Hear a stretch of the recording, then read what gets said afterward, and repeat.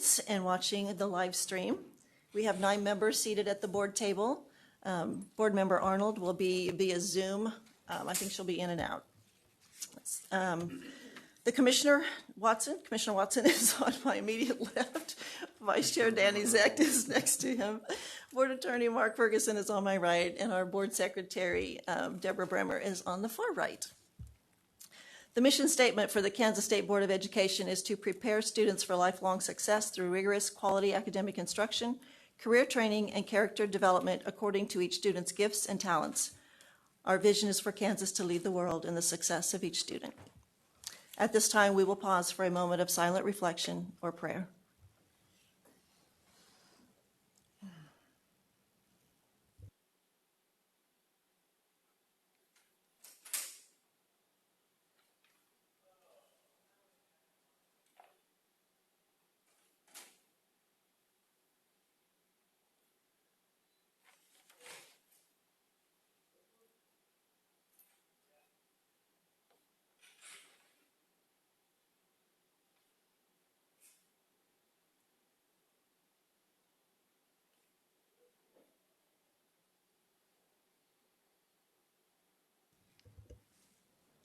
Let us rise and join us in saying the Pledge of Allegiance.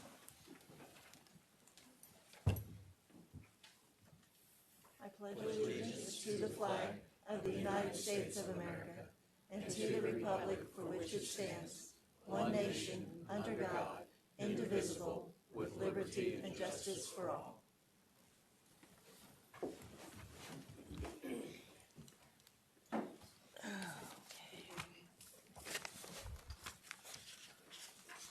All right, we are ready to approve the minutes from the March 2026 meeting. Do I have a motion? Dennis, a second. Melanie, all in favor? 8, all opposed? Present not voting. 801, motion passes. And next would be our agenda for the day. I believe Melanie has a comment. Madam Chair, item in your packet, let's see, item number 15 says receive board policy item on citizens forum, and then it's crossed out and it says this item is pulled. It was not my intent to pull it. I simply did not have the written paper to go with it at the time the packet was put together. So the intent was that this item would stay on and I would bring the written papers because of the laws around a 3-person or more committee of a board having to have open meetings. I didn't want to try to circulate things among our small group that is our board of 3 for policy committee. So I'm bringing that finished verbiage in printed form to the board today as a receive item. So if I can keep that item number 15, okay, that would be wonderful. And I already gave you the explanation, so I don't even need 10 minutes. Okay. Thank you. Thank you. Okay, anything else? You want to go ahead? Let's go ahead since you're wanting to. Oh, no, you're fine. Yes, I would like to pull item E from the consent agenda to be further discussion for next month. Because if you did any research on that at all, you would find multiple articles regarding the National Student Clearinghouse. Okay, so I want to pull that. So, okay, not just separate vote, but an actual discussion. That's right. Which we will move to next month because we just do not have time in our agenda today. Okay, so, and I guess we could have done that separately, but we'll go ahead and continue with the consent since we're kind of in there. Is there anything else on the consent agenda?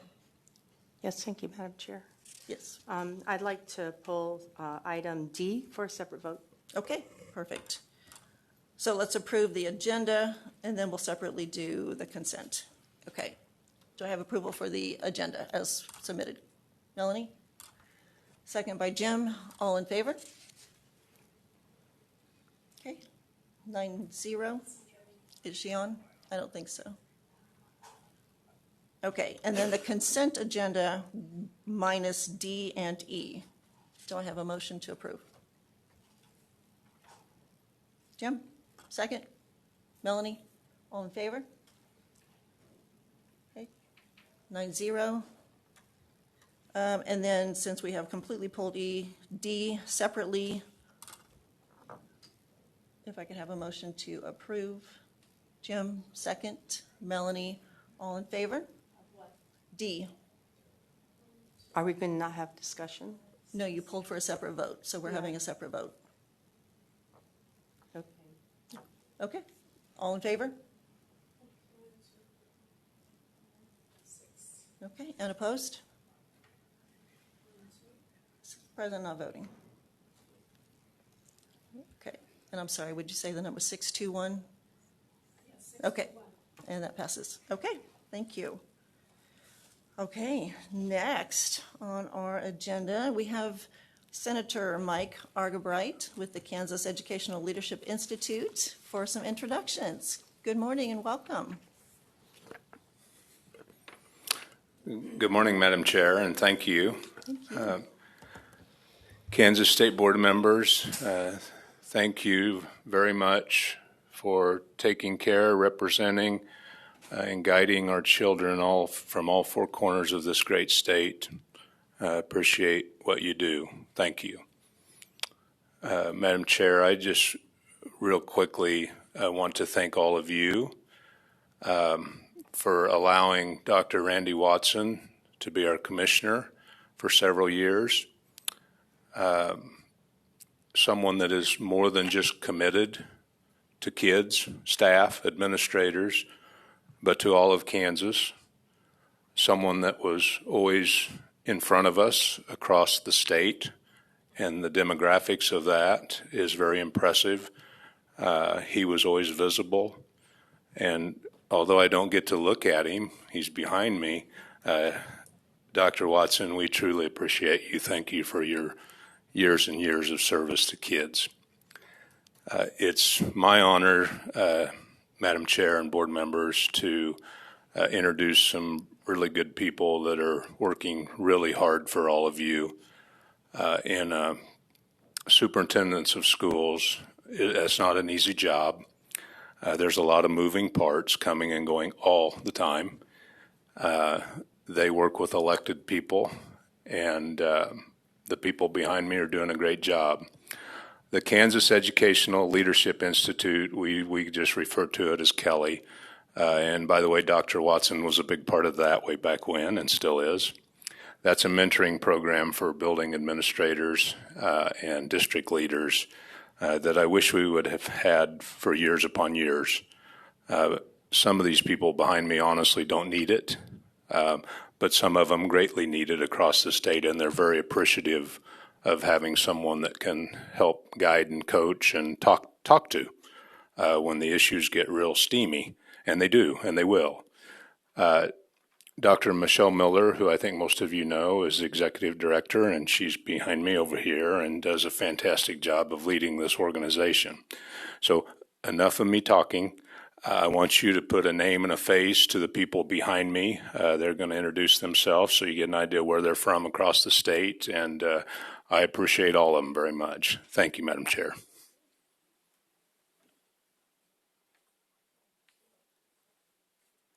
I'm Jason Wheeler. I'm at Altoona Midway, USD 387, communities of Altoona and Buffalo, Wilson County. I'm James Dawson, Superintendent at USD 504, Oswego in Lebec County. I'm Dustin Wilson, Superintendent of USD 243, communities Lebo and Waverly, and we are primarily northern Coffee County, portions of Lyon, Osage, as well as Franklin. Jason Scheck, USD 443, Dodge City, Ford County. I'm David McGehee, USD 253, Emporia, Lyon County.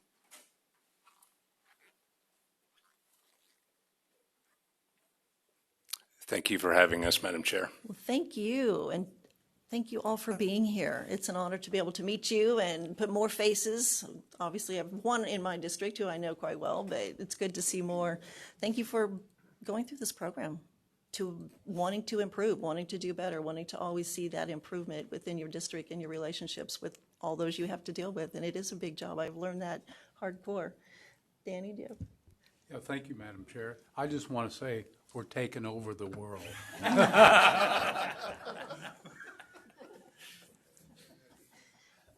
Any other comments, board members, anything to share? We so appreciate you being here. And do you have anything, Dr. Miller? Well, thank you. Thank you very much. Appreciate you for being here. Okay, up next is our commissioner, Dr. Watson. Morning, sir. Good morning. You know, you look really good when you sit behind the pillar back there. You can't see anyone. So you never know who's back there. I know, having sat up here all this time. But great morning. And thanks for all that you do and the work that all of you are doing. This coming weekend, I think, Rayleigh, I need you to click on the, thanks. This weekend, you're going to get the opportunity to celebrate some great Kansas teachers that have been selected in their own school district as their Teacher of the Year. And then we get together to have some semifinalists and finalists for the regionals, and then we'll be selecting what will be the new team. You're going to get to meet the current team here today, but I look forward to seeing many of you. And it looks like, Mr. Porter, you're going to make the real circuit. So I want you to know, and Tamla will tell you this because, she runs the program with Denise for us. I've been trying to bring back the chicken fried steak for about a decade, because it used to be years ago, that's all we got was chicken fried steak smothered in gravy, and someone decided that was not healthy, so we went to chicken and veggie lasagna. And I've been trying to bring back the chicken fried, unsuccessfully, but I will keep lobbying for that. But that will be an opportunity for us to celebrate the excellence in the classroom. And you'll hear me say this weekend. Oftentimes, at those banquets, they call those people the nominees. They're not nominees. They're winners selected by the people in their school district, and it'll be an honor to be with them and be with all of you. I was reminded how difficult this work is. You just met some outstanding superintendents from across the state in the Kelly program. I was late last week. I was in two places across Kansas and far apart. I was in Neodesha down in southeast Kansas, working on their Promise Scholarship Board. And then the next day I was in Sublette at an early childhood conference with Amanda and our team. But in both cases, I met a senior currently and someone who was a senior a year ago. All right, and two stories. One, the senior that's to be has all these aspirations and real guidance. She was being honored as a Promise Scholarship. There was no family there because she doesn't have a family, a core family, to be honored. And we were talking about both her history, just getting in April to the date, but about next year and all her dreams and aspirations. She has a tough road ahead of her because that road, as you all know, in post-secondary, you're an adult. The minute you graduate, that's how you're treated, and that separation can sometimes be daunting. The very next day, I was with a senior from last year, and someone had been in our registered teacher apprentice program and a lot of support, and I was so excited to see her because I hadn't seen her in a year, and I'm so excited to see her. And first thing she says is, you're going to be so disappointed in me because I've dropped out. I've quit the program. I had to quit work. And anyway, I just listened. Car broke down. Didn't have a place to live. Got kicked out of the home. All right, all of these things happened, and all of a sudden she didn't reach out to the support system she had in high school. Right, Dr. New, you'll remember that. And I said, so she was thinking that she let all the adults down. I said, it's a setback. So if there's one thing to learn is you have a support system, you have to reach out to that support system. I bring that up because the success of each student is really messy. It's never a clear path for any student, and it can be really messy. And so I just thank you for the work that we do every day thinking about this. And now I'm going to share with you some fairly recent data that scares me to death, and I think it scares you to death, because Danny and I were talking before we got started about music of the 70s, 60s, 70s, or 80s and live on. But we're not living in the 60s, 70s, 80s, or 90s, or even early 2000s. We're living in 2026. And every generation comes with some challenges.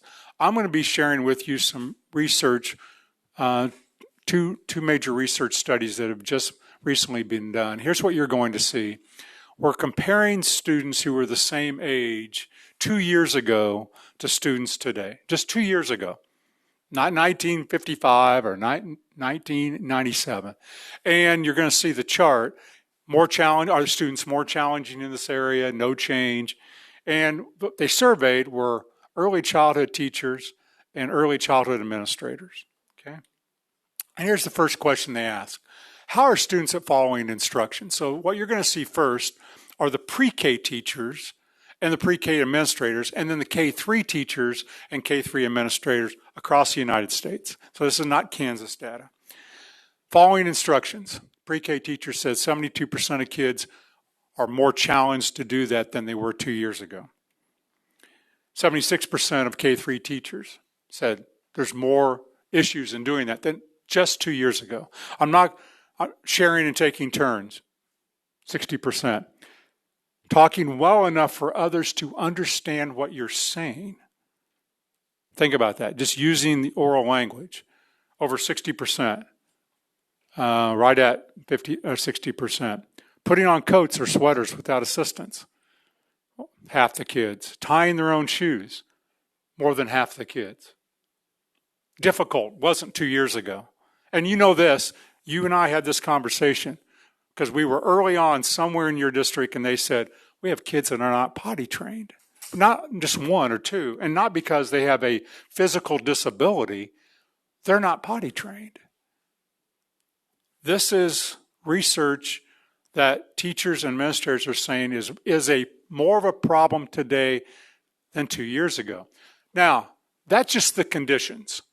We have a responsibility to respond to the conditions because I can't say, well, it wasn't like that when I was in kindergarten. May or may not been, Michelle, right? We don't know, but this is what they're saying is happening today. So I want to share with you this. This, again, different research. By 2 years of age, 40% of youngsters own their own tablet. By 2 years of age, 40% of young people own their own tablet. Here's how it breaks down. By age 2, 40%. By age 4, 58%. By age 6, 62%. And by age 8, 68% of youngsters have been purchased by an adult their own tablet. Madam Chair, you'll remember probably in your generation, they said, is watching TV too much good for you? And we said, no, probably not. Let's limit TV. This is before they enter school, right as they're entering school. This is before there's any instruction taking place. It doesn't take much. You can go out to dinner last night. We're going to go out to dinner tonight. Maybe it'll be an observation for us to see if there's any young people there and are they on a tablet or phone.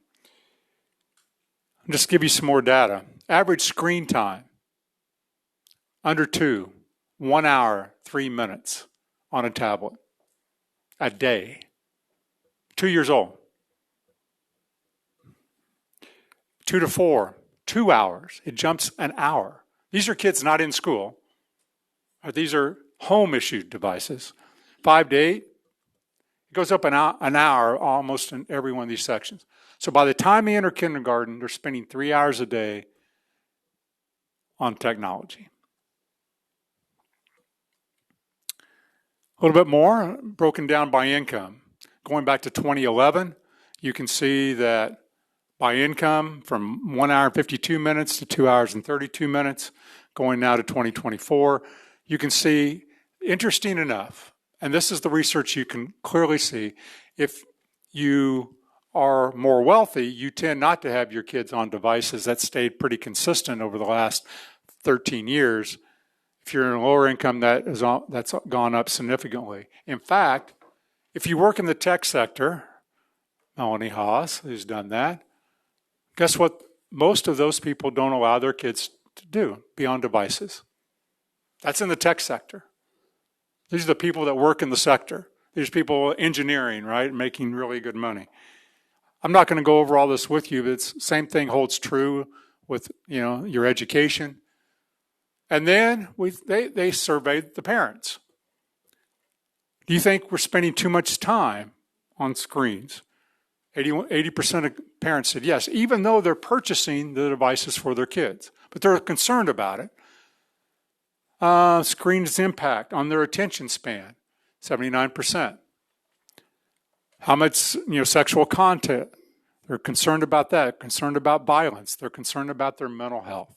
So parents are saying we're concerned, but there's some pressure must be being felt to provide a young person a device.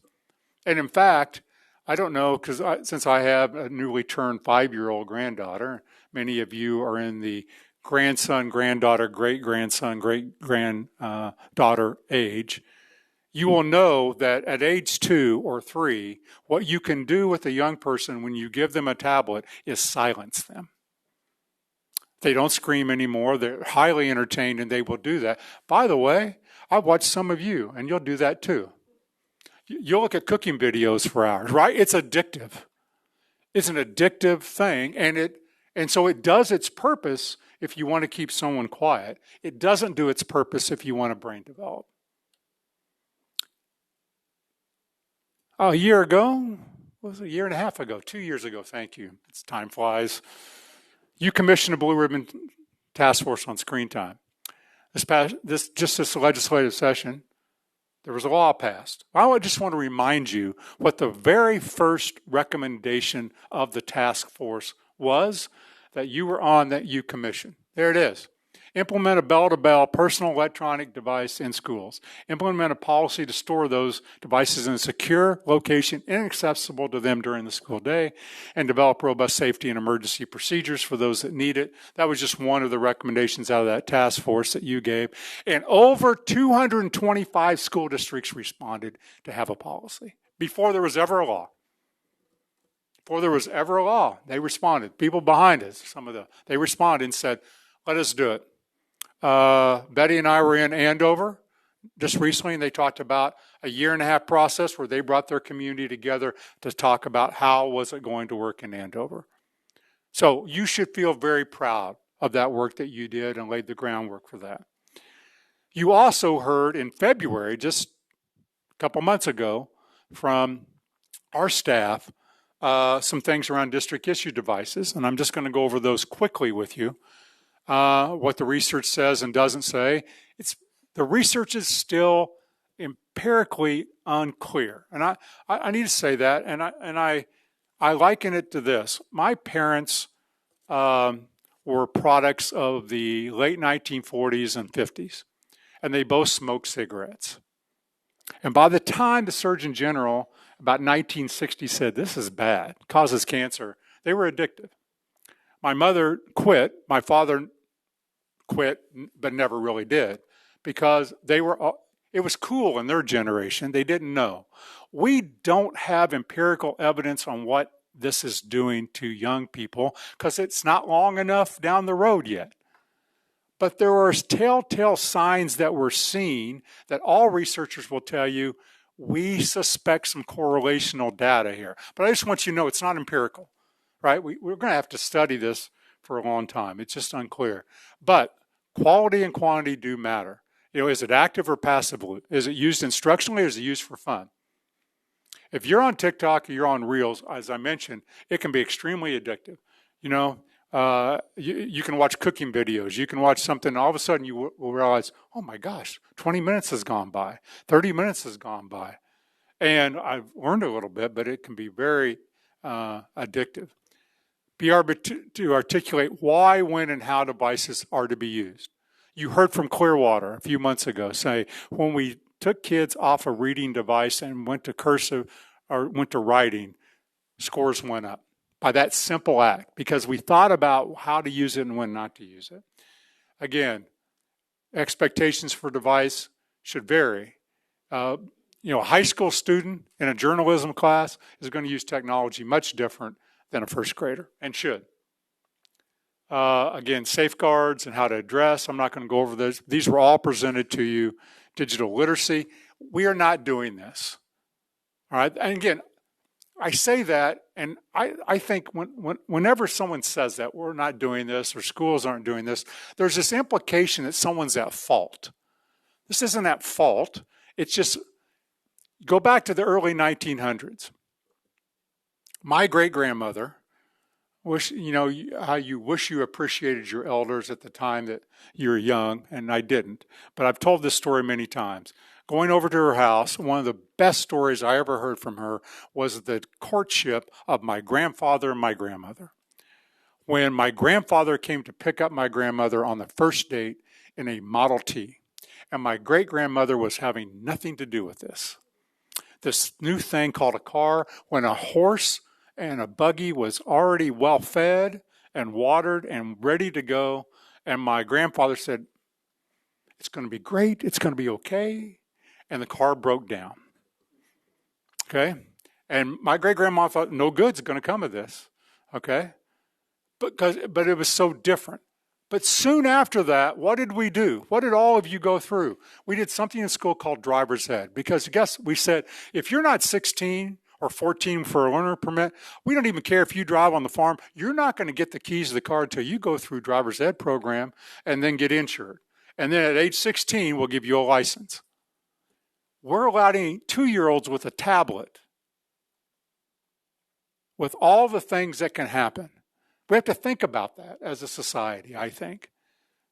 And so it may be time for schools, all the things that we ask schools to do, and believe me, serving schools, we ask a lot.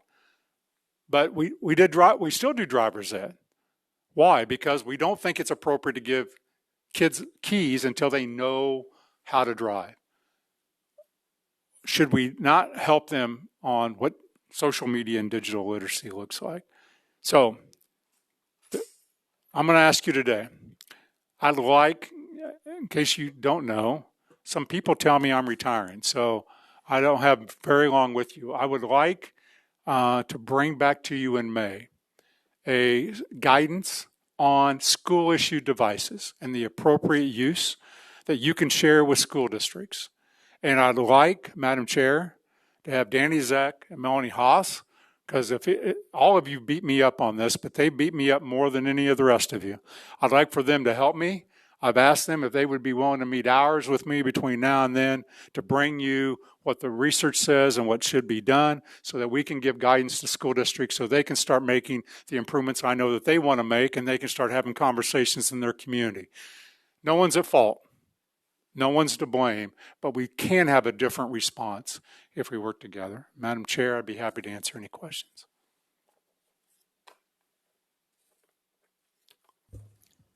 Dennis, did I see a look on your face?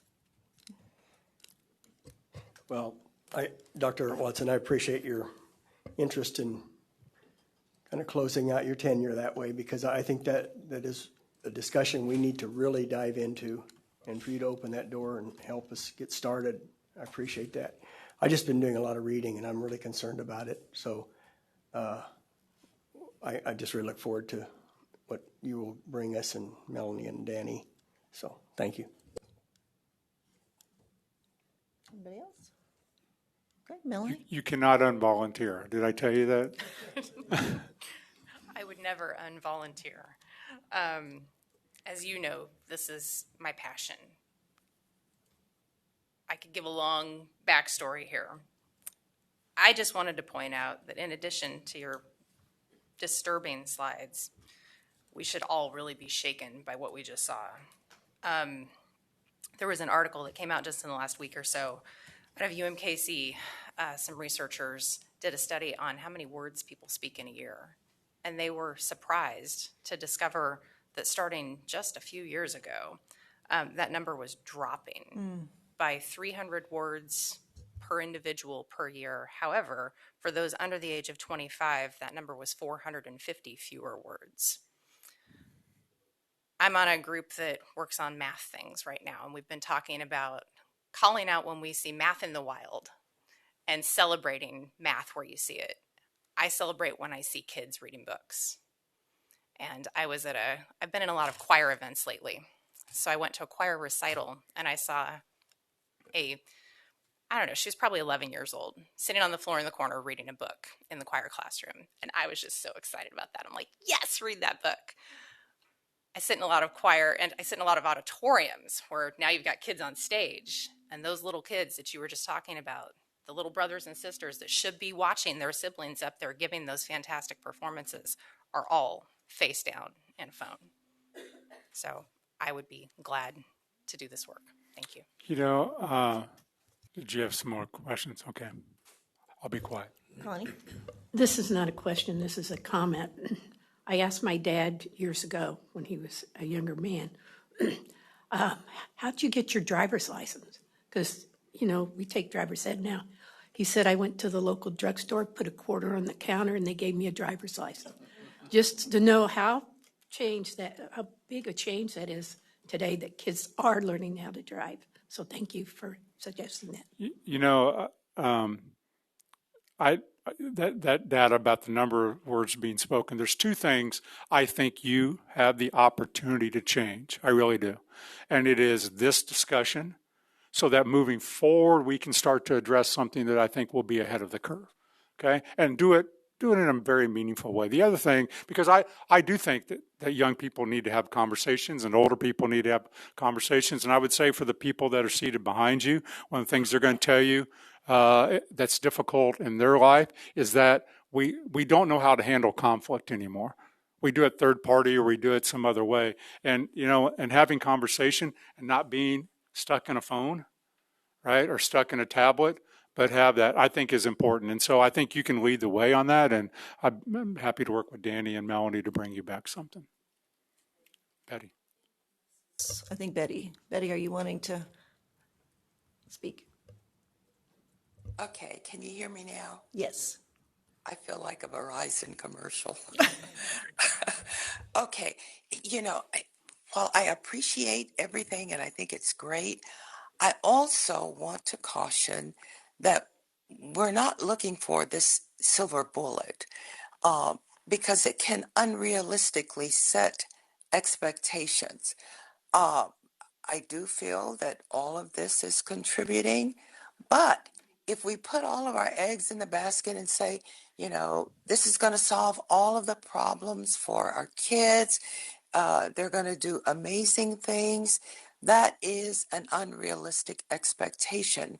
So, yes, it's going to make a difference. I think a lot of it is the fact that we actually are looking at ways to connect with kids and spend more time with kids that's having as much of an impact as the device itself.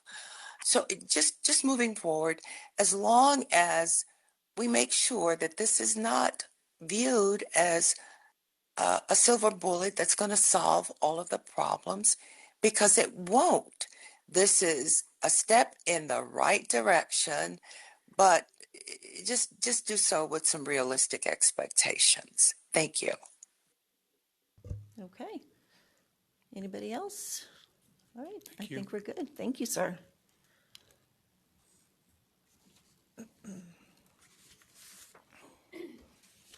Thank you, ma'am.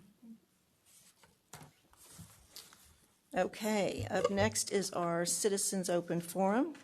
I now declare the Citizens Open Forum of the Kansas State Board of Education meeting open at 10:34 a.m.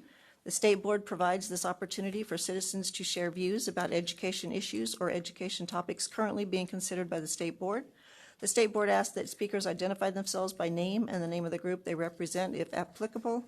According to State Board policy, each speaker is to focus their remarks only on education issues or topics. Personal attacks will not be tolerated.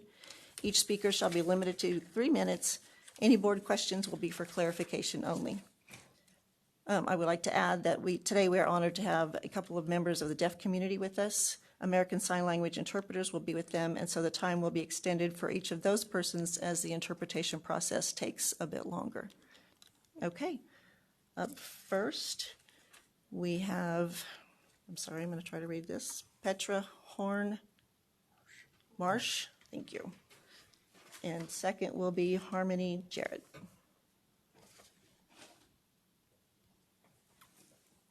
Hello. Welcome. So you want to just tell?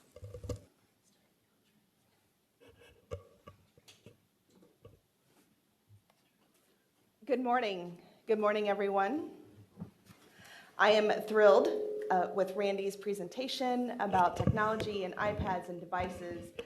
It really has been a huge headache for those of us. I was a former principal, and a lot of the students were tied to their devices, and we tried to let go of that and encourage that physical and social interaction. But in keeping these students busy in the classroom and have meaningful interactions, that's absolutely beautiful, and I am full support of that. I am here today to represent the Museum of Deaf History, Art, and Culture. Chris Daly had asked me to give her remarks. She was unable to attend today.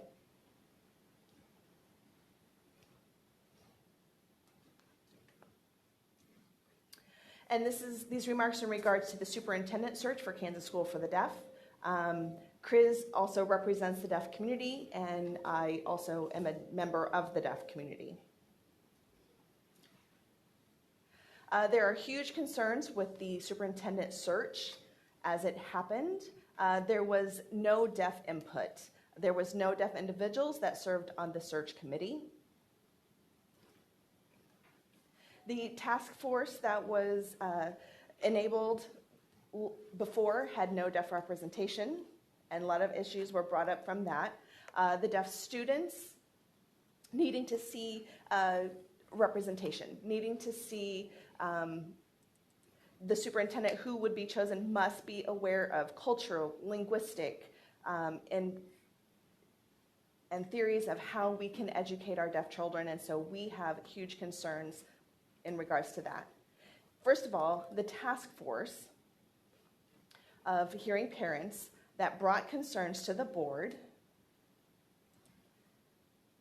was established, but no deaf individuals were included in that. It was just a group of hearing individuals that were making discussions and decisions for deaf individuals.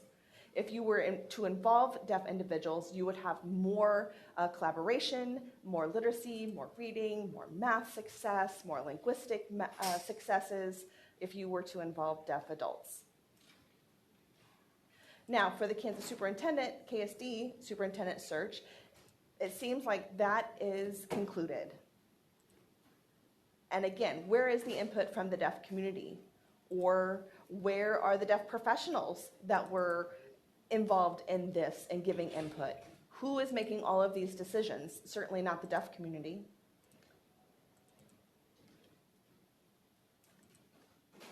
In regards to last January's meeting, there were many concerns with the process, how information was disseminated. There was a parent who was hearing who said the superintendent for the School for the Deaf does not need to be deaf. But what needs to be reminded or keep in mind is that there needs to be lived experience.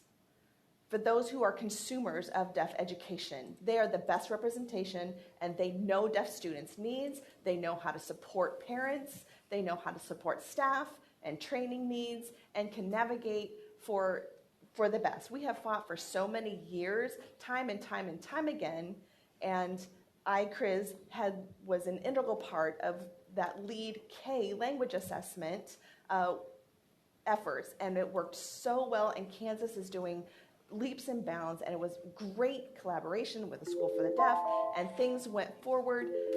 But now we're putting in an incorrect person, and it feels like we're moving backwards in time, and we don't want to move backwards. We want to keep moving forwards, and we want to stay forward-seeking.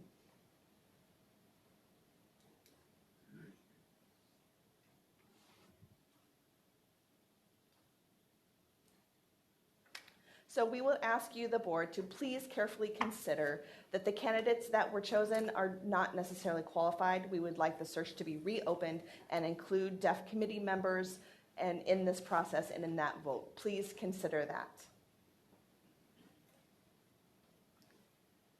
And think of the deaf and hard of hearing students across the state of Kansas.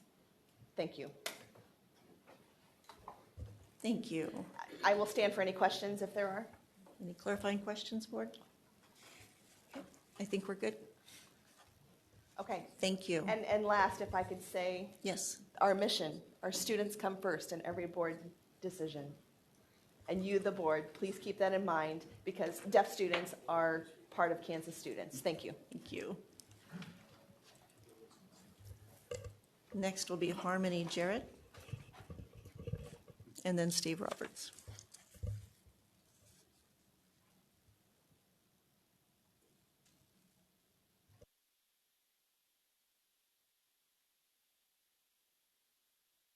I am here to represent myself as a mother of a deaf child, but also a teacher at Kansas School for the Deaf. And I want to first thank you for your work for our school. We have a unique situation where we don't have a local school board, and I know you guys have a lot that comes to you from all over the state. So that any time and attention that you give to KSD, we truly appreciate.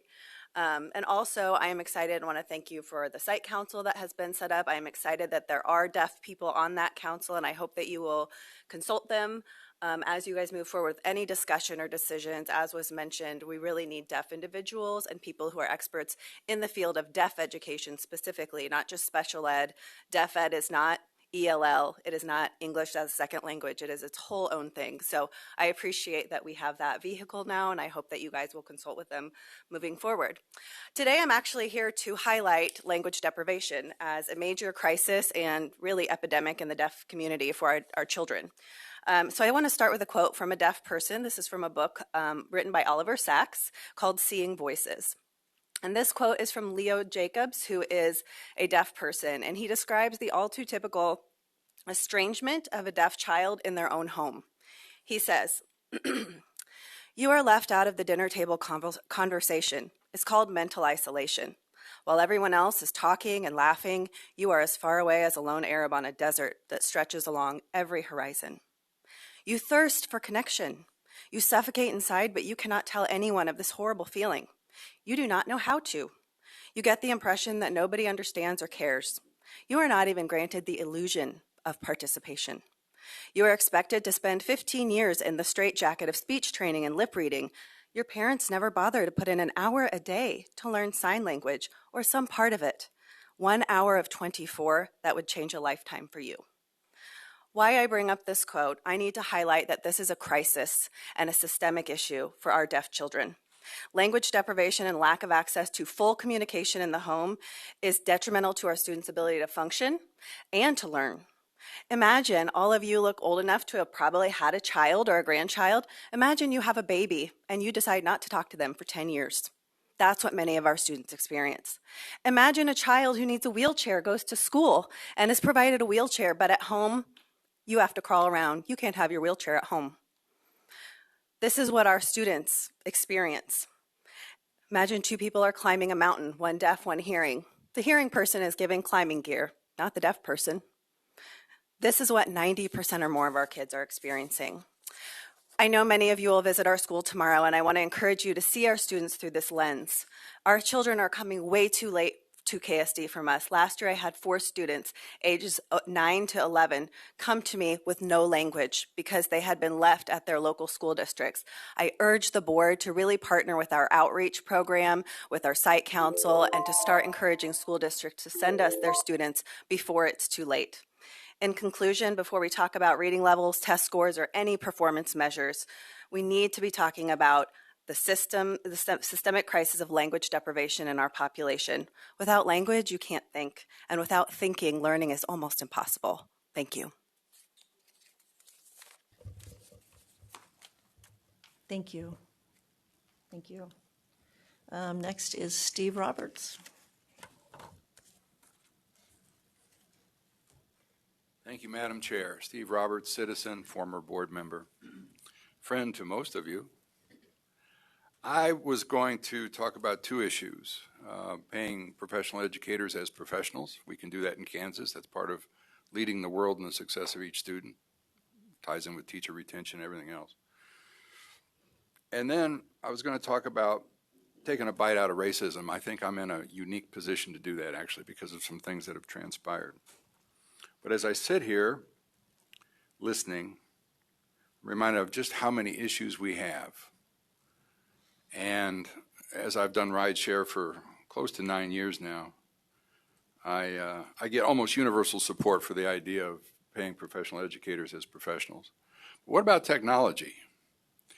I think what we might have to do is have something like Techno Tuesday, in the spirit of Taco Tuesday at some sports bars. Not that I frequent sports bars, but yeah, I frequent sports bars. Taco Tuesday. So let's have Techno Tuesday, which could not, it could be any day of the week for our little ones, for our primary students. Expose them to computers. We had computer labs when my kids were going to school.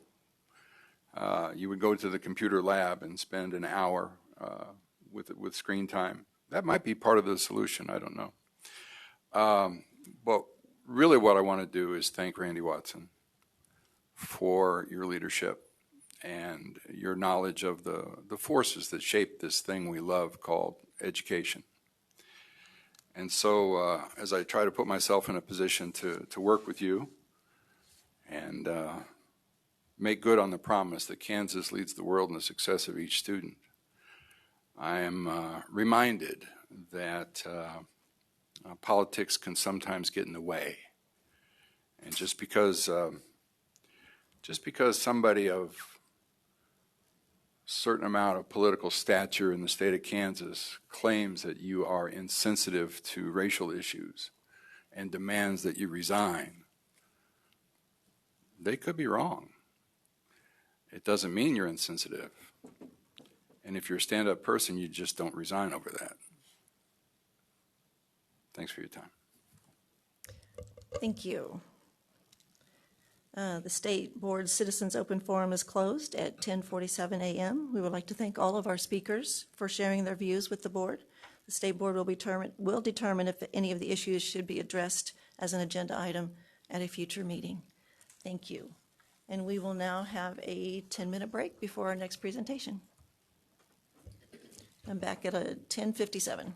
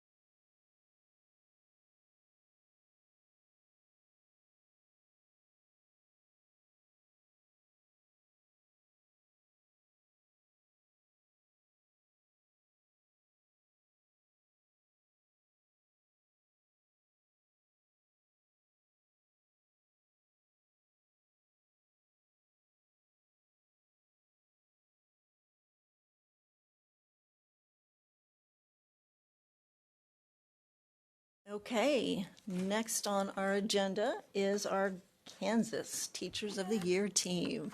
Yes, well, thank you. Thank you, Denise. Denise Kaler, Director of Communications and Recognition Programs.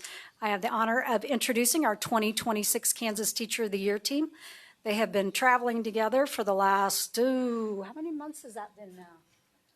Gosh, they've been together since September, so they've been traveling since late last year and all through this year.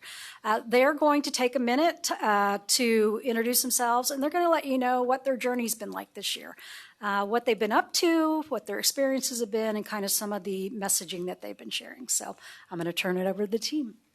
Okay. Welcome.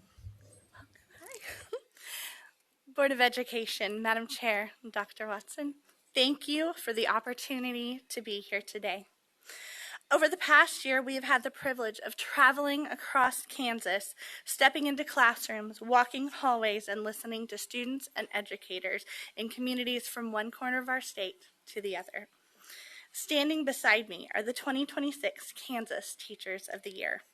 Each of us represents a different district, a different story, a different community, from 1A to 6A, from north to south and east to west. And while the landscapes may change, our takeaways remain remarkably consistent. Educators have a deep commitment to students. Students have an irresistible passion for teaching. And all of our communities have the belief that every child in Kansas deserves the opportunity to succeed. So today, we ask you to look beyond this room and journey with us to see education through the eyes of our experience. Let's travel west along I-70 to Quinter. Step into the high school in USD 293, where conversations with teachers quickly reveal a culture of excellence across academics and arts and athletics. Then continue to Quinter Elementary into Tracy's classroom. Here you'll witness students experiencing their very first opportunity in school. Moments filled with curiosity, growth, and joy. You'll see firsthand the positive, supportive environment shaping these youngest learners. You might even meet Benny, a student who has learned to regulate his emotions and walk the hallways with confidence, transforming from a child once defined by his struggles into one who is now breaking barriers. As you leave town, be sure to stop at what might be the best Dairy Queen in Kansas before continuing on to Belleville. In Republic County, you'll walk into a high school full of life and vibrancy. You'll find a community that truly supports one another. Beyond the classroom, teachers advocate for the arts and stand beside students like Michael, who first received unwavering support from Tranda and in turn stood beside her as she went through cancer treatment. In that relationship, you'll see something extraordinary, care that flows both ways, resilience that is shared, and a bond that extends far beyond academics. And in those moments, you'll realize that education is not confined within the walls of a school building. Now, let's journey south to Heston, a quiet, steady community grounded in family and faith. You can step into Jason's classroom and find a room where math goes beyond equations and instead calls his students to face unknown challenges with confidence, knowing that this will instill in them the skills needed for a successful future. Here you'll feel the strength of a well-established school system, celebrate the joy of state championship Scholar Bowl team, and discover that no matter the size of the school, no achievement is too great for this community. Continue south to Derby, a community shaped by military families who serve our country. In these schools, educators share in those experiences and proudly purple up each April to honor the sacrifice and strength of the military children. When you step into students' classroom, you'll immediately feel the joy, the connection, and the trust. She challenges her students to reach their full potential and build relationships that last far beyond the school year. Sometimes that connection is as simple as a bracelet from Travis, a small reminder that the impact of a great teacher endures. Then head to USD 434, where Santa Fe Trail brings 3 communities together and redefines what an educational community can be. Here you'll find teachers and leaders who refuse to let financial limitations define the opportunities for their students. Step into Julie's classroom, and you'll meet a teacher who grew up in the community, is raising her family there, and is deeply committed to their students' career and technical success. She empowers them to see themselves as future business leaders. There you'll meet students like Gabe, the newly elected FBLA president, alongside his classmates who are preparing for nationals. Young leaders already discovering that success in business begins with belief, opportunity, and strong guidance. Right here in Topeka, you will find schools deeply rooted in history while shaping the future. At TCALC, sharply dressed students are called to a higher standard. At Scott Dual Language, students become confident communicators, mastering both Spanish and English. Step into Troy's gymnasium, and you'll find so much more than movement. You'll see every subject seamlessly woven into physical education, expanding what learning can look like. There, you might meet students like Manny and witness the power of those relationships. Even something as simple as a grumpy cat moment and learning how to dribble can help this student regulate his emotions and grow new skills. Then travel to Kansas City, Kansas, the future home of the Chiefs, and where the history of solidarity runs deep within that community. Here you'll find educators who grew up in these neighborhoods and are deeply committed to the students they serve. In these schools, restorative justice is more than a concept. It is a daily practice, rooted in those relationships, fostering accountability to create a strong sense of belonging and purpose. Walk with Lauren from her classroom into her garden, where students engage in hands-on science learning and experience healing and connection that only nature can teach. There you might meet students like Maki, who have immigrated from far away and found belonging and joy in schools that will transform into meaningful roles within that Kansas City, Kansas community. Then travel to the suburbs of Olathe. In USD 233, you'll find a variety of schools in a district not defined by location, but by opportunity and innovation. Here you can meet dinosaurs like Kyle, have a hands-on experience with starfish, or enjoy a meal prepared by students whose culinary skills help to raise $410,000 for district mental health services. Step into my classroom and you'll feel the joy of making music that celebrates students of all backgrounds and abilities. In the fall, you can come and join a celebration of students from around the world, sharing in food and dancing and music. And in that moment, you'll realize that education can have a universal impact, weaving together a rich and vibrant tapestry of learning and community. Our classrooms are not isolated. They are not the exception. Excellent preschools in Quinter mirror those in Winville. The supportive community in Belleville reflects that of Wichita. The science and math skills in Heston and KCK are also in Paola and in Geary County. Derby schools support families just like Leavenworth and Fort Riley. Dual language programs thrive in both Topeka and Blue Valley. CTE Innovation is in Santa Fe and Olathe, and are also alive in Dodge City and in Holcomb. Every school is preparing students for a brighter future and careers beyond those assessed in our current surveys. With all of these diverse strengths of our respective districts that we have experienced in our travels, we have found common struggles. One common struggle is funding of special education. While all of our districts value learners with diverse abilities, the strain on funding can cause decisions that cut programs like band and art. Programs that benefit all of our students and that are often key for the social emotional development of our students. With fully funded programs, schools across our state would be freed to push further in the incredible initiatives they are already investing in. Another critical need is sustained and intentional investment in early childhood education. When we invest early, we change trajectories. We strengthen families. We support educators, and we ensure that every child, regardless of their zip code, walks into kindergarten ready to learn and thrive. Early childhood funding is not just an expense. It's one of the most powerful investments we can make in the future of Kansas. Another common challenge we found was the discrepancy in criteria for postgraduate success. We agree that an emphasis on career readiness is so important. However, many of our students accessing this career education while they're in our schools graduate and directly enter the workforce. And these impressive accomplishments are not always recognized as successful within our current criteria. Students who join family businesses or some who enter the workforce with credentials earned during high school don't always count as successful. And students who need to save money for a year before returning to higher education are not considered successful. CTE supports diverse, real-world pathways, but our current metrics don't reflect that reality.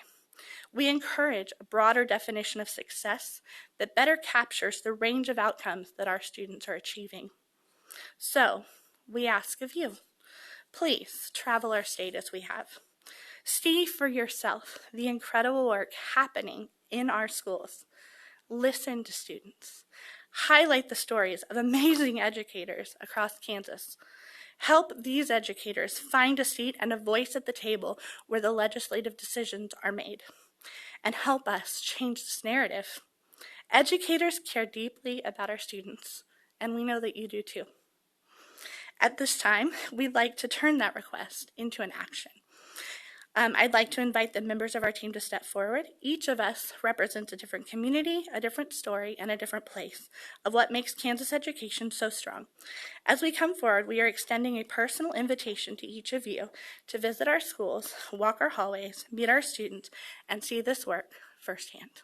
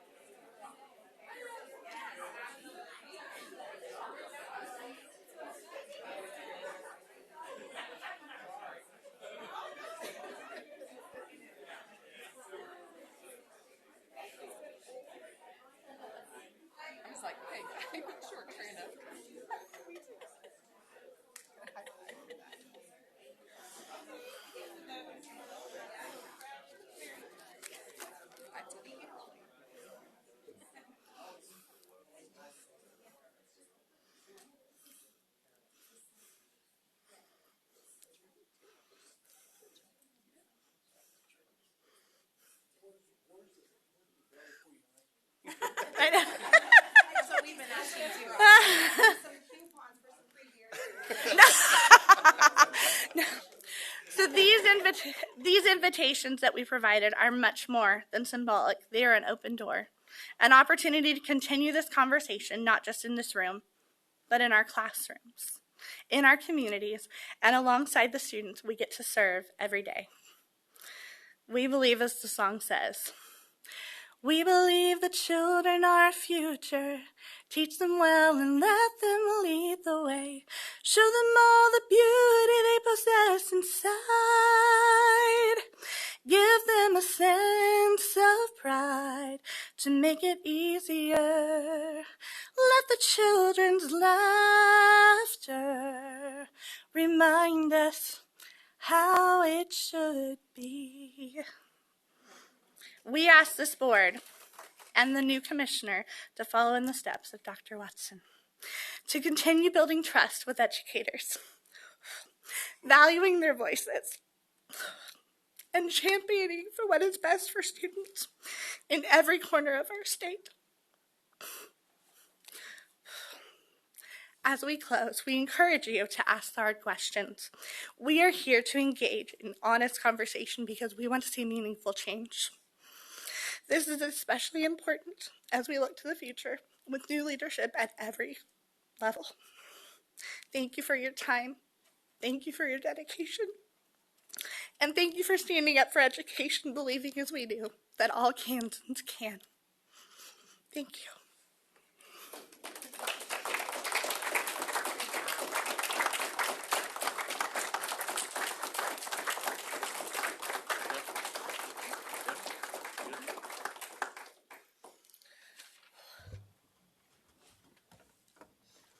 I, for one, would love to hear from each one of you, I guess, just what was the big wow for you as you walked through this entire time with the team and what you did?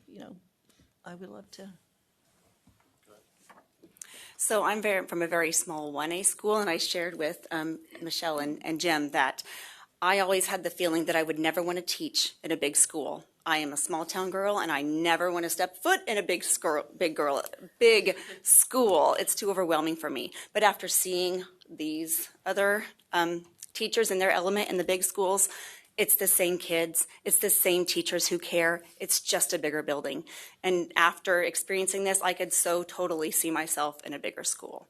I'm going to stay in Quinter, but it's a possibility. I was saying you just scared a lot of people. The door's not closed. For me, what's been really impactful is being able to travel to all the universities and seeing just a passion that a lot of these students going into education to becoming teachers that they have.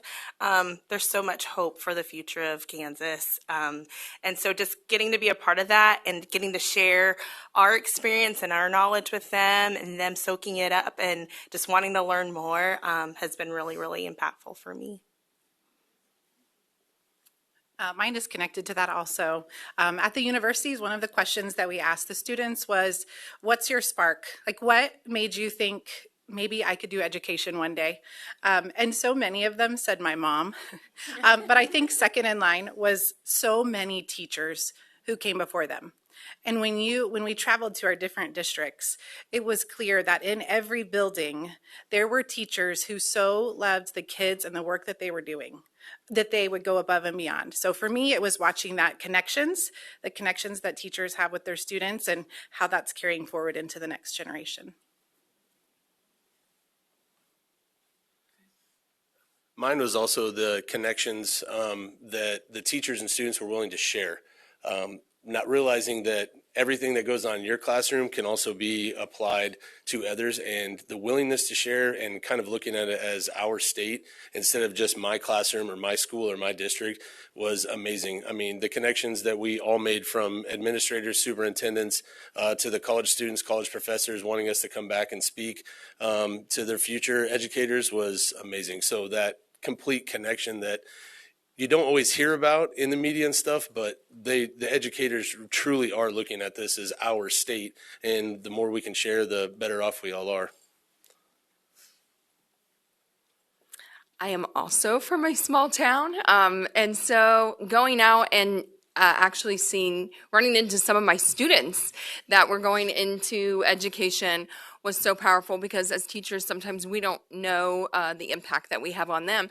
But it also has given me maybe a deeper sense of pride for my school district. Sometimes we don't know what we have until we get out and see what other school districts have. And wow, it has been an incredible journey. I would echo those same comments. Growing up in a small school, teaching in a fairly small school, I was just blown away by all of the variety of districts that we have been able to visit, and just the great teaching and the great students that are all across our state. And then also in those college visits that we've been able to present at, just visiting with those future teachers and just seeing their passion and their good questions. And we need to keep encouraging more students to follow those paths, because there's a lot of good ones out there.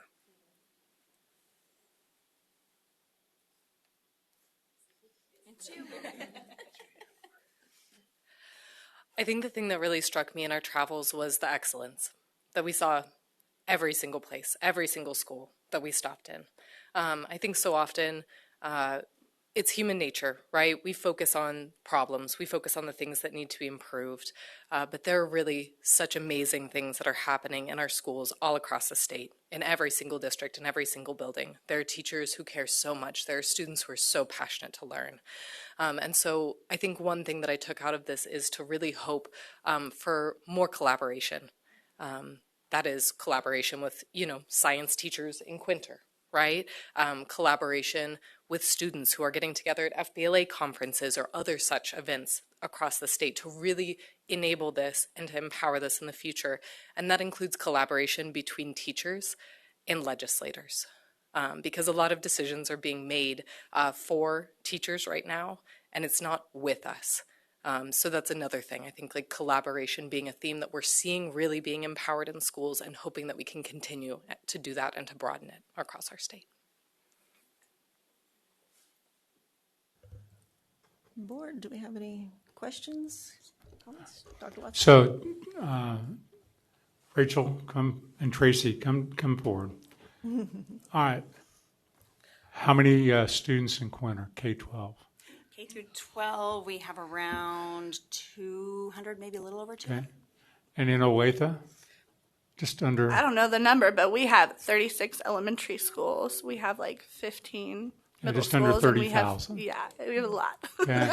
But I think it speaks to what you all were talking about is the diversity within Kansas geographically and size. And Tracy's heard me say this many times, the first time that we've had a Teacher of the Year from a 1A school, and we're very proud of that, you know. And so it speaks to, again, what you're going to see this weekend, which is every one of those teachers that we get to recognize this weekend is a Teacher of the Year, doing extraordinary work in their classroom. So this is the visualization of across Kansas from west to east, big to small, and all of you in between. So thank you. This has been a remarkable team, and we get to celebrate them again this weekend as they start to wrap up their time, but they've done a remarkable job. I would imagine that's going to be bittersweet, Bess, getting back to your classrooms, which I'm sure you have missed, but this has been amazing. So, and it might, let's see, I didn't see it on here. So would you mind reminding us what you teach, where you're at? And I'm sorry, we do need you at the mic. So if you wouldn't mind just. Hi, my name is Lauren Sage. I use she, her pronouns, and I teach environmental science and biology at Schlegel High School in KCK. Okay, thank you. Jason Peters. I teach high school math in Heston High School. My name is Susan Rogers. I teach first grade at Derby Hills Elementary in Derby. First grade, okay. Troy St. Clair. I teach elementary PE at Scott Dual Language here in Topeka Public Schools. Rachel Marlowe. I'm from the Olathe Public Schools, and I teach elementary music with a background in special education. I'm Julie Smith, and I teach at Santa Fe Trail High School in the Media Design and Communications pathway. I'm Trina Sternad, and I teach junior high and high school art at Republic County High School. And I'm Tracy Betts. I teach preschool in Quinter. So as you can see, we are not only diverse in geographic area and size, but we are also diverse in all of our different areas. I'm not sure that you could have a team that is more diverse than what we have had. I would agree, and I kind of picked up on that, so I really wanted to pull that out because you have a music teacher, a PE teacher, you have pre-K, math and science, you know, just all the things, art, and I've actually been in Tranda's art room. It was wonderful. And it's just... And I think, Tracy, we should probably give a shout out to the special education co-op that you work for as well. I've been around them, and they're like, "She's ours, she's ours." So just want to put that out there for them. But thank you. Just so amazing. I honestly could just keep talking, but I'm hoping somebody's got something else, so I'm not hogging the mic for one thing. Mr. Porter. Thank you. Every year, I'm the old person on the group here, and every year when we have the team come, I'm impressed. Yes. And I keep thinking it can't get any better, and it always does.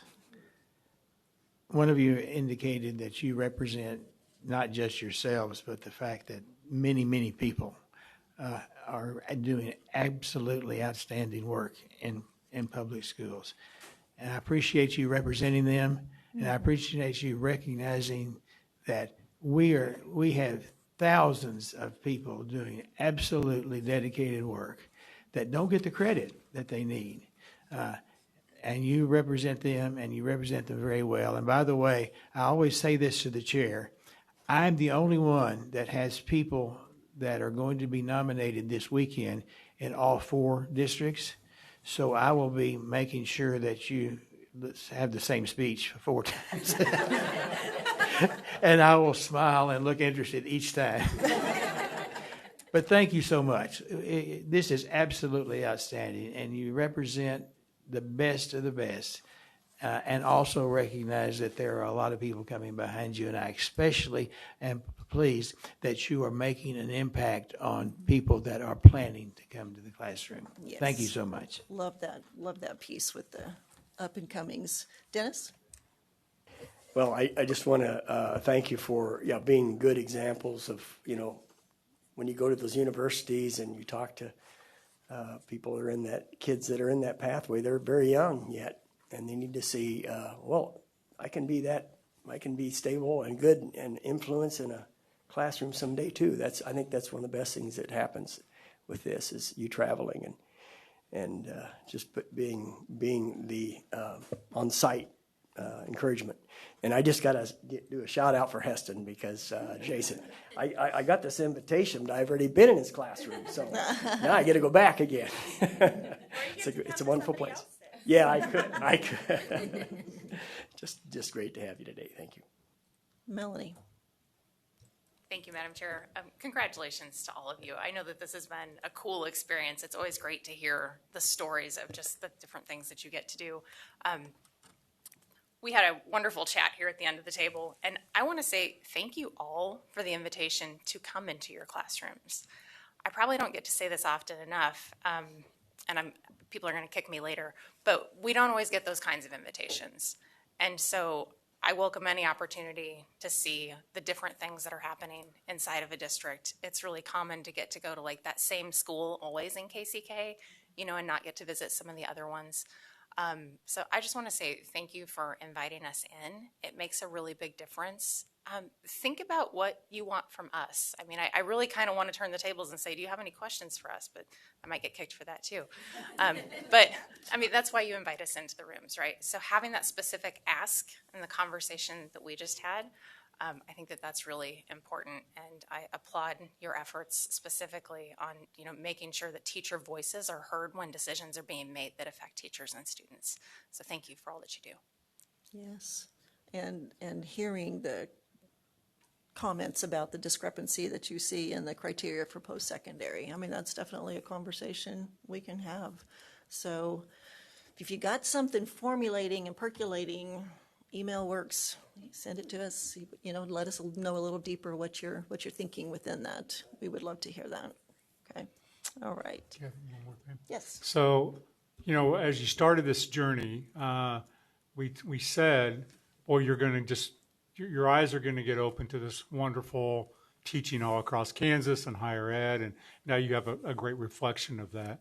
Mm-hmm. So what all of you know intellectually, but you don't feel, because we're here in Kansas, is that Denise and Tamla, they put on a first-rate Kansas Teacher of the Year program. Yeah, so this team gets to spend time. And it's not just one person, and they get to spend time, and other people get to spend time in classrooms. And you only see that when you leave Kansas and you go maybe to a state near us and you figure out that they've already announced who their Teacher of the Year and no one else gets even invited to the banquet. We try to honor all teachers, and you guys did a wonderful job of that this year. But thanks to Denise and Tamla, because they do this work every year on your behalf. Yes, absolutely. I just wanted to, real quickly, we have exceptional Teachers of the Year teams every year, but I'd like to thank this team for the professionalism that they showed, how warm they've been. It was amazing to watch them connect like right away, and they've just done an exceptional job of representing the state of Kansas. And I'm just going to take just a second to, I want to call out Tamala Miller real fast. This is Tamala's last Teacher of the Year team. Ooh. And she's getting to go out on a really high note. So I wanted to thank Tamala for 40 years with the state and for all of her time.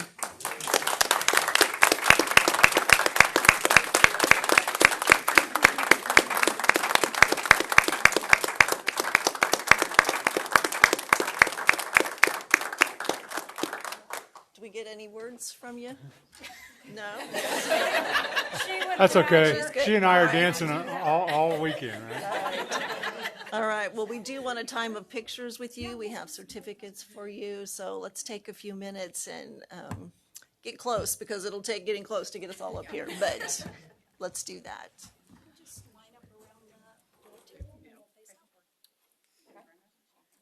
In front of the table, and then generally we'll take them, we'll have you kind of look this way.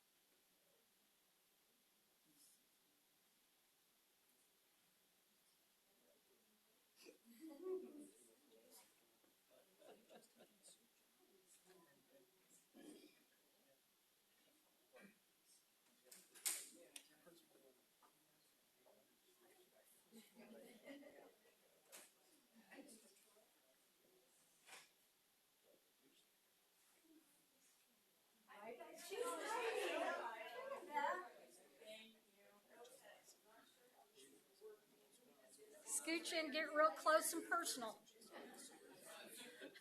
And we're going to look this way.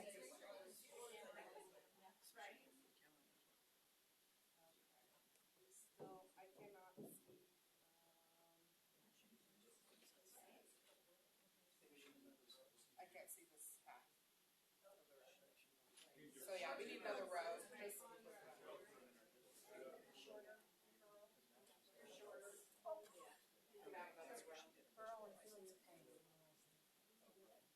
This half I cannot see.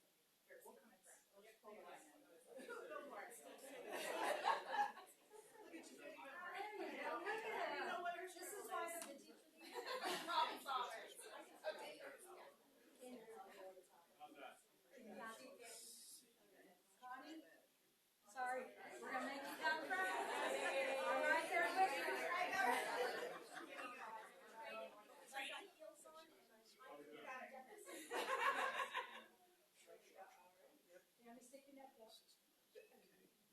All right, if you can see me, I can see you. All right?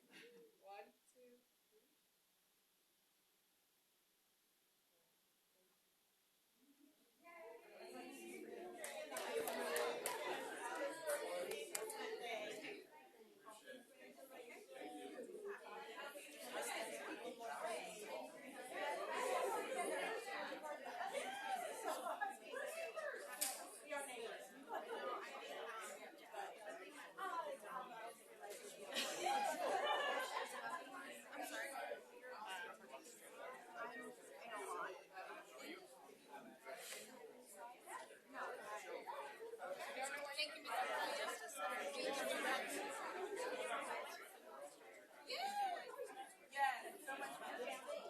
Congratulations.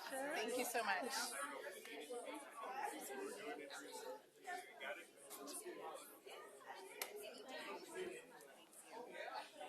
Such a good year. Such a good program. You guys made it so.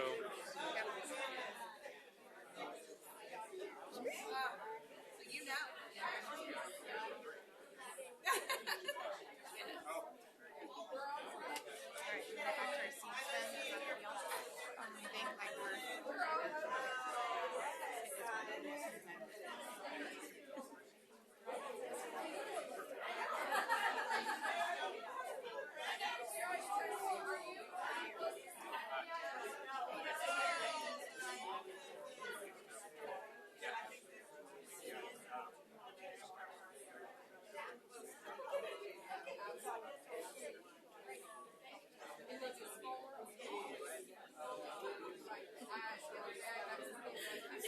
Thank you for having us. Yes.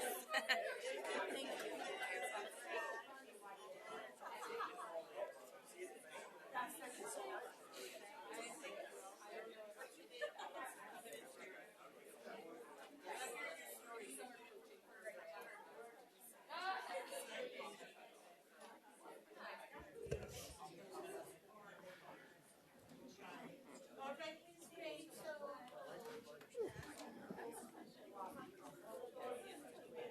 At least we're not behind.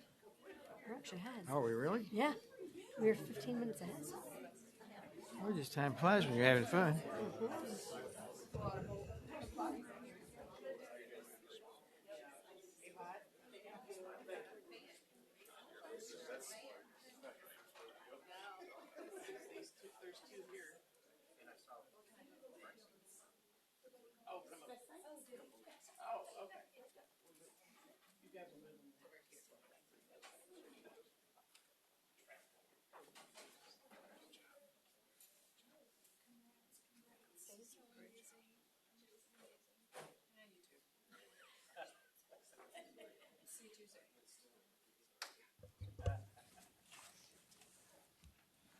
Well, next on our agenda, I don't think anybody's aware of what might be next on the agenda. I feel like we need a drum roll, maybe.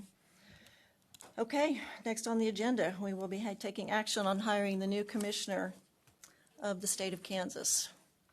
So, I'm ready for a motion. Jim beat you, so Mr. Porter.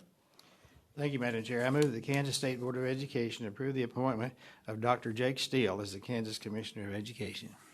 All in favor? Oh, second. Sorry, second by Melanie. All in favor? We have Betty on the screen. 7. All opposed? 1. Present not voting? 2. Well, congratulations to Dr. Jake Steele, who is coming. He is here.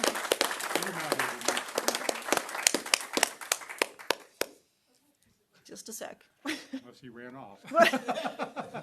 He's here.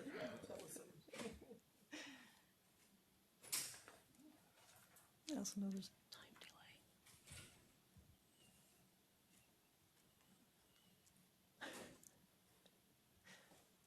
We did get lost.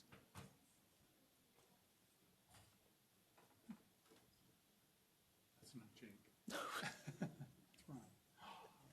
Come There on, he is. Come on, bring the family. Bring We the don't family. mind.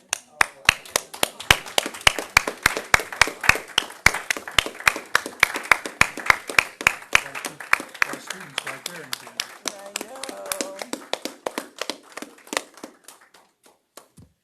Thank you, Madam Chair, Welcome. Vice Chair, members of the board, Commissioner Watson.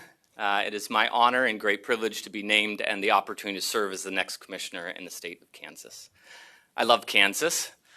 I saw what you did with that vote there, and I have to tell you, I liked your strategy. You didn't want me in my old age to get comfortable, so you made me stay on my toes and make me work for it. I'm excited. I'll stay on my toes, and I hope to earn my keep. I want to say thank you to a few people if I can. I brought my family, my wife Chanel, and our 5 children. I hope at the break I can introduce you to them. Early on in our lives, we decided whatever we did, we were going to do it together. And so they're here to be an example and a reminder that we're all in as the Steele family, and we're excited for the road ahead of us. I also want to thank the great state of Kansas. I was raised here. I love this state. I think I have Kansas dirt under my fingernails forever. And I have amazing stories from all over the state, from Dighton to Hugoton to Lenexa, all of these places and memories. And I hope, and I'm grateful for the opportunity to continue to help them in their world. I'm grateful for our teachers. We have the best teachers in the country because they're not just teaching kids, they're teaching their neighbors, they're teaching their pastors' grandchildren, they are teaching their community, and I'm grateful for that. So I made it back to Kansas about 4 years ago, actually, because a former member of the board, Gene Clifford, called me up and said, it's time to come home. And I said, I would love to do that. So I've been grateful ever since.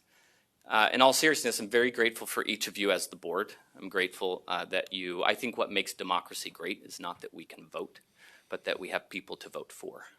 And I'm glad that you're here with your differences, and I'm glad that you have paid that price. You don't know the cost of an elected position until you're there. And it's a heavy responsibility, and I'm grateful that you took that up. And lastly, I'd like to thank the commissioner. He's a great leader. No matter what you ever could say about the commissioner, I can say one thing. I don't know another individual who cares more about our schools and our communities than Commissioner Watson. And I will say, if I were to write his biography, I would call it The Back Roads. Because that man, he drives the back roads. He talks to you in back road terminology. And he eats where people eat, and he dines where people dine. And when he talks about schools, he doesn't just talk about the students, but he also talks about their parents. And he sees generations of people, and I look forward to being that same example. When I was considering this position, I talked to Dr. Nugent, and I talked to Dr. Harwood, and I talked to the commissioner. And they were gracious with their kindness and their encouragement and some great advice for me. One of the advice that Commissioner Watson gave me that I was ever grateful for, that shows his leadership, he said, Jake, you can never be Commissioner Watson. Don't try to be Commissioner Watson. You go be Jake, and with the board you decide how to do what you need to do and find your own stride. I'm grateful for someone who has both the humility and courage to take the baton when it is his, and then to help others come up. I'm grateful for the opportunity. If my grandpa was here, he would tell me to grab a shovel and get to work. If my brother was here, he would just tell me to stop talking. And my children, they would ask, are we done yet? We're not done yet. We're just beginning. But I hope that when we're all done here, there is more done than said. Thank you all. I really appreciate it. Thank you.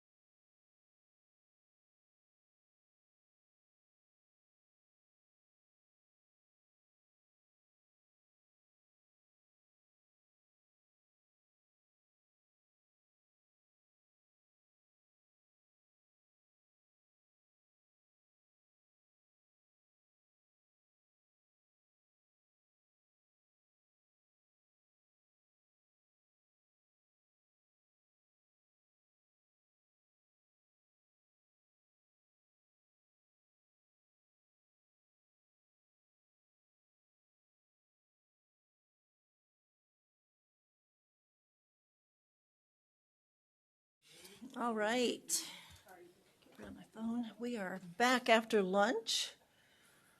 Up next on our agenda is a KISA in Special Schools presentation. Welcome, sir. Thank you. Good afternoon, Madam Chair, members of the board, Dr. Watson. I can't compete with that playlist. I think Randy just wants to keep playing it. I'm good with that. Right. He's the ultimate DJ. Thank you for the opportunity to share a little bit about what we're calling this Life and Employability Skills Assessment. It is an alternative assessment for our special purpose schools only. Today what we're going to do is just share the whole kind of the context behind this, this assessment. Then later on this summer, we're going to get back together and we're going to refine it and we're going to improve it and we're going to bring it back to you probably like July or August for your approval as an alternative assessment. So today is information only. I'm really excited to have a couple of representatives from our special purpose schools here to talk with you today about the impact this assessment could potentially have, has had through this pilot. We've been in a pilot process this year. But today is National Gardeners Day. Do we have any gardeners on the board? I'd have to do the same. Whether it's fruit or vegetables or flowers. I am not a gardener myself, but I respect those who do that because it's kind of like taking matters into your own hands, right? You have a need and you don't wait on anybody to come up with the solution. You go out and do it for yourself. And that's apropos, I think, for what this group has done to build this life and employability skills assessment, because there was a definite gap when we're looking at state metrics for our special purpose schools and making accreditation determinations based on those metrics. There was a definite gap when you looked at graduation and you looked at post-secondary effectiveness rates. So the group didn't really waste much time. What can we do? Let's build this out. So this has been about a 2.5-year process where we've been working collaboratively, and there are several members from our special purpose schools here today. I'm very happy to see them here today. As we move through this, just know that this is definitely a rough draft of an assessment at this point. We've piloted, but we hope with the board support we can continue to work, and on over time we think it can be really yield some good things. So I'm going to move to our objectives for today. So I'm going to take just a brief moment to talk you through the why of this assessment, what it is, who's involved, and when. And then I'm going to turn it over to John and Mike, and they're going to talk you through the impact. Again, potentially it could have. It has already maybe had some impact on students through the pilot process, but they're going to talk you through the student impact, which is the really important part. And then I'll come back at the end and just walk through a timeline with the state board. So the why is this assessment would allow a clearer picture of students' readiness for post-secondary. You can only learn so much from looking at a percentage of graduates, right? What does a diploma really mean? And you can only divulge so much from saying, I earned my diploma. I'm not diminishing that in any way. That's a good thing. It's a strong thing. We've improved graduation rates in the state of Kansas. But when we're looking at our special purpose schools, if we want to dive a little deeper, if we actually want to look at how are kids in our special purpose schools doing against some universal life and employability skills. So that's the opportunity I think the board has in front of it, is to be able to look at assessment results every year that give you a clearer picture. What it is, it's a yearly pre and post assessment of universal skills. So once in the fall and once in the spring, and this is, again, we've just piloted this, so we're not sure of how it's all going to work yet, but right now we're looking at a pre and a post, fall and spring, and it's each K-12 student. So when we say universal not just for adults, but universal K through 12, right? And so that's really the why, the what, the who, and the when. And so now I'd like to ask Mike from Heartspring, Mike Bonner, our superintendent at Heartspring, to come up and talk about the student impact at Heartspring. and, for the rest of the special purpose schools. All right. Welcome. Well, thank you. I'm Dr. Mike Bonner. I'm the superintendent of the HeartSpring Therapeutic School in Wichita. And I'm here on behalf of HeartSpring, plus the special purpose schools that include the Lake Mary Center that's in Paola, Lawrence Gardner High School here in Topeka, and the Parsons State Hospital School. Thank you for allowing us, one, to visit with you today about this, and also to provide us the opportunity to design an assessment that can appropriately measure our skills that our students have and their progress on those skills. This work that we've done as our cohort, as a special schools cohort, is a perfect example of the cohort model that was implemented with the latest round of KSDE 2.0, right? We're learning from each other, we're reflecting on each other's work, we ask each other questions, and we refine what we do as a group. I do have a few points to share about why these assessments are positive for our special schools cohort. First, we have a disconnect with many traditional measures. Because of the uniqueness of HeartSpring students and students from the other special purpose schools, typical assessment data may not be that valuable to us nor usable. The data may not be a good representation of their abilities. Many assessments are not delivered in a way that our kids at HeartSpring can easily understand. And then many do not measure what really matters to our kids' future. Just as a reminder, all of our academic tasks for the kids at HeartSpring are related to and measured as part of their IEPs. Additionally, these assessments that we are developing together are tailored to each student and takes into account their abilities, where many progress measure assessments that are out there just do not. Another disconnect that we have with the special purpose schools is that post-secondary success is really difficult for us to measure. Many of our cohort students do not graduate in the typical time frame or in the typical sense, right? HeartSpring serves students from 18 different states. Each state and sometimes LEAs within those states set their own graduation requirements, and they determine whether or not and when their students meet them. Our students' individual challenges and the fact that once they move beyond HeartSpring at age typically 21 or 22, it's very difficult for us to track that post-secondary success. The life employability skills assessment that we're designing has a great alignment to real-world post-secondary skills. It's important for our students to build these skills so that they can use them after they leave HeartSpring or after they leave our special purpose schools, both functional skills and life skills. This assessment allows us to measure progress appropriately for our students. Many of our students at HeartSpring cannot communicate very well what they know, but they can demonstrate it, and that's what this assessment allows them to do. You know, the standards and indicators are extremely appropriate for our students and align with the skills they need to be focusing upon, or that will make their lives beyond HeartSpring much more fulfilling. Opportunities once they leave us is a primary focus for the staff at HeartSpring. The more life, employability, and independent skills they have, the more options will be available to them. Finding placements can be tough for our kids. Representatives from potential places come and visit our students at HeartSpring, and if they see them with independent skills, with vocational skills, with life skills, it's much easier for them to accept those kids, and our families can get multiple options. So it's not just this one or else, right? Focusing on these aspects of their lives will help them transition to a less restrictive environment, and that's what we all want. You know, these assessments do have a student-centered design, and they do also have high expectations. The performance levels are the same for all of our cohort schools, limited, basic, proficient, and advanced.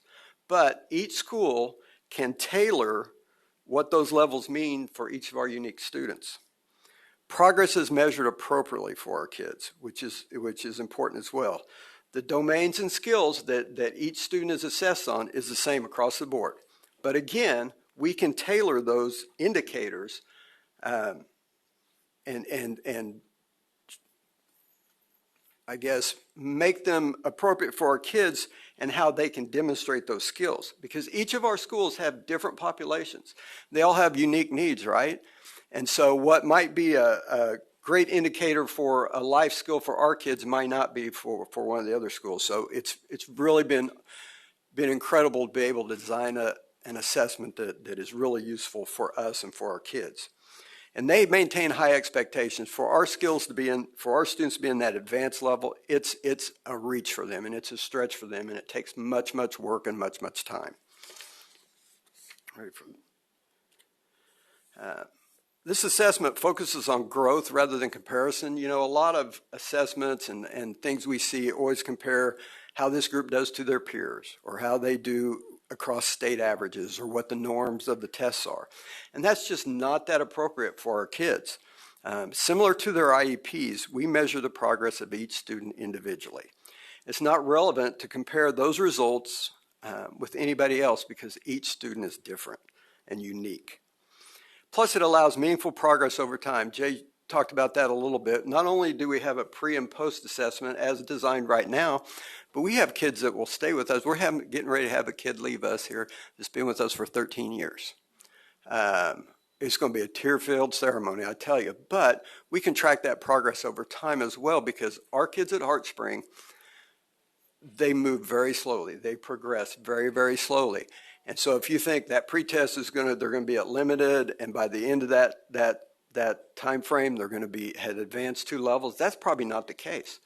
But we're hoping to see incremental progress along the way, because it does take a lot of time for our kids. And then finally, from me, they have instructional and family relevance. They help educators evaluate how well we're teaching the skills to the kids, right? They allow us to better ascertain what changes need to be made to better teach those skills, because we don't want our kids not successful because we didn't do a good job by providing them adequate learning opportunities. And so that's one thing that we'll analyze a lot once we start getting those results in. You know, our pilot group is our 7 Kansas kids. We have 7 kids from Kansas. That's our pilot group.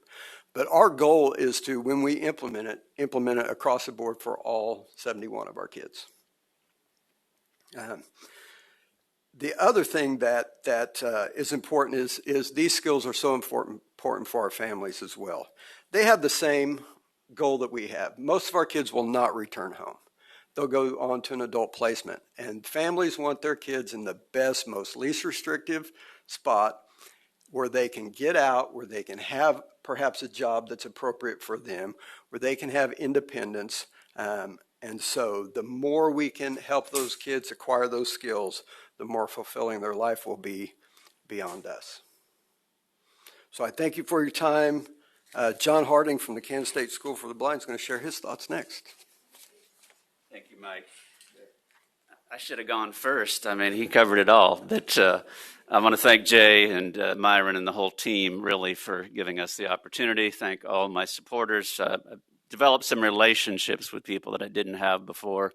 Thank Joe and his team at Parsons. And I had a chance earlier to visit Heartspring and Daryl and Mike. So that means a lot, because this can be lonely work, right?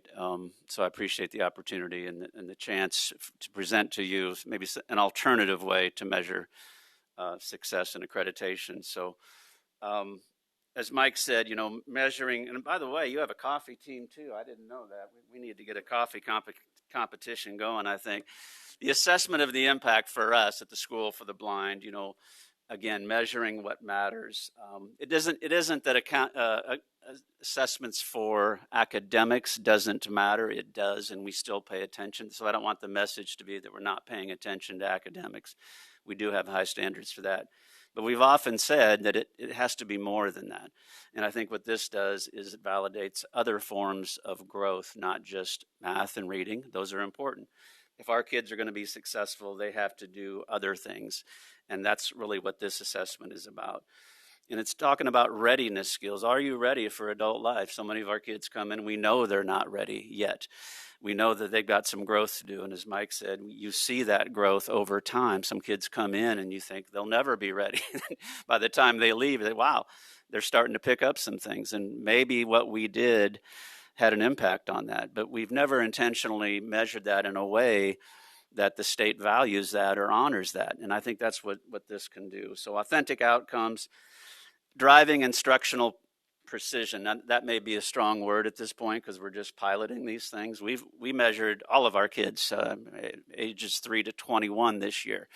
And when we collected the data, we started to see some growth. Maybe that was happenstance.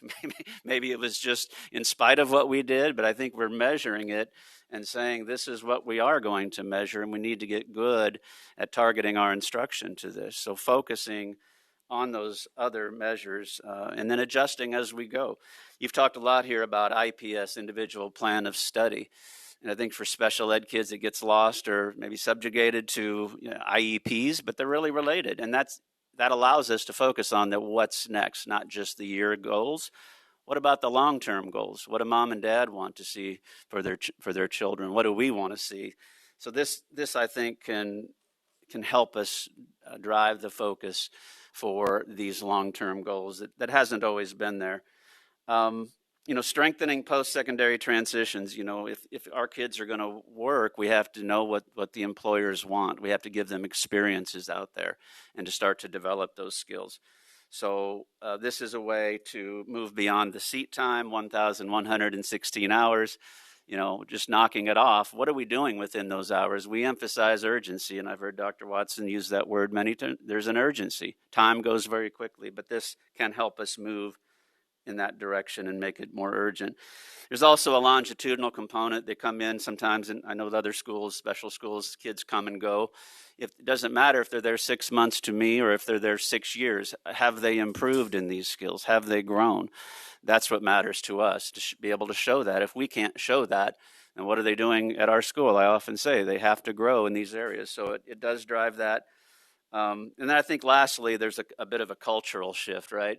I have mission statements. A lot of schools have mission statements, but culture is what often matters in a school. And I think this can make a difference to say, why did we come to special education? Because we believe that all kids deserve an opportunity to improve. We believe that they can grow.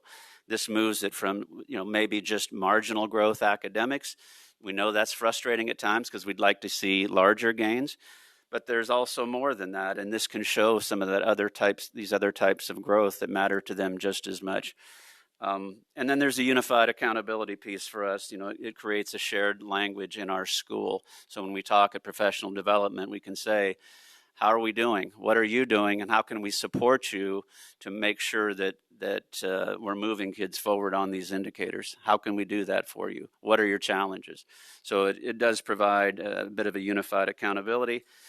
And then I think lastly, it's, this isn't just, an elective. It can be the primary metric by which all of our schools are judged. And I hope you'll embrace that and consider that because, it means a lot to us, as I said. And we were kind of lost in the wilderness when it was just KESA. We put our sign up and we're very proud of that. We made it. Some may not have made it. And there was a sense of, wow, this doesn't necessarily fit. We're always going to make it fit, but this fits better for us. It gives us a relief and the ability to say, this is what we're struggling with. It's okay that we're struggling. Our measures that have come back, we're going to take those back, reassess them, refine them, and get better at measuring them, and then saying, are we targeting instruction for this type of growth? So I just want to thank again, Jay and all my colleagues. Again, I couldn't get them to come up here and talk, but I want to thank them for coming and supporting us today. And I appreciate your attention. I guess we'll stand for questions. I've got a little timeline. Do you want to talk about your pictures, John? Oh, my pictures, yeah. Well, there's our coffee shop, our Braille Bean coffee shop. I'm very proud of that. When we talk about assessment, it often comes down to confidence in kids and seeing the growth of kids. We've had some students come to us from different countries, don't speak our language. And you think, wow, how are they ever going to catch up in 3 years' time or 2 years' time academically? But, I'm committed, our school is committed to doing what's meaningful and interesting. You'll see our friends who, we call them espresso engineers, who run and sell coffee. They grind beans. They'll be doing that tomorrow for you. If you don't like coffee, I'm sorry. You're going to smell coffee tomorrow, but we'll have some different types of coffee. But I think, parents come to realize we have to look at it just beyond the academics. We have to look at some of these social skills, money skills, relationship skills, competency skills. We want our kids to be seen as competent. So when the public comes into our space, they might be thinking something different. I don't know what they think. Sometimes an institution, a state school, that conjures up a lot of negative images. When we welcome them with competence, they can see, oh, wow, I'm impressed with what these kids are doing. So some of that is there. And then our Braille repair class, we believe that I'm a constructivist learner. I believe all kids learn by doing, using their hands. So they're repairing our Perkins Braillers, mostly learning to clean them. They're complicated machines, but these are a skill. This could be a skill they could take home with them, do out of their garage, do part-time, build relationships, and show competence. So those are the photos. Thank you, Jay, for letting me show. Yep. I just want to thank Mike and John for sharing that. And again, the others that are part of the special purpose schools that are here today have all been part of building this assessment. So I want to be clear on the kind of the timeline for this. So at the end of May, at the end of the school year, all of our 6 special purpose schools were participating in the pilot this year. So we're going to meet, they're going to wrap up their post-assessment. So they did a pre and a post. And then in mid-June, we're going to meet as a group. We're going to debrief the pilot. We're going to refine the assessment. And then we're going to finalize. There's a lot of decisions that we need to make in terms of administration and all of those things, aggregating the scores, the reporting. And then in July, come back to the state board to actually show you the assessment, show you our plan for this next year as a receive item in July, and then action in August. And that action would then say the board would be telling the special purpose schools, this is the alternative metric that will be used to evaluate you for accreditation in place of graduation and post-secondary effectiveness. So I know it's a decision for the board. I also feel like, having lived through the end of KESA 1.0, when we had some metrics applied across the board to all of our schools the same, it just didn't fit right in some certain circumstances. Now, the Kansas School for the Deaf, I'll just be really honest, right? If you look at their graduation data, they have a very high graduation rate, right? And so the others don't look that way. But I think that's what we need to be able to, as a board, look at what's the most appropriate assessment without lowering the bar. That's very important. Very important, right? We're not lowering the bar. We're changing maybe, and it's a different bar, right? And so those are things to be thinking about as the board, but we'll have some progress this summer and then bring that back in July and August. So with that, we'll have him stand for any questions. Thank you very much, all of you. Melanie? Thank you, Madam Chair. I'm really curious how you get better at doing this kind of work in this space. And I'm thinking about, what does this look like in other states? As you look across the country, is there an exemplar that you can point to and go, man, they're doing it really well? Or is this another instance where Kansas is going to lead the world? Like, can you give us kind of that big picture view? I always like to say we're going to lead the world. That's my default. We really haven't looked at how other states, just because, and Dr. Steele knows this well because he did a scan of all the states and accreditation, when we were first transitioning from 1.0 to 2.0. And just different states do accreditation so differently. Really, this part of it is all about the outcomes. So if a state is accrediting systems not based on outcomes, which a lot of them are like that, it's more qualitative. This really doesn't apply. But the thing about our and I think our accreditation model lends itself to being able to recognize the distinct differences in particularly our special purpose schools, to the cohort model that Mike was talking about, right? We're able to get together regularly and learn and grow together. But just so you know, the school improvement side is all the same, right? It's all the 4 fundamentals. It's the same as all the other schools. This is just one part around the outcomes. And we haven't even really discussed, when we have discussed, but we haven't made decisions really on the academic side, like state assessments, right? We haven't talked as much about that as we have started with this outcome. So, But we really haven't done much looking at how other states have done it. Thank you. Debbie? Thank you, Madam Chair. My question's for Dr. Harding, and I just wanted to follow up, if you can hear me, yeah. I just wanted to follow up. I know there was issues at one point with the assessment test being given in a medium that applies to the kids. So like, you know, being able to take an assessment test in Braille, for instance, rather than, you know, trying to compensate and do assessment tests in a way that doesn't really conform for them. I'm assuming that you're able to make these more friendly then to the audience, whether they're deaf or they're blind or hard of hearing, hard of seeing? That's a good question, and I think Mike alluded to that a little bit, that we do adjust them because in our school we have kids, almost a third of them now, with significant additional disabilities aside from vision loss. So we have to, you know, the way we did it was sort of said, here are indicators, you know, 3 indicators maybe for students who are in life skills and 3 indicators for more typical students. And you can, as a teacher, you're saying, here's what fits best for these children. So it gives them some discretion within parameters to say what really fits this student.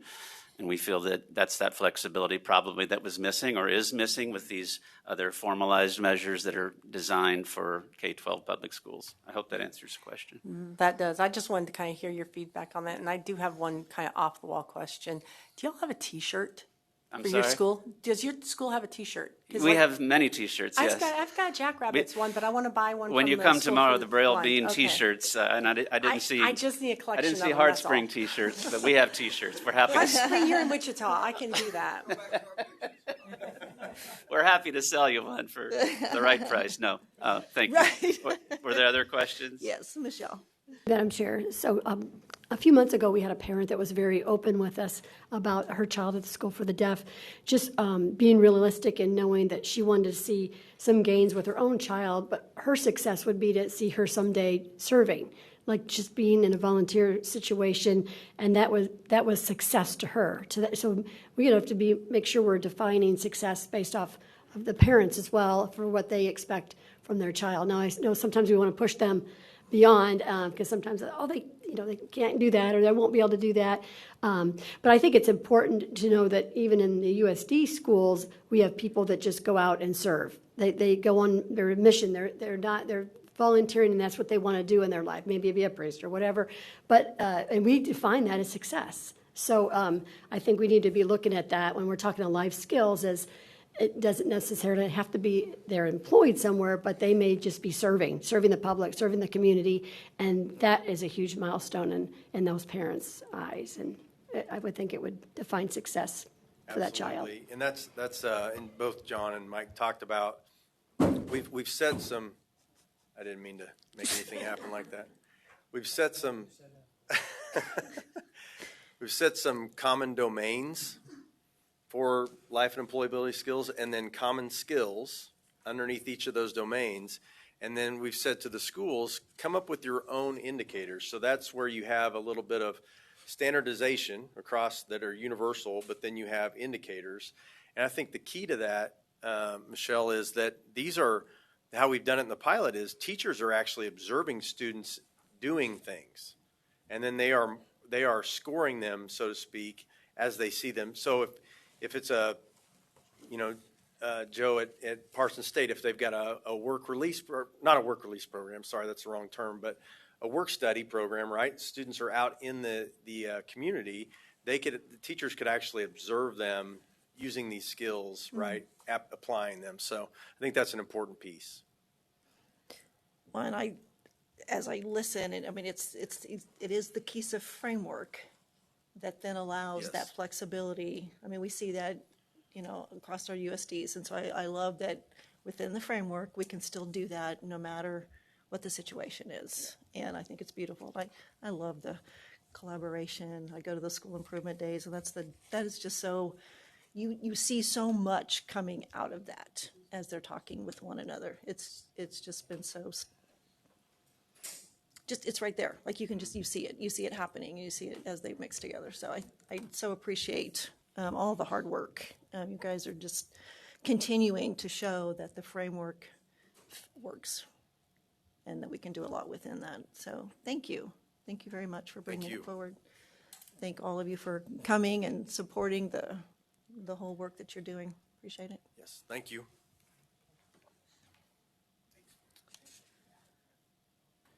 Okay, next up on our agenda is our reading corner. Dr. Lori Curtis, I'll let you introduce your guest. Hello, Madam Chair and members of the board. It's great to be back. We've missed a little bit, a couple months. I've been traveling and learning new things, hopefully to bring back here. But I want to tell you a little bit today about a bright spot. When I came here, it's been a little over 4 years ago, I was charged with identifying people in the state that I could call on who would be part of a team that would really help move forward the work we're doing here at the State Department of Education. And I was looking for somebody, a bright spot in Western Kansas. I grew up in Hayes. Western Kansas is my place. But I was looking for somebody, and I reached out to all the people I knew in education in that part of the state, and one name kept coming up. And it was Haley Hawkinson. Haley Hawkinson. So I reached out to Haley. I'd never met her, and she's been on my team ever since. So she's part of the early literacy dyslexia team. So first, I'm really glad that you get a chance to meet one of our teacher leader consultants. But that actually isn't why she's here today. She's here today because of some great recognition that she received when we look at the 5 top schools in the states, all states. Haley's school district in Dighton rose to the top in the state of Kansas. So I wanted her to be able to share with you a little bit because they call them bright spots. So Haley's my bright spot, but she's going to talk about that article and what it's meant, and then also how they got there, and hopefully lessons that we all can learn from that. So this is Haley Hawkinson, USD 482 from Dighton. She's driven a lot today, and she's going to turn and go home. So thank you, Haley. Thank you for doing that, and welcome. Good afternoon. I'm glad to be here. I'll try to stay put. I'm not used to talking in one spot. I'm usually walking around my classroom. So as she said, I'm from Dighton. I'm representing a fabulous group of teachers and admin out there. Do I click this? Is somebody clicking this for me? Okay, very good. I thought I... Okay, perfect.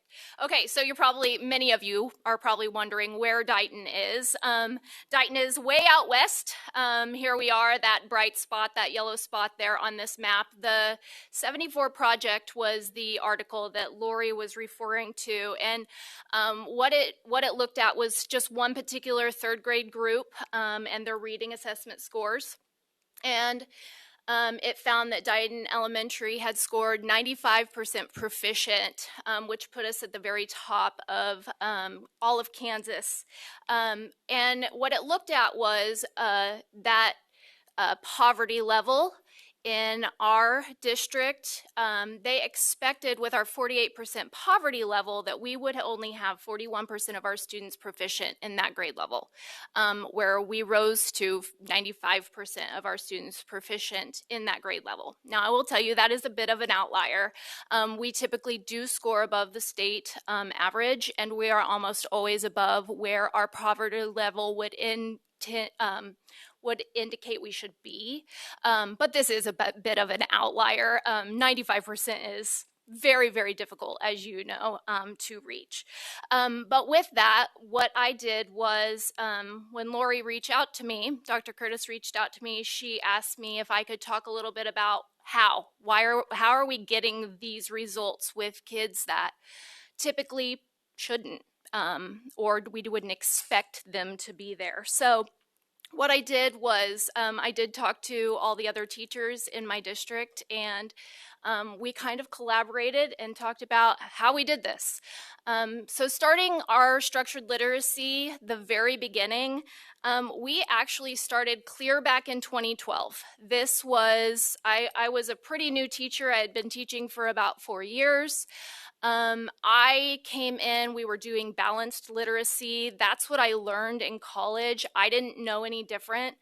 But pretty quickly in my career, I realized we didn't know how to teach kids how to read. And when I had a struggling reader, I didn't know what to do about it. So we kind of went on a hunt, and that year we adopted a structured literacy phonics program, just pre-K second.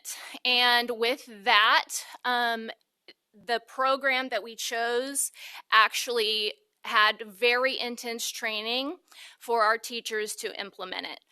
At that training, I learned all about the science of reading, how the brain learns to read, and I realized very quickly these were skills that I needed as a teacher that I did not have.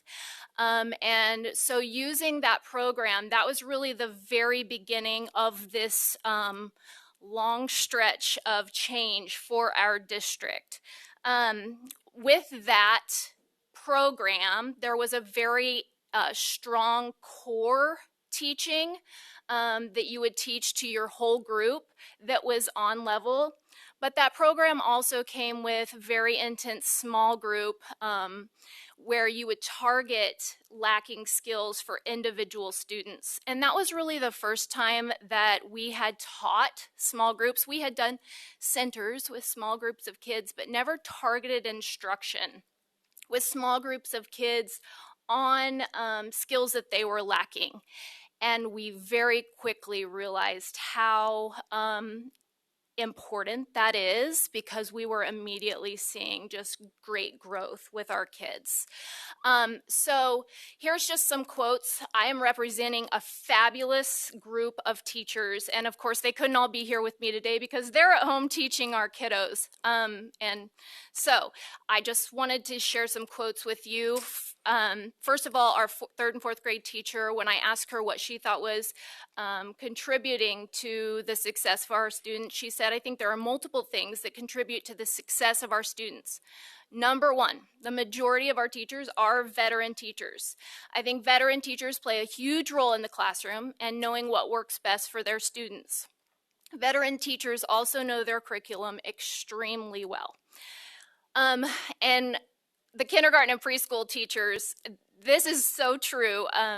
Our preschool teacher said, really, recess and brain breaks help us so much. We learn through our play. And if you look at structured literacy, you know it is not just phonics. It is so much about that vocabulary and that background knowledge. And you can see there, those little kids, that is what they are getting. They are getting vocabulary and background knowledge, not just phonics. And that is really important. And then we do prioritize recess. Our pre-K2 kids, they do get 2 recesses a day. Plus, we have PE every single day. We have never stopped doing PE for our kiddos, and I think that is huge. It is so important to let those kids move because without it, their brains are not functioning.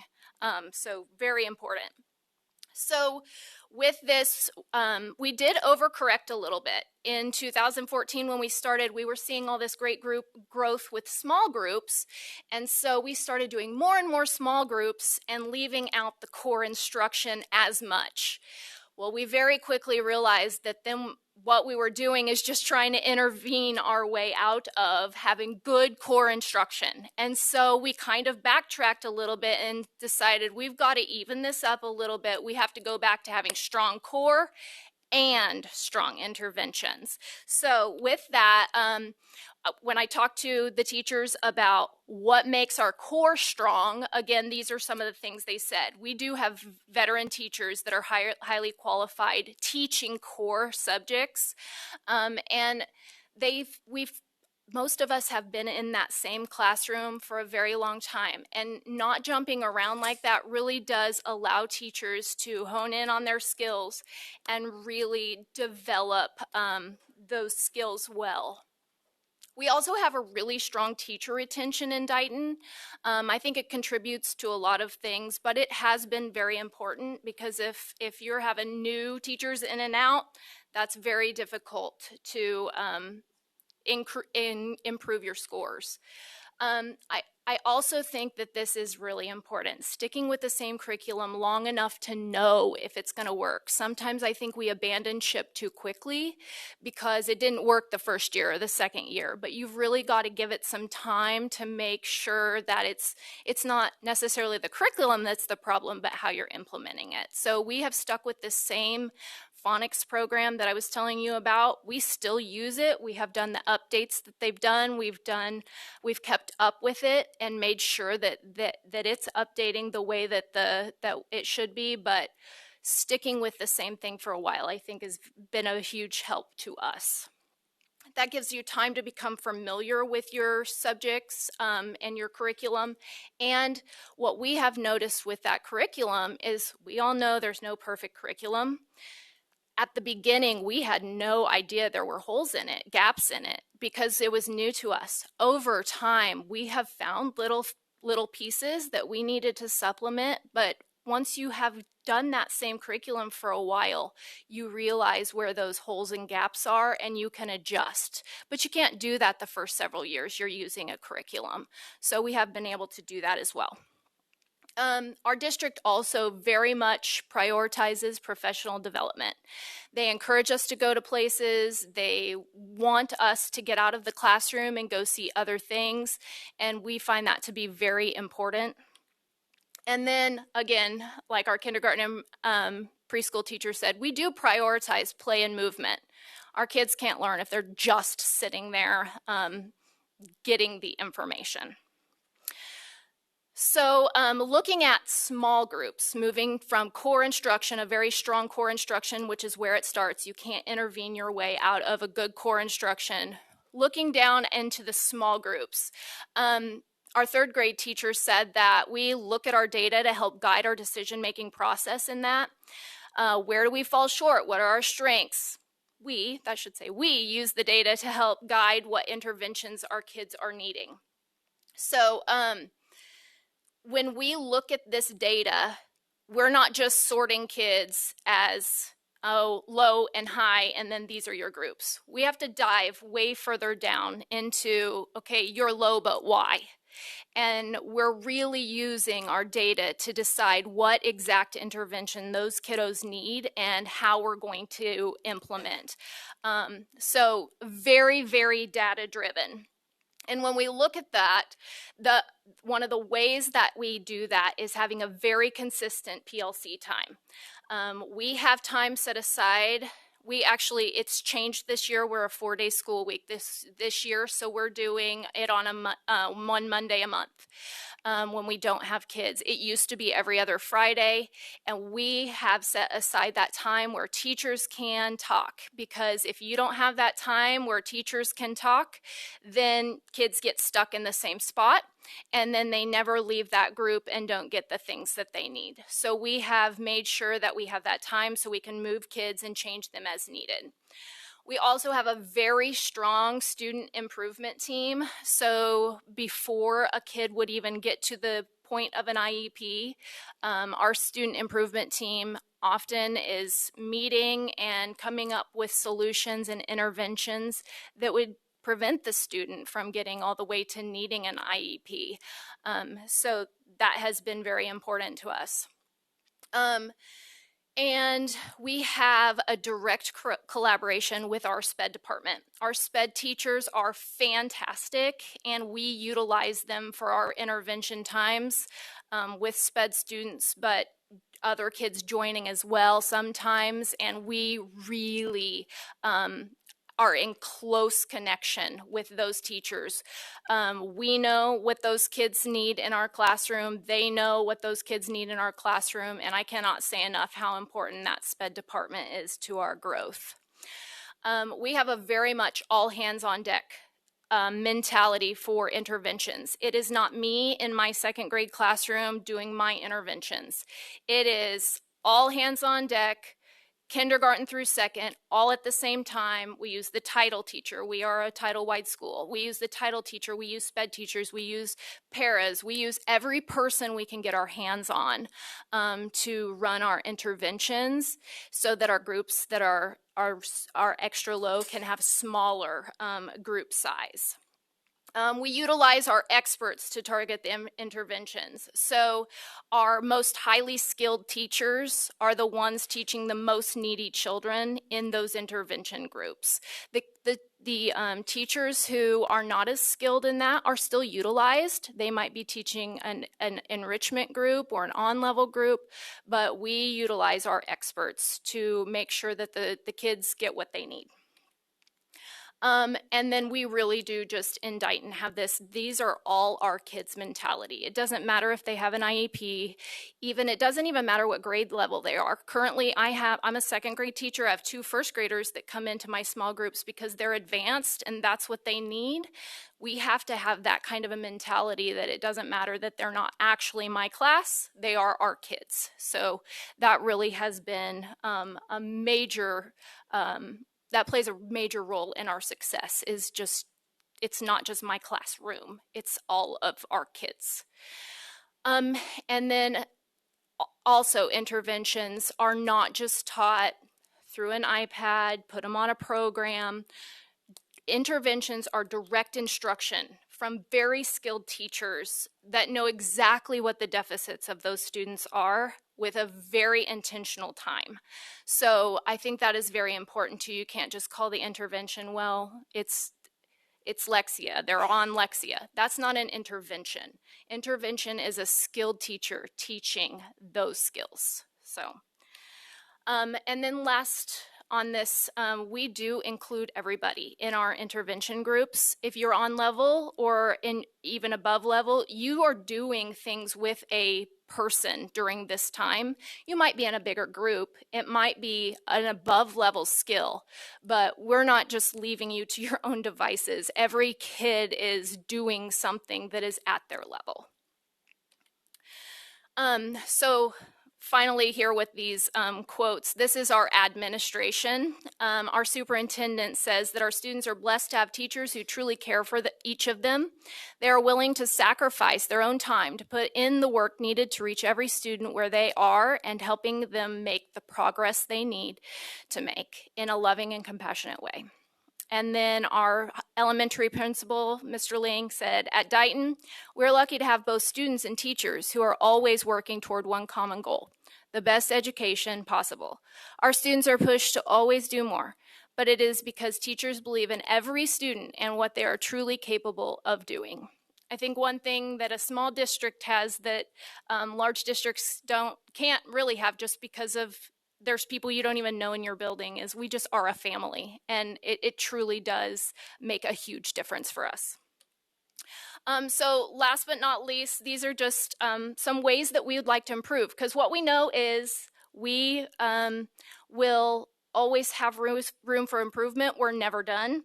So some things that we want to do is 3rd through 5th grade is currently in the adoption process of an evidence-based core curriculum.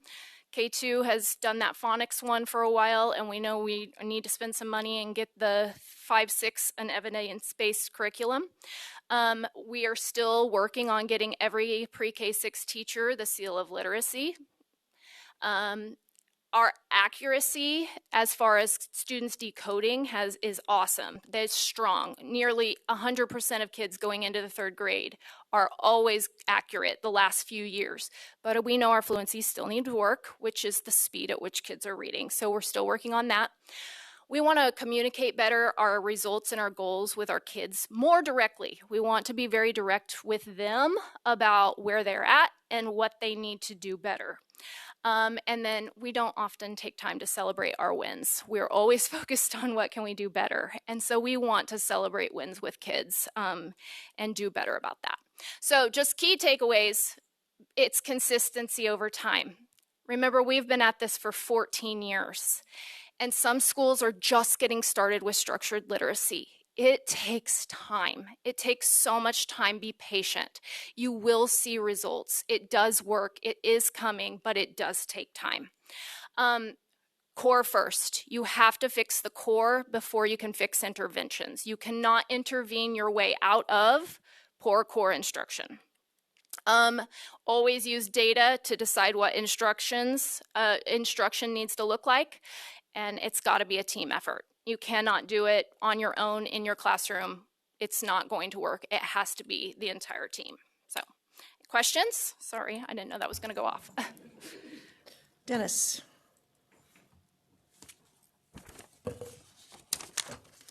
I am so glad to hear this. I know, it's awesome. I am reading a book, and I thought I had it in my briefcase, but it's in the car. Mike Schmoker. You could have wrote that book. The only thing that he adds is handwriting solidifies what is learned in phonics and writing it down.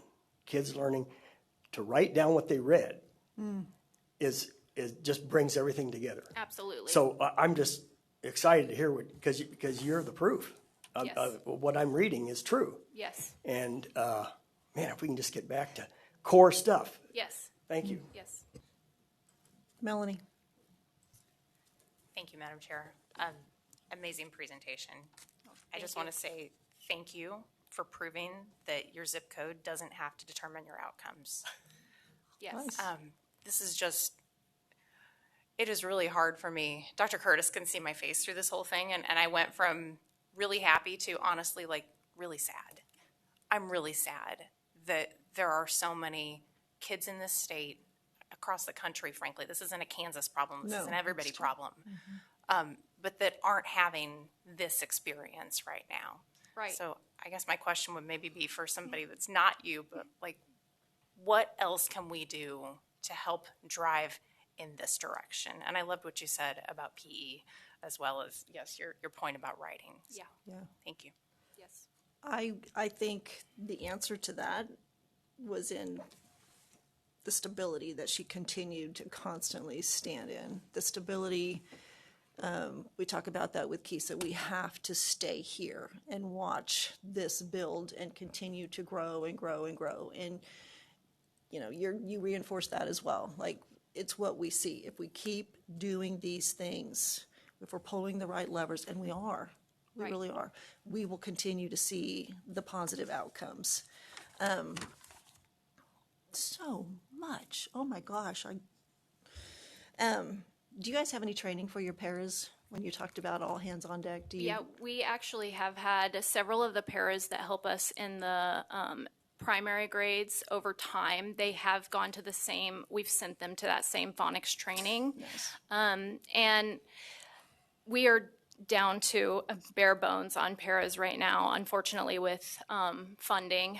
And so we really only have mostly special education paras. Gotcha. And the training is more up to the special ed department there than our school district. But when we had more paras in our primary grades, we absolutely did train them in the same phonics program, so that even when they were helping students, they would use the same language with them that the teachers were using. Yeah, so important. And you really repeated what we heard from Clearwater, that you cannot intervene your way out of poor core instruction. You know, they walked through all the things, and that's where they came to, oh, we got to do better here, and then intervene where we really need to. And it just showed up so big. But the consistency, like you keep going on, it's the stability, the consistency, and I would assume, I would bet that you can point to quite a few kids that you saw move really fast. Oh, yes. Like, yes, the stability and the consistency and lots of time, but I would just bet you could right now pop out a bunch of names that you would be like, they went quick. Yep. So I think that also you might not see it as fast in the overall numbers, but for the most part, you're going to see it in a lot of the individual kids in their improvement and growth over time. Yes. Very nice. Well, every time you move a kid from high risk to low risk even is a huge win for us. Yes. Low risk to out of low risk is just, one kid is just, in our small district, that's huge for us. Yes. What is your number, your enrollment number, do you know? That's a great question. Like 150, probably not even 150, 130. Okay. K-12. Right, right. Very small 1A. Yeah, I'm gonna have to get out there. Okay. Anybody else? Yes, go for it. Thank you, Madam Chair, and thank you so much, Ms. Hawkinson, Yes. for coming and sharing, driving such a long way down. So that was my question, and I was just going to Google it myself to find out. But I wonder, might that be the benefit in what you've been able to accomplish? Because if it can be done in a small group, which is kind of like a closed study, it could be replicated throughout the state. So then the question that I was going to maybe ask in a future board meeting is, what can we do to take what you've done and ensure that every single school district in Kansas has the opportunity to do exactly the same thing, but perhaps in less than 14 years? Honestly, it's difficult because I truly believe that so much of we've had a ton of admin turnover. Our teachers, the teachers I work with, have carried this. They take it on their shoulders, and they've made the decision that we're going to do whatever we can for kids, every kid. And when we get together at PLC time, there's not an admin leading our group. It's teachers choosing to look at student data and decide how we can be better for them. And we're constantly changing. And so truly it's hard to replicate without teacher retention. Mm-hmm. Truly, you've got to keep teachers wanting to do better, and that's difficult. That's very difficult. And the administrative level, as you talk about. Absolutely. That's been the hardest part for us is the admin turnover. Sure. Dennis, you mentioned Mike Smoker and a book that you're reading. There's a book that many educators read from John Hattie. It's called Visible Learning, where he talks about meta-analysis of what matters. Mm-hmm. And at the top of that, he said, of all the things you can do is collective efficacy, which is the belief of the individuals like they have in Dighton, that we believe all of these kids are going to be successful. Now, there's a lot of variables in what you've talked about, but that belief that they own every single kid and every single kid's going to be successful, that belief, doesn't matter who your administrator is. Correct. And I would even say if one of those teachers leaves, someone comes in is going to say, you know what we're about? Every single, or you're not going to be here. Right. Because this is what we're about. That is hard to obtain. It's easy to lose. Yeah. It's hard to grow. And that's what takes the time. It's and the curriculum and all that. But that collective efficacy that Hattie talks about, you think you can just snap it and it's going to be there. It takes a lot of hard work and time and belief that the third grade teacher, the first grade teacher, and the kindergartner are all in it together, and we value each other, that we're all going to do this together. So thank you. Thanks to everyone in Dighton. So true. Thank you so much. Thank you, Dr. Curtis. That was just beautiful. Thank you. Yes, on that was quite the honor. Thank you. Okay, we're a little behind. But that was so good. Oh my gosh, it was powerful. Oh my gosh, just so good. Okay, next we're going to have career and technical education in two parts, because we will take a break in between, unless you guys need one now. Are we good for a few more minutes? Okay, let's continue, and then we'll stick with the plan here. So, Natalie Clark, thank you, ma'am, for being here. We're going to have a presentation about the scholars. Yes, thank you, Chair Hopkins, members of the State Board of Education, Commissioner Watson. Today we're here to celebrate. It's our annual CTE Scholar announcement for those students who have applied and are now recognized by the Kansas State Department of Education as Career and Technical Education Scholars.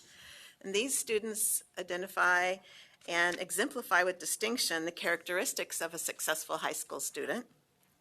So in addition to their academic, technical, and employability and civic engagement accomplishments, they also stand out for leadership and having a clear vision for their future. So I believe you all have in front of you the list of this year's CTE Scholars. This is the criteria. Applications are due March 1st. And I want to thank Barb Boehm, who is our Senior Administrative Assistant, and Heather Campbell, who led this work, as well as our many team members who are here with us today who reviewed the applications. So they must be a senior, have 3 CTE credits within one pathway, and 2 of those credits have to be from the technical and application level courses, the upper level. They must have a 3.5 GPA in their CTE courses and a civic engagement project or 40 hours of community service. We wanted to point out with the graduation caps that a CTE scholar is a post-secondary asset, as well as that civic engagement project or 40 community service hours. They must also demonstrate that they have earned technical skill attainment by doing one of the following: earning an end-of-pathway assessment, which would be a credential or passing an assessment certification that's comprehensive of their pathway, earn an Excel in CTE qualified recognized credential, 9+ hours college level credit within their particular area of interest, or completed a high quality work-based learning experience. And we wanted to point out that 3 of those technical skill attainments are also post-secondary assets. So we notified school districts. We encouraged students to apply by the following. Notification was sent out on the CTE listserv, and postcards were mailed to all Kansas high school principals and CTE coordinators. There were 2 webinars led by Heather Campbell, who cannot be here today because she is providing closing remarks at the FCCLA State Leadership Conference, where they are celebrating 80 years of FCCLA. We presented the criteria at our 7 career and technical education workshops that we had in the fall, and also at the February CTE conference. We included this in KSDE Weekly, and we have monthly webinars where we share the information. So in review, we are proud to say that we have 313 career and technical education scholars awarded across all industries representing Kansas. It ranges across 26 of the 31 pathways and 13 career clusters, more than 12,520 hours of community service or working on civic engagement projects. 111 industry recognized credentials awarded. Many of the scholars mentioned the importance of their career and technical student organization for those leadership and community service skills. So the students who earn the designation of CTE Scholar will receive a certificate that you all signed with their name. They will have a graduation honor cord, and they will have a commemorative CTE Scholar pin. There'll be a statewide news release. We will place it on the website, and we'll send out a sample script that they can use in their local awards assemblies. So we have organized these by the regions that you all represent, board districts. So district number 1, I'm going to go through because we have had students and school districts ask when we were going to portray these, so we will go through. In District 1, we had 2 school districts and 2 scholars. District 2, 1 school district and 2 scholars. District 3, District 5, 9 school districts and 46 scholars. We want to thank those educators who have supported these students and encouraged them to apply, also their families, and congratulations to the students. Continuing in District 5,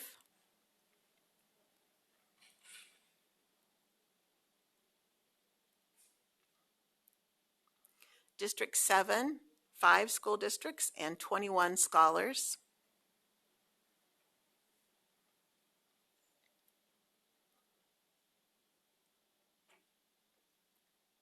District 9, 4 school districts and 19 scholars.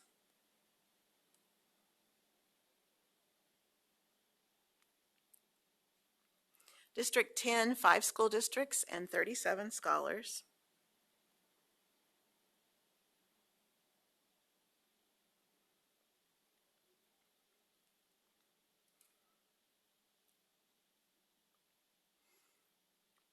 District 1 and 2, 1 school district and 16 scholars.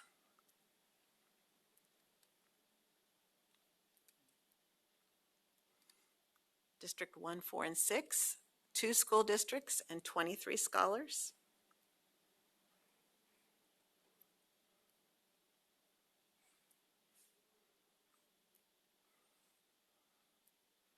Districts 1 and 6, 2 school districts and 30 scholars.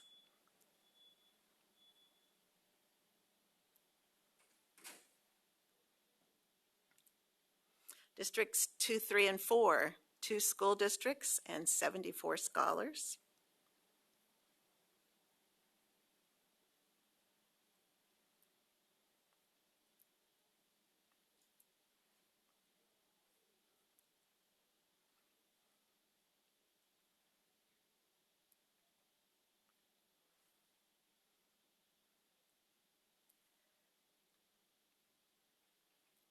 Districts 3 and 4, 1 school district and 2 scholars.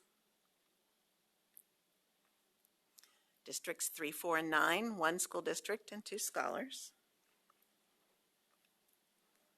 Districts 4 and 9, 1 school district and 2 scholars. Districts 7, 8, and 10, 1 school district and 3 scholars.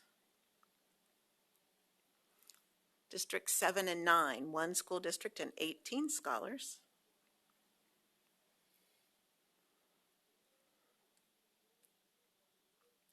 Districts 7, 9, and 10, 1 school district and 5 scholars.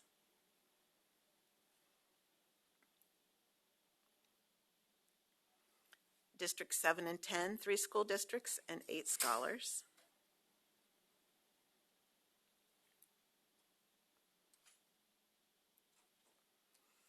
Districts 8 and 10, 1 school district and 1 scholar.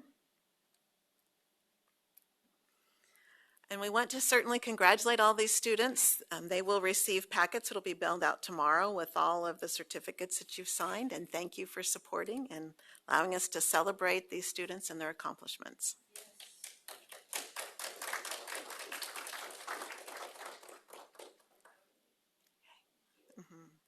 Thank you so much. Okay, so you're done for this one. Okay, we're going to take a 10-minute break.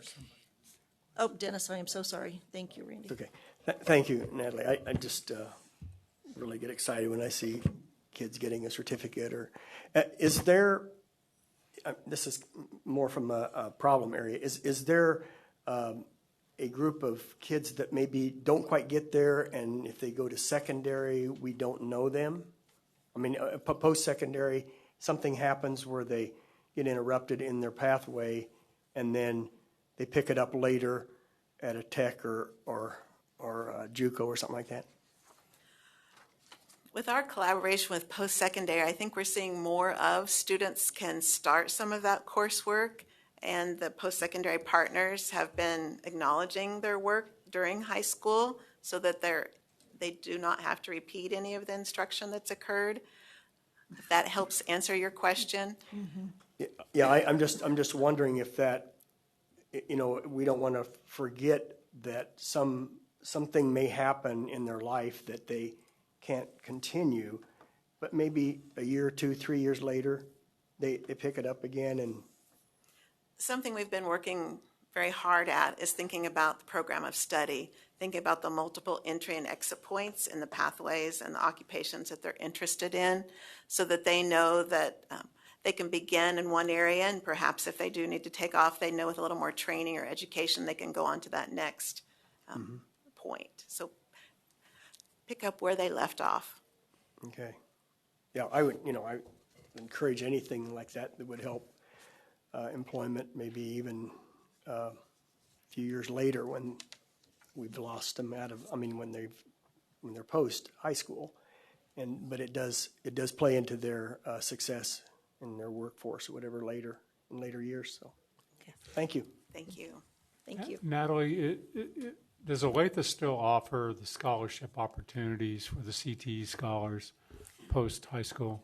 There was a post-secondary partner in Olathe's area that offered scholarship to CTE scholars. It's my understanding that that is not in place currently, but it's a wonderful opportunity for post-secondary partners to offer to students. Thank you. Okay.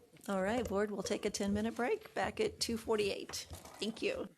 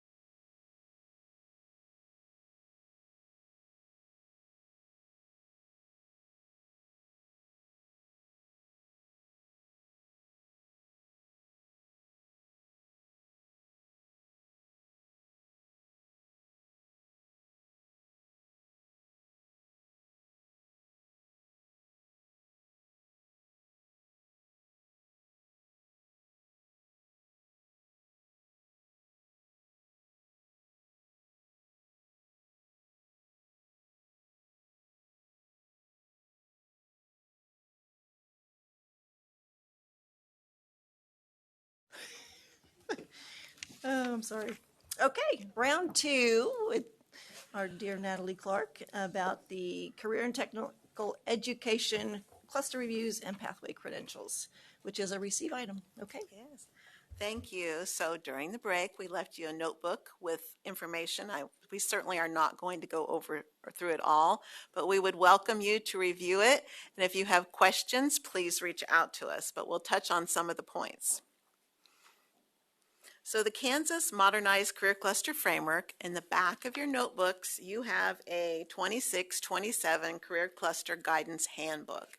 And within the handbook, it will have the models and it will list all of the career clusters and pathways for the 26-27 year. Just wanted to make sure you had that reference.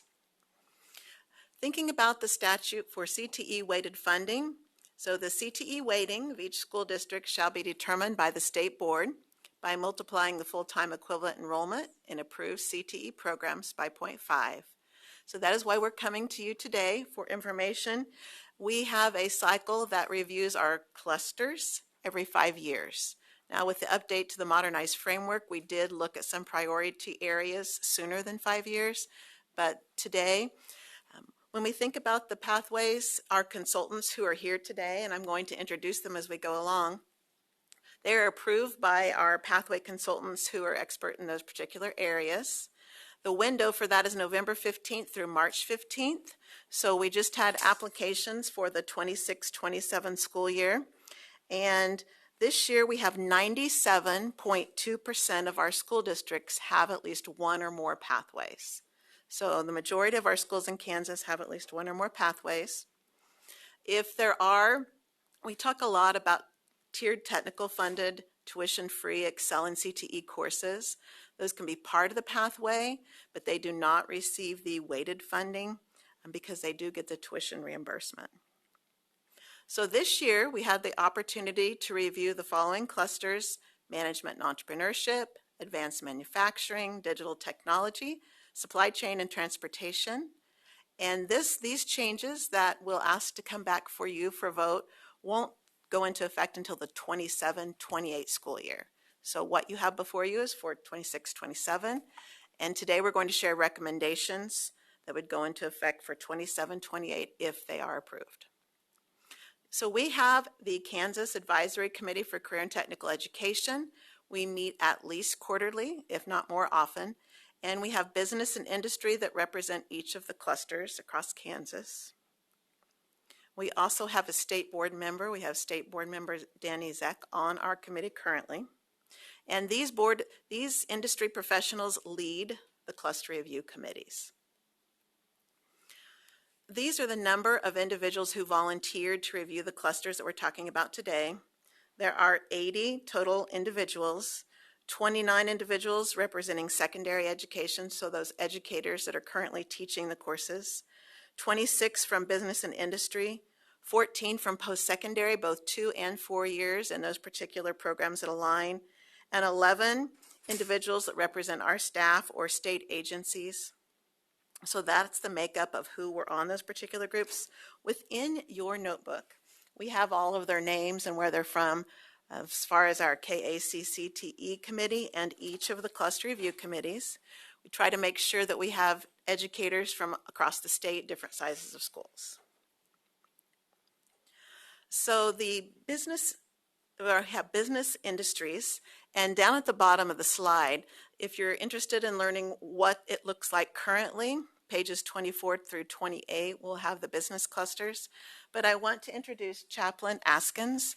Chaplain is our business education consultant, and she facilitated the cluster review. So thank you to Chaplain and her team, and if you have any further questions about this particular cluster and this review, she'll help answer those questions. And you'll see we have a NAICS code, and this is new this year. We had the Department of Commerce come and speak to us about those key industry sectors in Kansas, and we wanted to identify which of those sectors align with the different clusters and pathways. We're also we reviewed advanced manufacturing, which is part of the design, production, repair. And I want to introduce the team members that led that work. We have Kevin Bronson, and we also have Brian Swaim. So they're both experts in these particular areas: automation, aviation production, engineering and applied math, and manufacturing. And we have media and technology industry. It's formerly called IT, now it's digital technology. Dr. Stephen King led the work in reviewing the 4 pathways underneath the digital technology cluster. So if you have any questions in this particular area. So this is the timeline of what it looked like. We started this work in the fall. So in 2025, is led by our cluster review committee advisors that you saw from business and industry, as well as all the people listed within your notebook. February 27th, all the recommendations were posted for public comment. We also sent that out in the agenda packet. We received that information, sent it to the committees, and they may have made adjustments from the time if you looked at the cluster review compared to what we're going to show you today. It closed March 30th. April 7th, we had a meeting with our advisory committee to provide the information as we're providing to you today on the 14th. April 28th, we'll have a face-to-face meeting, and our advisory committee will take action to see if they formally approve the recommendations that they heard, and then we'll ask to come back to you all May 12th or 13th to ask for action on these recommendations. So if you have any questions after today, please reach out to myself or any of the consultants that were introduced. And this is what was sent out. It was posted on our website for public comment to make sure that everyone could give us feedback on what was recommended. There's 2 different areas that are across all different pathways that are recommendations. Work-based learning is a required component. If you look at the bottom of each of the pages on what we call our design sheets, it's a required component at the application level. So what we're recommending is that the courses, they would be consistent across pathways. So based upon that student, say they'd taken 12104 accounting, that particular student would be expected to demonstrate the technical skills that they had learned, as well as employability skills and aligning their academic and having that academic integration. It'd be different for each student, but they would be consistent.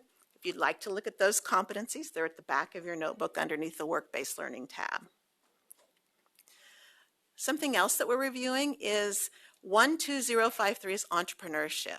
And we had a lot. You can look at the names of the business and industry representatives.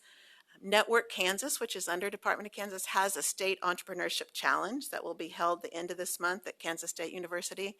And what was recommended was that a semester credit be available for schools to offer in all pathways. Thinking if a student has interest in starting a business in the context of whatever they're interested in, they would learn those basic components of what it takes to be a business owner. So if they choose to study further, or if they are an employee, we feel that this would be a good opportunity, and it was a recommendation across all committees to have that opportunity. Data-informed decisions are very important, and there's 2 slides here that list all the data that we went through. In each of the tabs, business management, advanced manufacturing, digital technology, at the back of that section, the Department of Labor came and presented the occupations in Kansas that are aligned with those particular clusters and pathways. So we wanted to make sure that there were high skill, high demand, high wage opportunities that would lead to a self-sustaining wage. So if you have any questions about that, the Department of Labor categorizes their labor market information by cluster and pathway that aligns with our model. So we're very fortunate to have their partnership. So all of these different items, we looked at ONET, the different job skills, job postings. We asked the Board of Regents to come over and present programs that align for post-secondary dual credit opportunities. We looked at our career and technical student organizations and what competitive events aligned.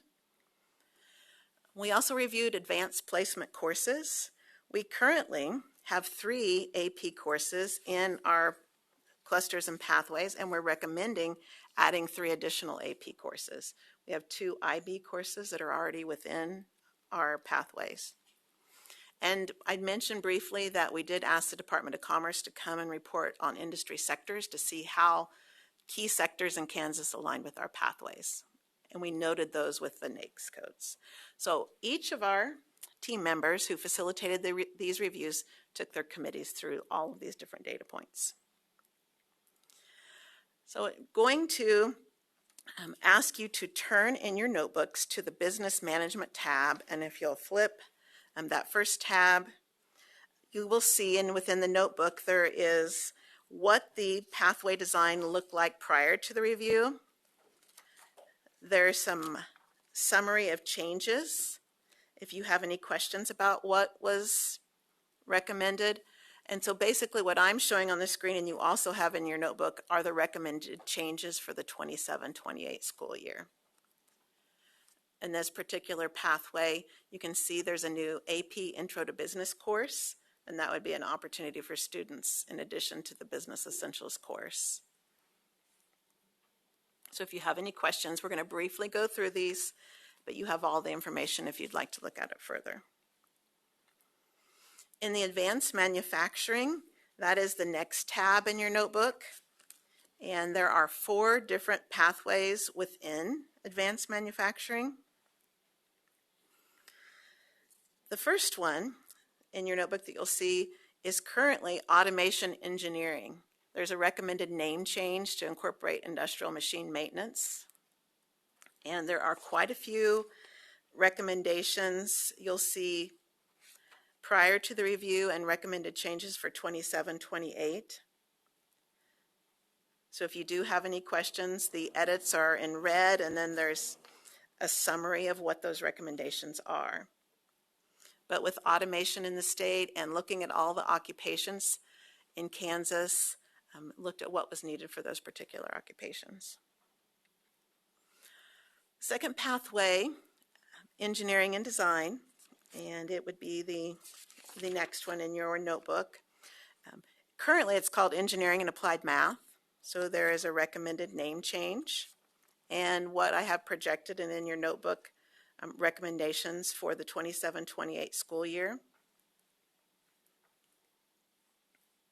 Sometimes you'll see that there's a new SIP code, Classification of Instructional Program, with the new framework and new occupations.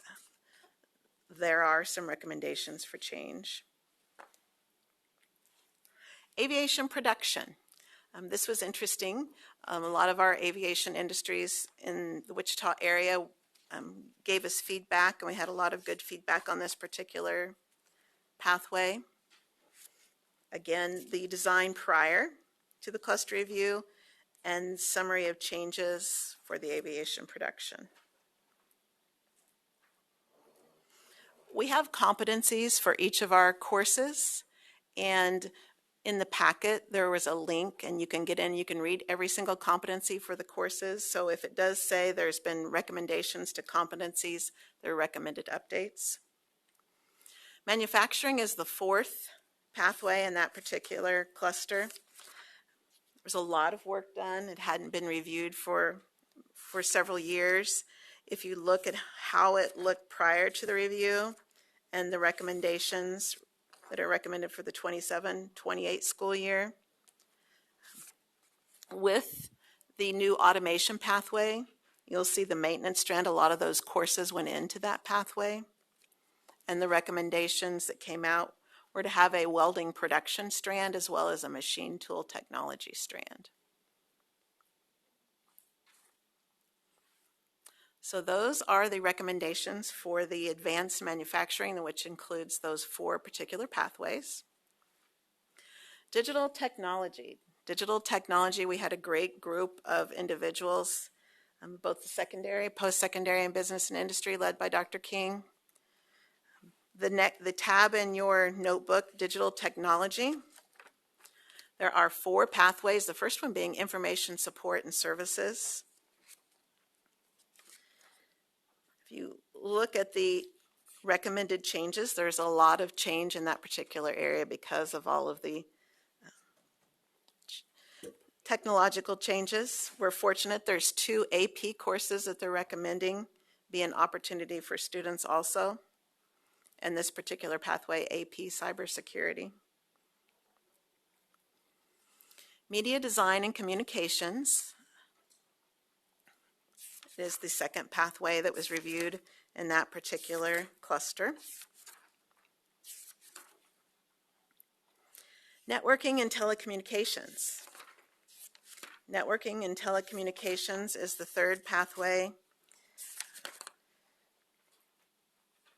The 2 AP courses that were recommended, we saw AP cybersecurity in the prior pathway, but there's also an AP networking course that was recommended. And you'll see the entrepreneurship in the pathway designs that we have projected. That's a demonstration of what that would look like to have that opportunity in every pathway. And the fourth pathway in digital technology, programming and software design, or development, excuse me. There was a lot of work done in this particular, all of these pathways. You can see there's lots of updates. If you have any particular questions, Dr. King can answer in this particular area. Or if you'd like to see any of the course competencies, we could direct those also. So those are the existing pathways that we had in 26-27 with recommendations for 27-28. When we looked at the model, we found a gap in the area of logistics and supply chain. And we found that there were a lot of occupations we didn't have coursework for, and a lot of occupations that could lead to self-sustaining wages in Kansas. So there was a concerted effort. Kevin Bronson and Chaplain Askins led this work, looking at it from supply chain and transportation as well as business management. And so looking at what that might look like would include adding a recommended pathway in logistics and supply chain management. Many of the courses look similar to business management and entrepreneurship, with the exception of those in red that are displayed. And if you're looking to where you can find that particular information, if you go to business management, there's a purple tab and it shows the logistics information. And there is also information from the Department of Labor. But that would include adding supply chain management and some logistic courses, that those occupations that those students could learn about what skills would be needed. Natalie, that's taught by a business teacher? Yes. Is that who would teach that? And is there any additional skill work that that teacher would need to teach this new pathway? We had Dr. Cindy Swartz, who used to be at DeSoto, is working with KU, yes. Thinking about project management, logistics. There is one occupation that has more of the warehousing piece to it and the inventory, but most of the competencies were business. Thinking about professional development or technical support for that. There is some available through our post-secondary partners. We had a professor from Fort Hays State University and from the University of Kansas that provided what they thought that would look like for high school students. And there's currently, for the first time at FBLA, there was a competition for supply chain and logistics. So asking what teachers may teach that, and Kevin Bronson was a judge for that particular event. So what you're saying is anyone needs help, we call Kevin, and Kevin comes in and does the training. That's what I heard too. Because this is a fairly new, big area of high wage, high demand jobs, and I just wondered how the business people were going to make the adjustment and who was going to help them with that. Project management, thinking about MBA Research is a not-for-profit. They wrote the original business standards for our career cluster model, and they have a lot of project management infused within their courses. So, but we would certainly, if this is a recommendation that goes forward, support those teachers. Do you, Chaplain or Kevin, have anything you want to add in that particular area? Well, honestly, we're going to have to be working with those post-secondary partners to help try to provide some of that professional development. But when we talk about rail and trucking and a lot of stuff, Kansas has really become a regional hub for where, logistically, we're almost like a port city in the middle of America. So this is a big deal when we talk about logistics of trying to cut the supply chain down. And Anthony's here, but we talk about the farm to plate and how much time it takes to get from product to your plate. If we can just cut down that one day, logistically, how much money that saves if you can get your supply closer to your production facilities. There's all that plays into logistics. So some of the occupations, there's 832 occupations in the state of Kansas. So the Department of Labor has helped us categorize those. Not all of those, of course, are high skill, high demand, high wage, but many in this area were, such as stockers and order fillers, shipping, receiving, and inventory clerks, packers and package handlers, production planning and expediting clerk, couriers, logisticians. So if you have any questions, that was a very brief overview of the work that's been going on since the fall with our 80 volunteers. Please reach out to us. We do have links for all of the competencies that have been updated or recommended, all of the courses. I want to go on and say that we're planning for our 26-27 work, looking at the clusters that would be reviewed, and those include agriculture. Anthony Mills is with us today. He's our agriculture consultant. He's also our state FFA advisor. He'll be facilitating that work. Energy and natural resources, Kevin Bronson, that actually falls within his area and was in engineering prior to this. Public services and safety. So that will include government and public relations, law and public safety, corrections, and then hospitality, events, and tourism, which is Heather Campbell, who isn't with us because she's at FCCLA. But these changes would be recommended for the 28-29 school year. That way it gives time for our committees to meet. We can look at all of the data. We can give schools a year to prepare, and we can take public comment that we may not have thought about into consideration.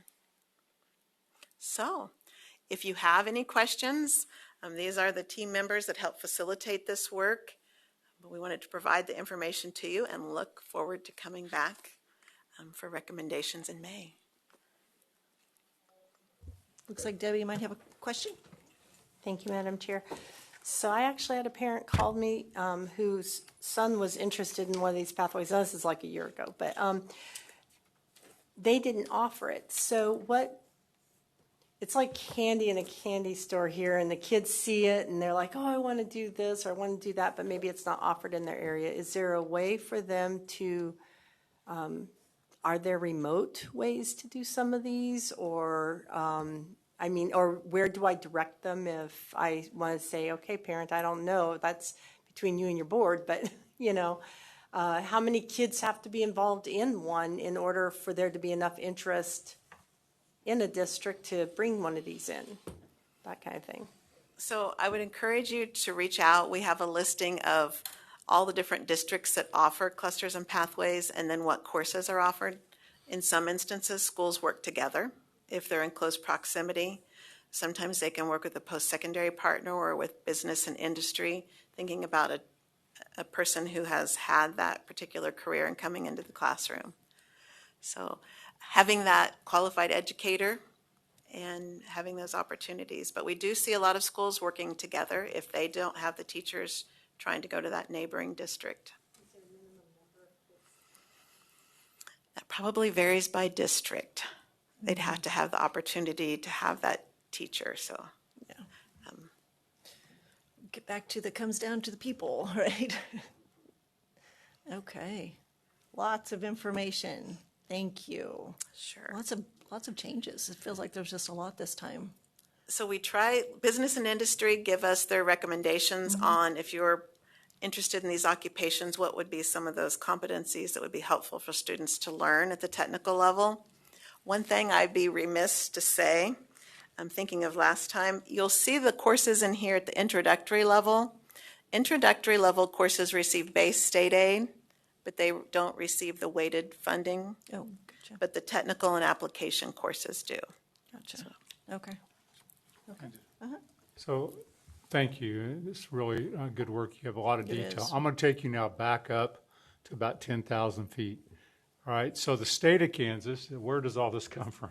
The state of Kansas says if you are an approved pathway and you're past the intro level, school districts will receive 0.5 or half the weighting of a student in order to provide that programming.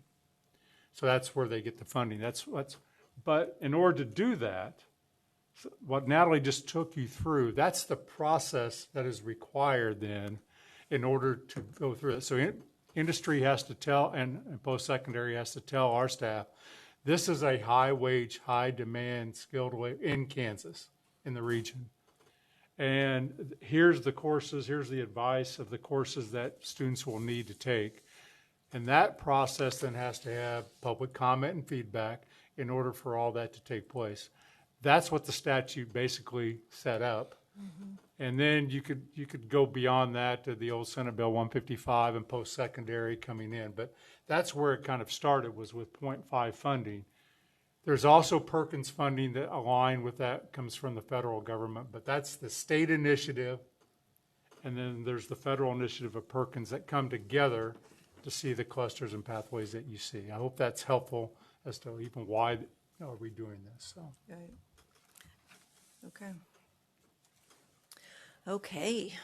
I don't see anybody else on the board, so Okay. are you good? I have one more item. Please. If there's no questions for anyone.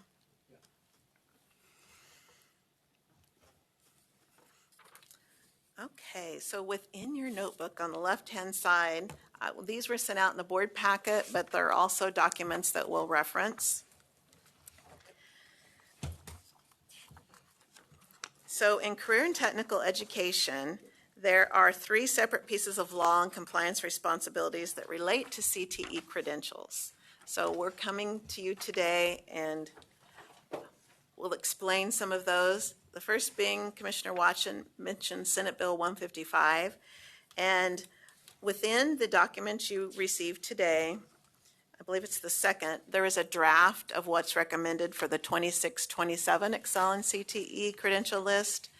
Currently, there isn't funding tied to students completing these particular credentials, but every year the statute requires that the Department of Labor, Board of Regents, and the Department of Education get together and see what high skill, high demand, high wage occupations, as are summarized here, meet at least 70% of the annual wage in Kansas.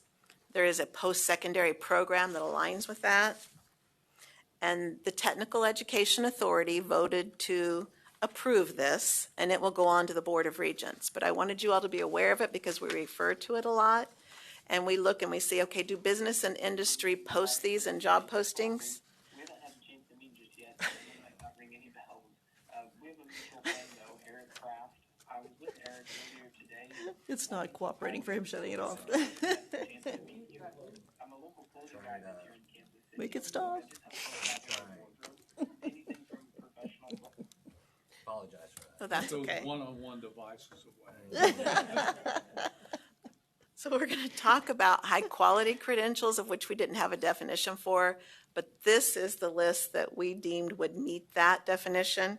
So I think it's important to explain how we go about this.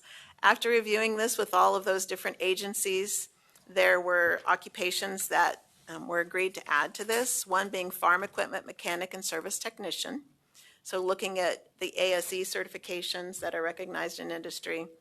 Highway maintenance workers, looking at the NCCER heavy equipment or CDL if the students are 18 and have that opportunity. And then cutting, punching, press machine setters, operators, tenders, looking at what we call the NIMS or the National Institute for Metalworking. The Kansas Hospital Association recommended that patient care technician be added as a certification to the CNA for those students who want to do their clinicals in the hospital setting. And then we're looking at the electrical power line installer. There's one post-secondary institution that is going to start offering this, and high school students could take it, and this was the credential. So we agreed to put it on the watch list for next year because we thought it was one that students may have the opportunity to earn. And I want to recognize Kevin Bronson and Jenna Giordano. If you'll stand. These are the team members from KSDE that meet with the Board of Regents and the Department of Labor and help us keep up these mini lists. So if you have questions, I may ask one of these two to help us also. Okay. So you have the proposed list, the 26-27 Excel and CTE list. It'll go before the Board of Regents on their consent agenda at their May 20th meeting. And there's also 2 other pieces of legislation we're going to ask you to receive, and then we'll come back to ask you to vote on. The first, we talk a lot about Senate Bill 123 and the statutes referenced here, and then KSA 723821.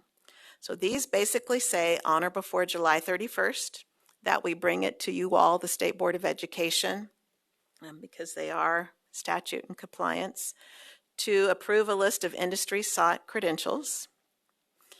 And it says a school who offers CTE, if a student asks them to pay for the cost of the assessment for earning that credential, the school will pay for said credential.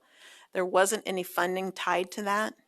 So what we have done, and the reason why we wanted to reference the Excel in CTE, we looked at those high quality credentials, and the Senate Bill 123 mirrors that list with the addition of CMA, because that was one that was felt that was needed and a lot of students take.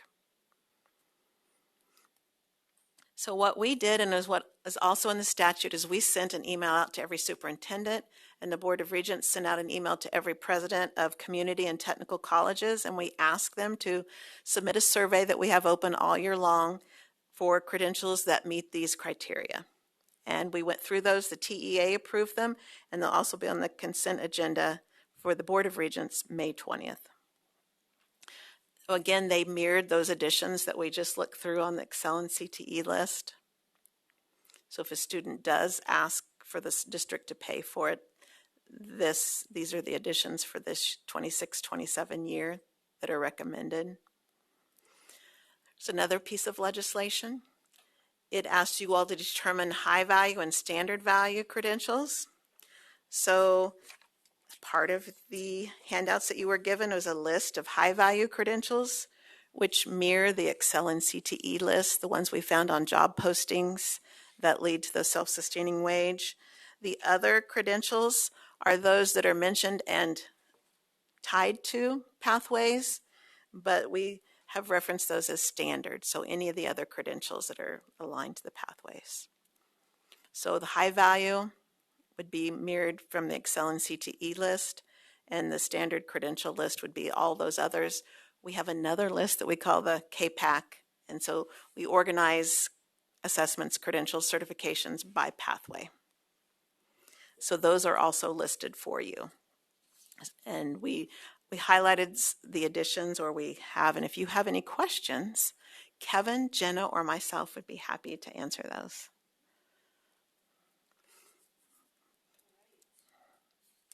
Thank you. Yes. Anything further from the board? Okay. Okay. Thank you so You have much. questions? Thank you all for being here. Appreciate your hard work. That's a lot.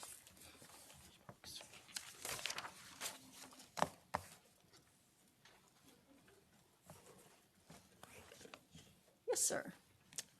So, good afternoon, Madam Chair, Commissioner Watson, ladies and gentlemen of the board.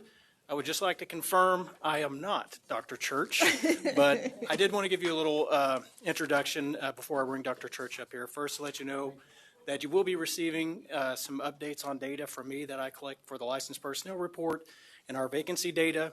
I really like to tie a lot of that stuff together whenever I ask Dr. Church to come. However, in the essence of time, needing to save some time, I thought the time today would be better spent with Dr. Church going through his survey. And I appreciate Dr. Church being a good partner, and the set of data that he collects, we're really limited with what we collect as far as teacher licensure in the realm of retention. So, I mean, there's valuable information and a lot of good data sets that are in there that districts can choose to pull from what they're collecting and really give them insight on ways that they can adjust and identify those drivers of what will keep people in the classroom. So appreciate Dr. Church being a great partner, and I appreciate him taking time to be here today. Thank you, sir. Thank you and welcome. Thank you very much. Good afternoon. I am excited to speak with you today with the most recent data from the 2025 Kansas Teacher Retention Survey. My name is Brett Church. I am a professor at Emporia State University in the Educational Administration Department, and at the same time do this work as well, kind of as a merge with that, along with my partner, Dr. Luke Simmering, who I'll speak to in just a second. Is there a place should it be my mouse here to click? Oh, spacebar. Got it. Thank you. So this is just an overview of Luke and I started the Educator Perceptions and Insights Center, and really it was to try and understand or better understand the teacher experience in our state, and ultimately that has expanded to classified staff as well. And I'll talk a little bit later about a couple other surveys that we are in the development phase on that we'll also be working with districts on in the future. I mentioned my background. Dr. Simmering is an organizational psychologist who lives in Newton. We ran into each other, and he is the person that I have to give credit to opening my eyes to the type of data like this that other industries that are competing for our educators have in their hands. Specifically, Luke has worked, one of his first jobs out of college was on the team for Walmart International, or National, whatever you would say, to develop their employee engagement survey. He was on that team. And so he helped me really start to understand a little bit more about this work. And I kind of was the one that brought a little bit more understanding of the education side. So that's kind of been our partnership since we've started doing our work. One of the highlights of doing this work is the encouragement that we've received and the support we've received from our state associations. So in addition to Emporia State, we have KSB, KNEA, and USA Kansas, who all together support this work and help us to not only do the statewide survey, but also to give districts standard reports that they can get some information on at a district level. Talking with them, one of the things that comes out as they go to their association meetings on a national level, one of the things they always share is that we should be proud in Kansas because there are some states where these three associations don't even speak to each other, let alone working together on a topic like this. So using some of the data that I'm able to get through our partnership with Shane, Shane is a huge part of this because it helps us to get a denominator for districts to determine response rates. In addition to that, he's able to help us to understand what are we seeing in terms of retention, teachers changing districts. And then for us, one of the things we try to do is to communicate the economic impact whenever we change a teacher or we lose a teacher or we have to change one teacher to another. And based on Learning Policy Institute data, you can see generally it's around the 20,000 to 30,000 range, depending on that area. And so if we think about with the number of changes we have every year, that's an economic cost to our state of $91 million. And in addition to that, it's really hard to even quantify relationships that those teachers have with their community and their students and their parents, because those are really hard to replace as well. And so we try to put this in context to just understand what is changing a teacher costing us each time that happens. Oops, hit the wrong button. Hit the wrong button. Can I do this? There we go. So 2025, we had 54% of educators in the state take the survey. This is the third cycle we've done. We did a 2021 survey, a 2023 survey, and then 2025. And we had a 54% response rate. In addition to that, we had 49% of districts who got a 30% response rate so they could get a standard report. And then we had 33% of districts with over a 50% response rate. So the three cycles of data that we have in Kansas, we have heard from numerous people outside our state that this is probably one of the largest longitudinal research sets that we have to look at this topic in the country. So our survey looks, in addition to demographics, at three primary areas set up on Likert scales. Satisfaction, so we have 34 areas that we ask teachers about their satisfaction, from class size to teacher technology to vision and leadership of the superintendent, communication of the principal, a variety of areas that we have in those 34 aspects. And then we look at engagement, trying to focus on 4 questions that are overarching. Do teachers feel connected? Do they feel like they're growing? Do they feel like they're heard? And do they feel like they're motivated in their job? We'll talk in a second that engagement is really key to keeping teachers because it's the lead measure to retention. And then lastly, we're trying to quantify, what do teachers think about their future? What's the likelihood that they're going to retire in the next 3 years, at some point change districts, at some point move to administration, or at some point possibly leave the profession? And this is really just our research model that you can see there and what we try to look at and what outcomes we're trying to impact. One of the pieces that we added this year was we try to really keep the survey not to be too long. So we get all of this data. The average length for a teacher to take the survey is around 10 minutes. And so we get all of this data, so we're very careful to not add too many things. But one thing we did add this year was a question about how teachers ended up in teaching. So working with Shane, the idea of it, did I go through a 4-year undergraduate program? Did I go through a restricted licensure program? Which will allow us to also be able to look at what is the engagement and retention we're getting from some of these pathways. And so that would be, so partnering with KSDE in that way, and just the information that they could give us on how to frame the questions and do those pieces was really valuable. So as I mentioned, engagement is the lead measure to retention. And if we have teachers that are engaged, we're going to keep them. One of the things we know is that for 3 different cycles, the lowest question around engagement is the question to teachers, my voice and opinion is valued. And that is the lowest consistently, and it has been for all 3 cycles. And so one of those key pieces of being heard is a topic that we talk to districts about a great deal, and I'll share that with you briefly in a second. So when we talk about engagement, we have 5 categories of engagement. The 3 that make up our percentage of engaged employees is the moderately engaged, engaged, and actively engaged. And then you have disengaged and actively disengaged. You can kind of see our definition of this, somewhat built off some other models that we see around the country, somewhat in the Gallup area. It's kind of based off some of their research as well.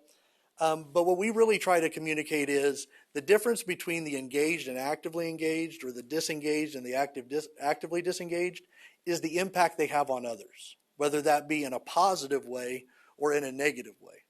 And so when we look at that data, what we know is that we have seen some changes from 21 to 23 to 25. What you're looking at here is the change between 23 and 25. Interestingly enough, in 21, when we were first coming off COVID, we had an engagement of 54% engaged to 46% disengaged. But in 23, that dropped to 46% engaged and 54% disengaged. Looking at some of the comments in that survey, one of the things we tend to think is, I think people anticipated coming back from COVID there were going to be some challenges. By the time 2 years later came, there were still some remaining challenges that they were facing. And so we think that the engagement moved partially because of that. Just there were some lingering things that they were seeing in their students, in their communities, and some of the things that might be a result of that change that came previously. But then this year, we jumped to 51-49, so we're up 5% engagement statewide, which is a great sign. When we look at satisfaction, I just wanted to mention these are all the items that on our 5-point Likert scale are having a 4 or higher, so our highest satisfaction areas. But I also wanted to share with you that in terms of those areas, since we started in 21, the top 3 improvements we've seen are the ability to secure a substitute, the quality of the principal, and principal communication. And what we found is that all 5 questions we ask about the principal are significant at the state level and very often at the local level. So we know how important principals are to the teacher experience. If we then shift to the lowest satisfaction items, what you'll see there are the ones that fell below 3 or 3.3 or lower on our 5-point scale. The largest decline since 21, the 3 largest declines, quality and cost of health insurance, your safety that you feel at school, and parent support were the 3 largest declines since 2021. So probably the differentiator in this work, and you have a handout there, are what we refer to as our drivers. So we run an analysis, or Luke, I say we because, I try to take a look, but really he's the one that's running this level of analysis. And what we look at is what are drivers. So with 99% confidence, we can say that this isn't due to error. So it's very strong statistically. And what we can say is these are items that are either low satisfaction, but are they drivers of engagement and retention?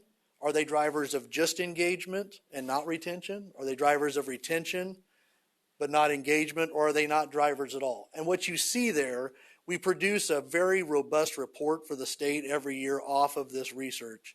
And that is one of the documents we create because it shows you, obviously with the size of our sample, we get a lot more items that identify as drivers than we do at a district level, which I'll share with you soon. But what you can see there are, what are those items, the satisfaction items on the left, and then are they low, moderate, or high satisfaction? And if they have a dot, are they drivers of engagement and retention?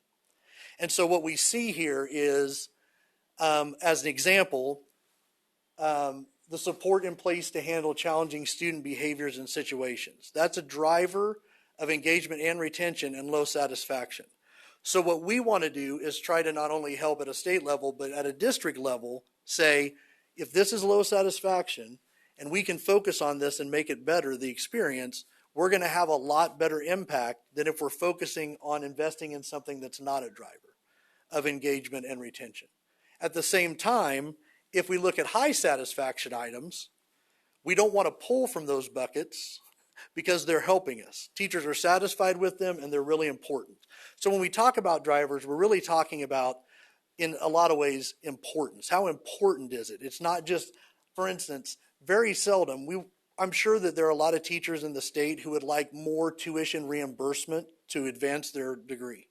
Is someone really deciding to leave the profession based on that? Probably not. However, the challenges that they're seeing with handling student behaviors in their classrooms and what they're seeing in their classrooms, that may be low satisfaction, but much more important to whether or not they're determining whether or not they're going to stay in the profession or not.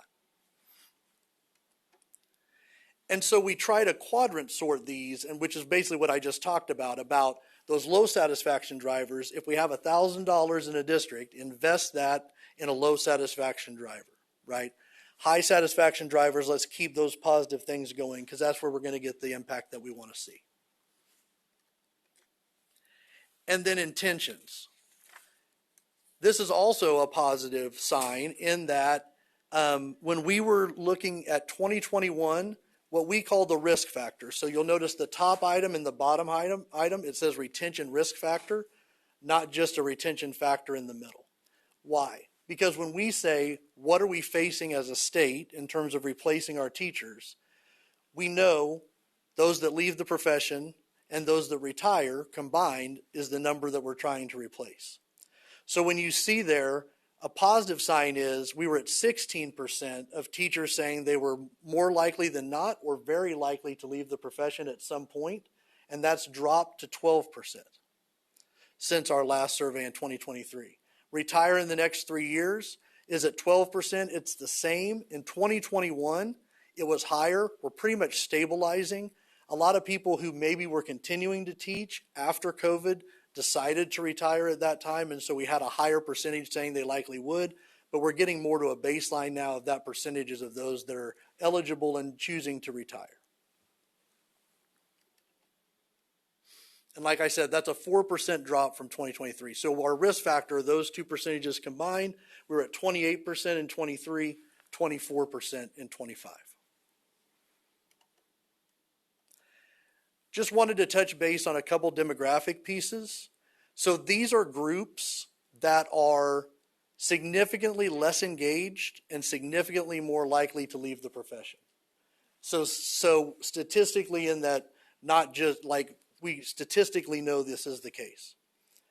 ELL educators and social workers, drawing from some of the comments, I should mention, we have 2 questions at the end that are optional if people want to give comments or questions or things they want to share.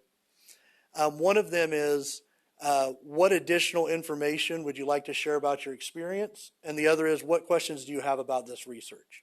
We had 30,000 comments written in at the end of the survey by teachers in the state this year, which goes back to that key, my voice and opinion is valued, I want to be heard.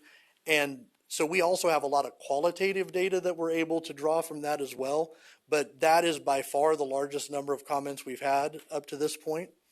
But what we can glean is, I think ELL educators and social workers seeing some things that are more challenging in the students, and media specialists are starting to possibly, if they've entered the profession thinking what their role might be, and that role may be changing from what that traditional role might be, that could play into some of those pieces.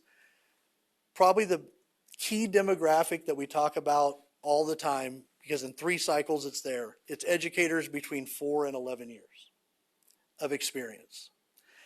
We've got teachers, they're 3 years in, they're starting to feel like they're stronger and feel more confident in their teaching, but they're also starting to look at future life changes. I want to own a house, I want to be able to have kids, and a lot of what we sense is that they're looking at their salary schedule during that period and they're saying, am I going to be able to do these things based on what I see as my future, each cell on my salary schedule? And if the answer is no, I'm starting to look for other options or opportunities.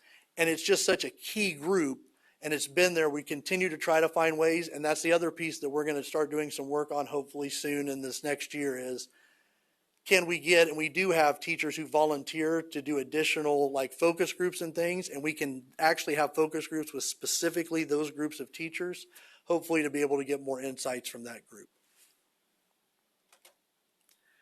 So I mentioned before a standard report and then an informed report. So we're able to get the funding through our partnerships to do the basic report. Then districts have the opportunity, if they want to get additional data, to do that. One of the things that I mentioned, we have a classified survey. We are now working on having on the same research model, both, like I said, the parent and the administrator survey. So you'd have an administrator survey, because we know superintendents, principals, et cetera, are becoming harder and harder to find as well. And then from a parent standpoint, can we understand what's driving parent satisfaction with regards to the education? And so you can see there on the right side that they get a chance to do they get their district level drivers with the informed report. We also do a benchmark comparison. So districts get to choose 3 to 7 districts that are most like themselves that participated, but we put that into an aggregate benchmark. So we never compare Lyons to Sterling, right? Side by side, but instead we say this is how you compare to your benchmark as a whole versus breaking it out, because we don't want to have that one-to-one negative recruiting possibly, or people to be tempted to do that. And so lastly, I wanted to highlight 4 different districts that have had the informed report and what we've seen in the work that they've done, each taking a little different approach. So I won't read all of that to you, but Clay County really integrated this into their strategic plan as one of the measures and things. They have a great team, a community team. They have educators, staff, community voice, business owners, etc., that are on that, and they bring that data and they talk about ways they can improve the teacher experience. You'll notice there between 23 and 25, Clay County's data on their low satisfaction drivers jumped 22% in satisfaction points. So they saw a jump of 22% in those areas that they focused on that were low satisfaction. Leavenworth uses it as a foundation for negotiations, in addition to other things, but I'm trying to highlight some of the differences. And that is competing data, as it says there, can stall negotiations. Everybody has a different survey. Teachers have a survey, the district has a survey. Nobody knows whether or not, which one to trust, how much participation did you have, did everybody get a chance to take it? Well, having the support that we do of those associations, they can start with negotiations with something that both KSB and KNEA think is valid data, which allows them to hopefully cut through some of that at the beginning and get down to some of the negotiation pieces that they can focus on. And you'll notice USD 453 increased 45 percentage points on their low satisfaction items between 23 and 25. Olathe did a district listening tour. This was an extremely heavy lift for them because you can imagine how many schools they have. But they went to every single school with a representative from the Teachers Association, someone from the district cabinet, and a board member. And they went and had them share their drivers, and then ask teachers to give them information about what could make those drivers, those low satisfaction drivers, better. They took that, did analysis on that, and ultimately put together recommendations to the board based off all that data to try to improve those pieces and get those items approved that they thought would help those areas. And they saw a 43% jump in their low satisfaction items. And then last but not least, Piper was one of the early adopters of this data, and they really were explicit about their communication. Going back to that theme of, am I heard, my voice and opinion valued? They were very clear. When their teachers took the survey, here's exactly what we heard. Here are the investments we're going to make in these areas to try to make them better, and we're going to take the survey again, and we're going to look and see how we did. And so what's really interesting was one of their areas was the ability to secure a substitute was a low satisfaction driver. Their satisfaction jumped 40 points in that area. Surprisingly, their fill rate was really only up about 1 to 2%. But again, teachers knowing that you're listening and that they're being heard has a lot of impact on their perception. This is perception data of whether or not the district is trying to make that experience better. And so overall, what we see is that districts have expressed, besides those 4 I tried to put together, these are all the different ways they try to use that data to inform professional development, to work with their education foundation and talk about ways they could help the teacher experience, etc. And so you can see all of those items. And then lastly, of the 90% of districts that we've had that did the Inform report so far in the first site or the first round kind of that we've done, what we see is that there was a range of their gains ranging from 3% to 49% and an average increase of 21% on their low satisfaction drivers. So figuring out what those important items are and investing in those is really showing us some good improvement. And so we're going to continue to do those pieces and work in those areas to try to get more and more people on board to do this work. And in the same way that I became kind of surprised, how did I not know this is possible type thing, we're trying to do the same thing as we work through with districts and through our partners to try to get that information out. Thank you. Questions? I know, a lot to take in. Good information for sure. You did mention at the beginning about the different pathways that teachers are coming in, right? The 4-year college versus the transition to teacher, all the different things. So say again, what are you doing to try to pull that difference out Well, it would just be like any other demographic piece. We'll isolate the answers from each of the teachers and then look and see what's the engagement, what's the retention, what are the drivers for that specific group versus other groups? Are there differences? Are there similarities? And those types of pieces is the plan. And that's a future thing you're looking for? Yeah, we put it in for this one. So we've got that data now. Oh, It's okay. just getting to the analysis of it and getting through some of those pieces. But that's something that we definitely think can also be helpful Oh, I do as, too. for the decisions that you're making, informing decisions about how those pathways are serving and whether or not, are some teachers coming in from a pathway and staying in the profession consistently? Are others coming in and then seeing, and sometimes what we find out is there's not a significant difference between the different ones. And that's why we want to go into it with an open mind and see what we find. Absolutely. Michelle? Actually, Jim's thing isn't working, so. Oh, okay. Yeah. Thank you, Michelle. Thank you, Madam Chair. You're welcome, sir. As I travel around and listen to people who are critical of public education, I hear people are leaving the profession because of lack of support from their principal. I don't believe that your research is not that's not correct based on your research. Am I reading that right? The strength of the principle in our research is, one, important and and strong in overall looking at it. Okay. Now, I think some of that too is, this is me going, Luke would be hitting me on the hand right now saying don't, But I think some of this is perceptions of what should be happening. I mean, I think some of the areas that we consistently see low, challenging mental and emotional health for students, challenging behaviors, et cetera, ties in naturally the principal to that role because of their role with student discipline. And I think, again, it's perception data, right? This should be something that should happen automatically because of this.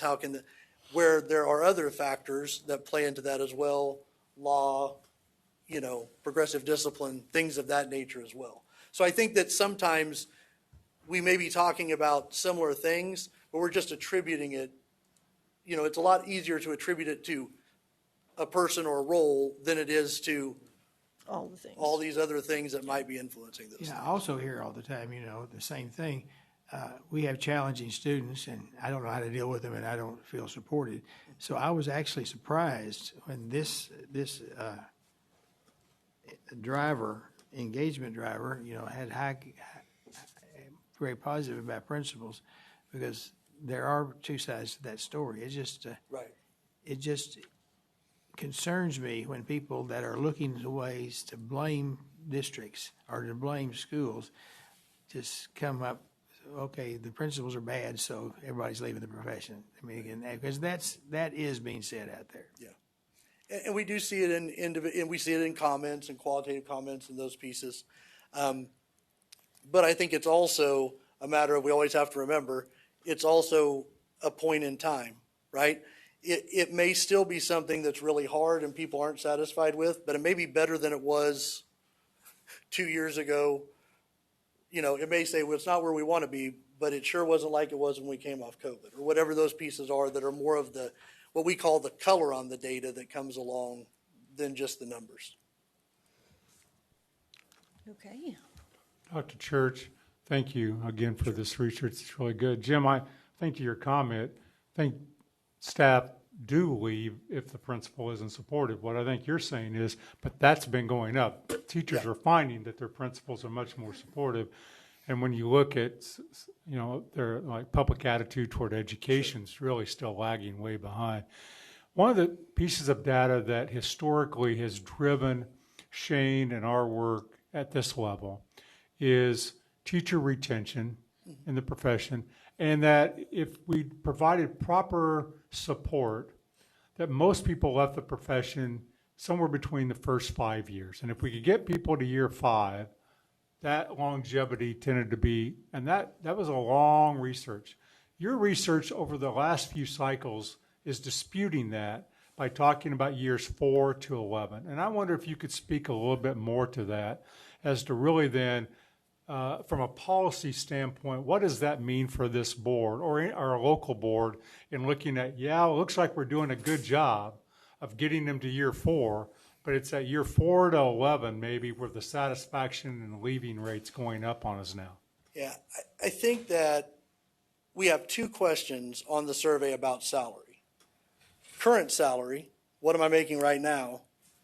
And future salary growth potential. And I think what we see actually is that the current salary, we're actually seeing some improvements in terms of how teachers feel about their current salary. But the driver of future salary growth potential, right, that's where I think that's what's affecting those 4 to 11 year teachers. Because as they look at the salary schedule and they say, okay, it's $700. Now we may negotiate raises, et cetera, but I'm making this right now, and in 10 years, I'll be making $7,000 more. Does that $7,000 get me to my ability to own a house? Does it get me to, again, these life-changing things that I'm thinking about? And during that time, I think it's the salary growth potential that really is shining through versus the current salary. But I also think, what you're saying, Dr. Watson, is absolutely right in that you might say, well, why is it not the 1st through 3rd year educator? Well, I think there is a psychological piece, and I know I had it as a teacher, where the first few years, you're just hold on by the seat of your pants, right? And as you get more experience, you feel more comfortable in your skin and how your teaching styles and your relationship building and those things. And so then I start going, okay, now that I'm here, let me think about what my future is now that I know I've gotten over that hump. And that's where we have to try to better understand that part of the experience. So then does your analysis then say that in those formative years, 4 to 11, salary is a big driver of the satisfaction of the job? Because again, I think we historically would say salary is a lag measure, meaning Yes. if other things start to indicate that you're not very engaged and unhappy, then salary starts to peak up. Right. But it doesn't show itself until these other factors. Can you speak to that? Yes. So I think that it's specifically, it is really the potential, and I think that's why we're seeing some changes in salaries not popping as much as the salary growth potential is. It's the over time piece. I'm willing to wait, but what's really my future look like? But I also think that one of the factors that we know, and this is another example of what Luke brought to my understanding, is we understand that there are transactional items and transformational items on the survey. Transactional item is simply one that says salaries one, leave days. Wherever I go, I set my new baseline at that thing, right? We had a district that had the largest number of leave days in the state to their knowledge. They hadn't increased their leave days in 3 years. It comes back as a driver, low satisfaction. How's that possible? Well, because they hadn't gotten an additional one over the last 3 years, so they've reset the baseline of the transactional item to that level. Transformational items, the parts that have to do with my relationships that I have, those are examples of transformational items. They don't have the reset, right? And it's trying to also balance those pieces as well. So if it's transactional and then my perception, if I collapse my salary schedule, meaning I take what you could make in years 20 and I move that, now you're going to make that in that 4 to 11, that's going to work for 2 years, and then you're saying it washes out because now my perception is I'm not going there they forget. Yeah, it's educating them on if I get there early and I stay there, right, this is my benefit over the years versus just understanding what last year to this year was and thinking longer term. Yep. Sure. Makes sense. Okay. Well, thank you. Thank you so much. Thank you very much. Appreciate you bringing this before us. Okay, we are set for a break. We'll take 10 minutes. Be back at 4:08.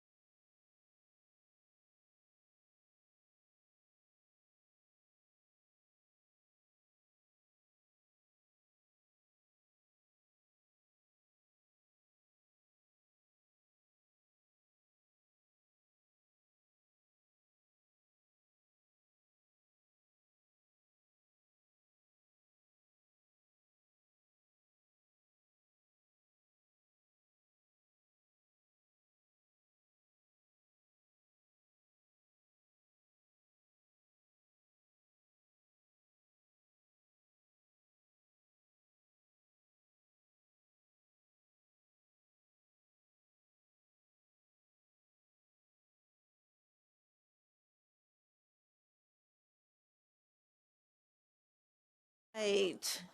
We are back and moving on. General Counsel Scott Gordon with some Professional Practice Commission items for us to deal with. Thank you, sir. Thank you, Madam Chair and members of the board, Commissioner Watson and everybody else. So the good news is these are two relatively short cases that don't involve allegations of inappropriate relationships with students. So it's a nice little variety. Both of these allegations are similar. They are alleged breaches of contract. I had them as separate agenda items just because the complaints looked slightly different. And I thought there may have been questions and concerns about that, but functionally they're both asking for the same thing for the same reasons. But I'm happy to answer any questions that any of you all may have. As a reminder, because there was not a request for a hearing, there was not an answer filed in either case. These issues did not actually go to the Professional Practices Commission first. They come straight to the Board of Education by default. Okay, board, any questions, comments? If not, ready for a motion? Just jump. Anybody? Nobody can find their motion sheet. Dan? Yep, go for it.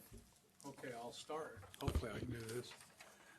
I move that the Kansas State Board of Education suspend the educator's license in case 26-PPC-10 for the remainder of the term of the current contract for breach of contract. Do I have a second? Melanie? All in favor? That would be 8 opposed, present not voting. 801, motion passes. Next one. I move that the Kansas State Board of Education suspend the educator's license in case 26-PPC-12 for the remainder of the term of the current contract for breach of contract.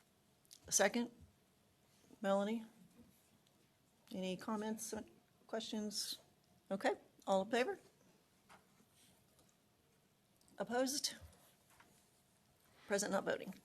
801, and that passes. Thank you, sir. Appreciate you. Thank you all very much.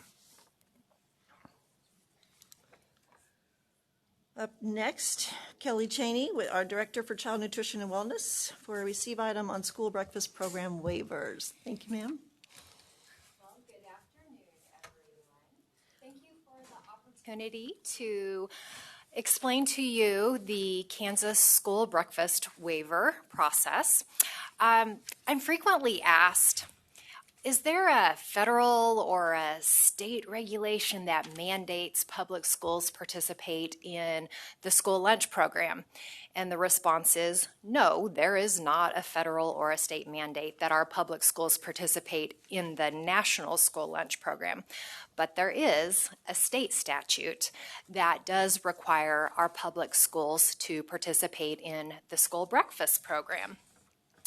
And within that state statute, there is also a waiver process.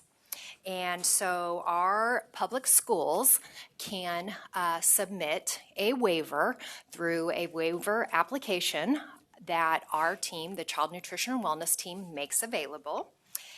And we make this application available January, February-ish.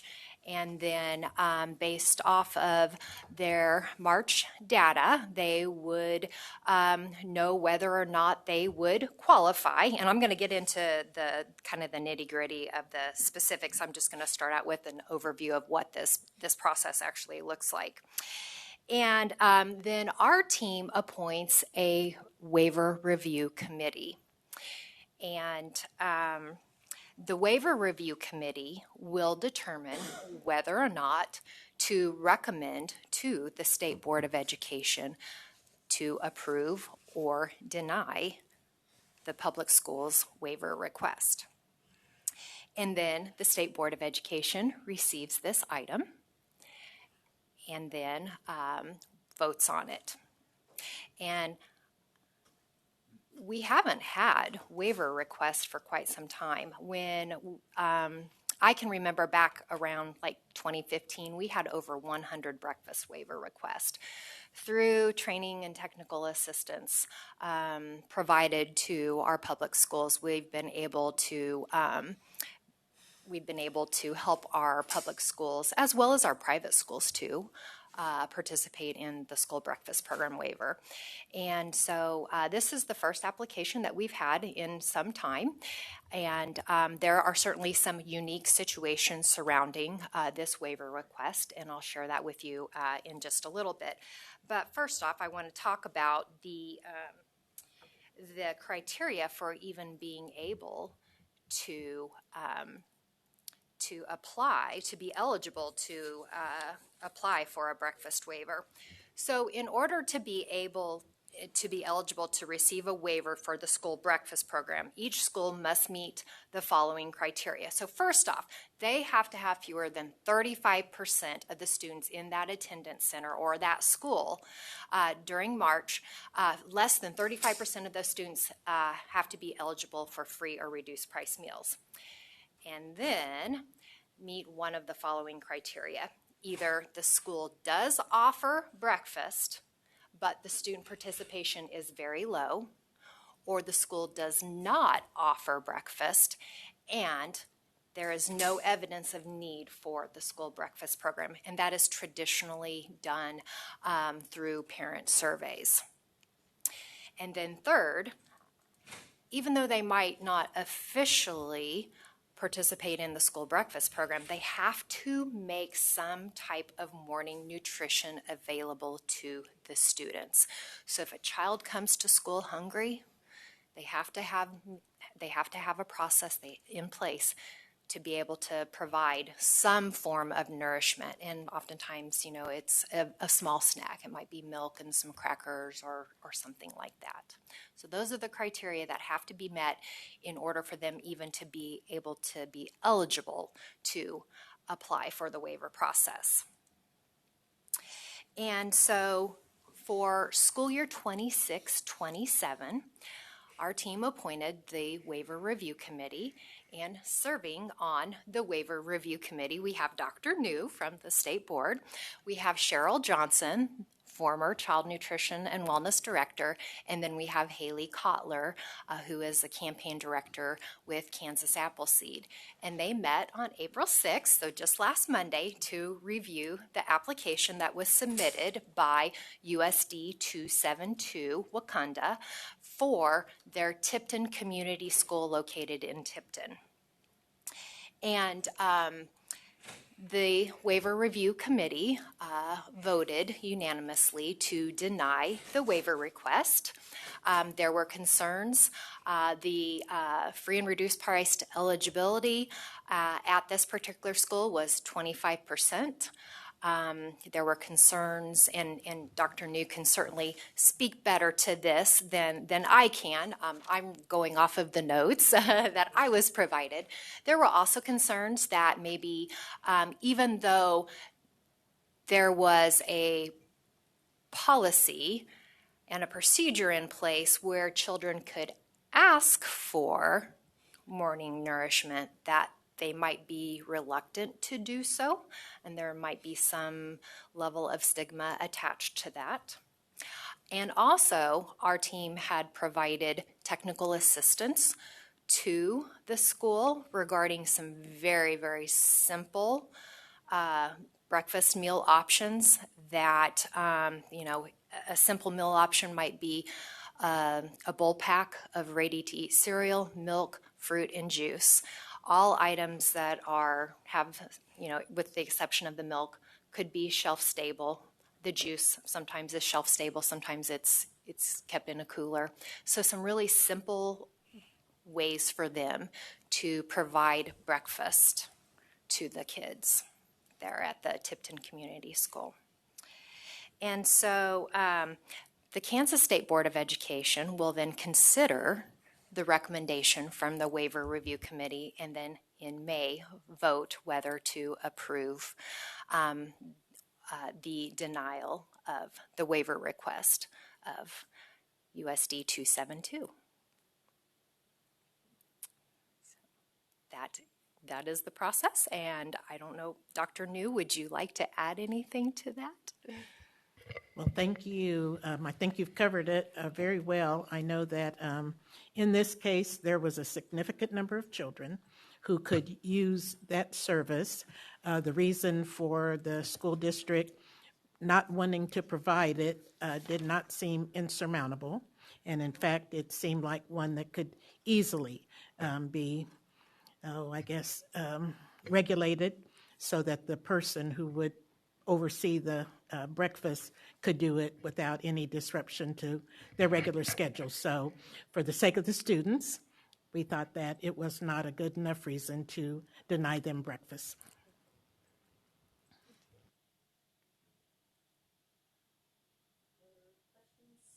Comments? Okay, well, thank you. We'll see you next month. Thank you. Okay. I'm sorry, Kelly, give me the district number again. USD 272, Wakanda. Oh, Wakanda, okay.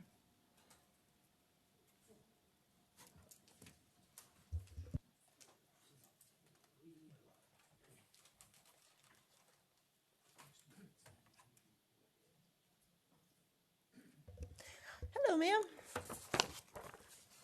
Hello. Good afternoon, fellow board members, Madam Chair. And I left my agenda over there. So this is the receive item from the policy committee that this board directed us to work on.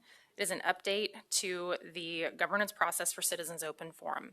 And so based on a vote from a couple of months ago, we met, the three of us on the policy committee met and reworked item 1012. You can find this if you have this is your book from your packet that lives in your folder, and it looks like it has been recently updated. So if you go to page 8, my numbering may be off. It should still be 10,007. Apologies. When you pull it out of the packet, it gets reworked.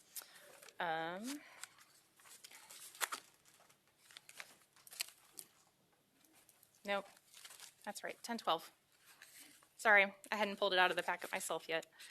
So this is a rewrite of that section. The proposal is to completely replace 1012 with the piece of paper that you just received coming down the table.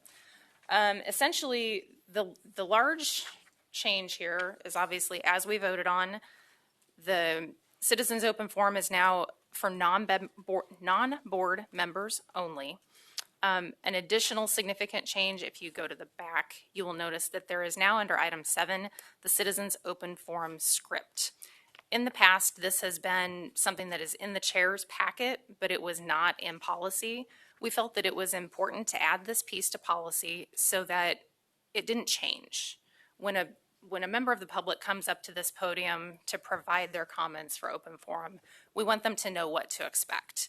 And so the expectations then become part of board policy. So board members know what to expect. The public knows what to expect in terms of what the expectations are of the speaker, how long they have to speak. They need to bring copies of any written information that they want to share with the board. And so that is all included here. This is a receive item. You have the text. Happy to answer any questions that you have right now. And of course, we can discuss it next month. And do we have this also electronically? Yes, so I sent it to Deborah. Okay. Deborah has it electronically. Betty also has a copy, not that she's online anymore. And then it'll be I suggested that we include it in the minutes for this board meeting, and then it would also be part of the packet for May. So Okay. you'll get it twice. Okay, Just to make sure everyone has it. All right. Okay. I see everybody's going to need to look it over. So take the 30 days, look it over, and we'll be Receive back. item. All You bet. right. Thank you. Thank you, Madam Chair.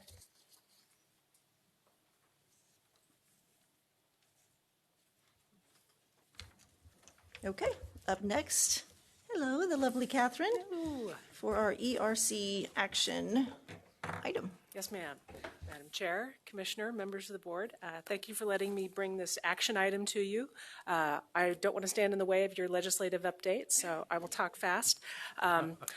The Evaluation Review Committee has recommended full accreditation for Bethel College, Mid-America Nazarene University, and Washburn University with all standards met. For Bethel College and Mid-America Nazarene, there were no areas of concern. For Washburn, there were some areas around variety of clinical experience, scope of recruiting, and what the accreditation reviewers call closing the loop, checking to make sure that the changes you made had the effect you want, but recommended with all standards met and no area, or all standards met. And then the Evaluation Review Committee also recommended program approval for Mid-America Nazarene University, a new program that has submitted its progress report and is ready to go on a continuing cycle. Pittsburgh State University for a continuing program. Wichita State University, one new program that's submitted its progress report and is ready to go on its regular cycle. And then 2 proposed new programs. Both in the teacher apprentice program, one for middle level math and the other for middle level science. You have questions about any of them? Any questions? This was obviously a receive item last month. Did anybody have any questions for Catherine? Okay. Comments? Alrighty. Well, I'm ready for a motion then, if anybody wants to jump on that. Okay, that'd be great. I move that Kansas State Board of Education accept the recommendations of the Evaluation Review Committee for Educator Preparation Provider Accreditation for Bethel College, Mid-America Nazarene University, and Washburn University, and program approvals for Mid-America Nazarene University, Pittsburgh State University, and Wichita State University. Okay, do I have a second? Beryl, thank you. All in favor? Great, we have a 9-0, was that a? Yes, okay, just all of a sudden I saw you move and I was like, okay, 9-0. Thank you very much.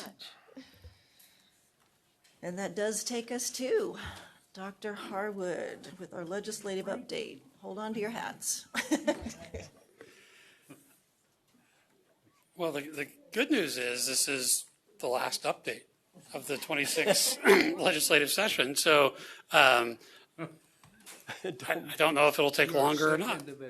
Yeah. So the difference now is I talk about this. You're doing the legislative stuff is a lot like being a weather person. So like I had no idea that the storms were supposed to be so bad through the south of here last night. But I could tell you today that there were tornadoes yesterday. I don't know that I could have told you that the day before. But once the weather is done, meteorologists do a great job of telling you what happened. And that's pretty much what I feel like now. I can tell you what happened. All right. So first thing is that, so they're done. They adjourned at, I think, 1:13 a.m. on April 11th. I didn't stay up for that. I got that from somebody else.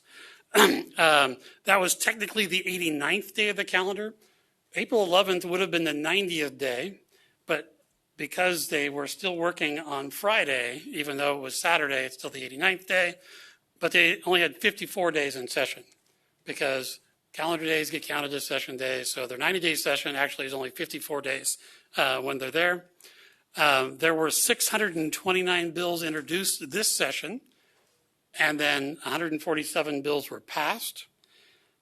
And then this was the second year of the biennium. There were actually over 1,300 bills that were in play this year, but now they're all dead.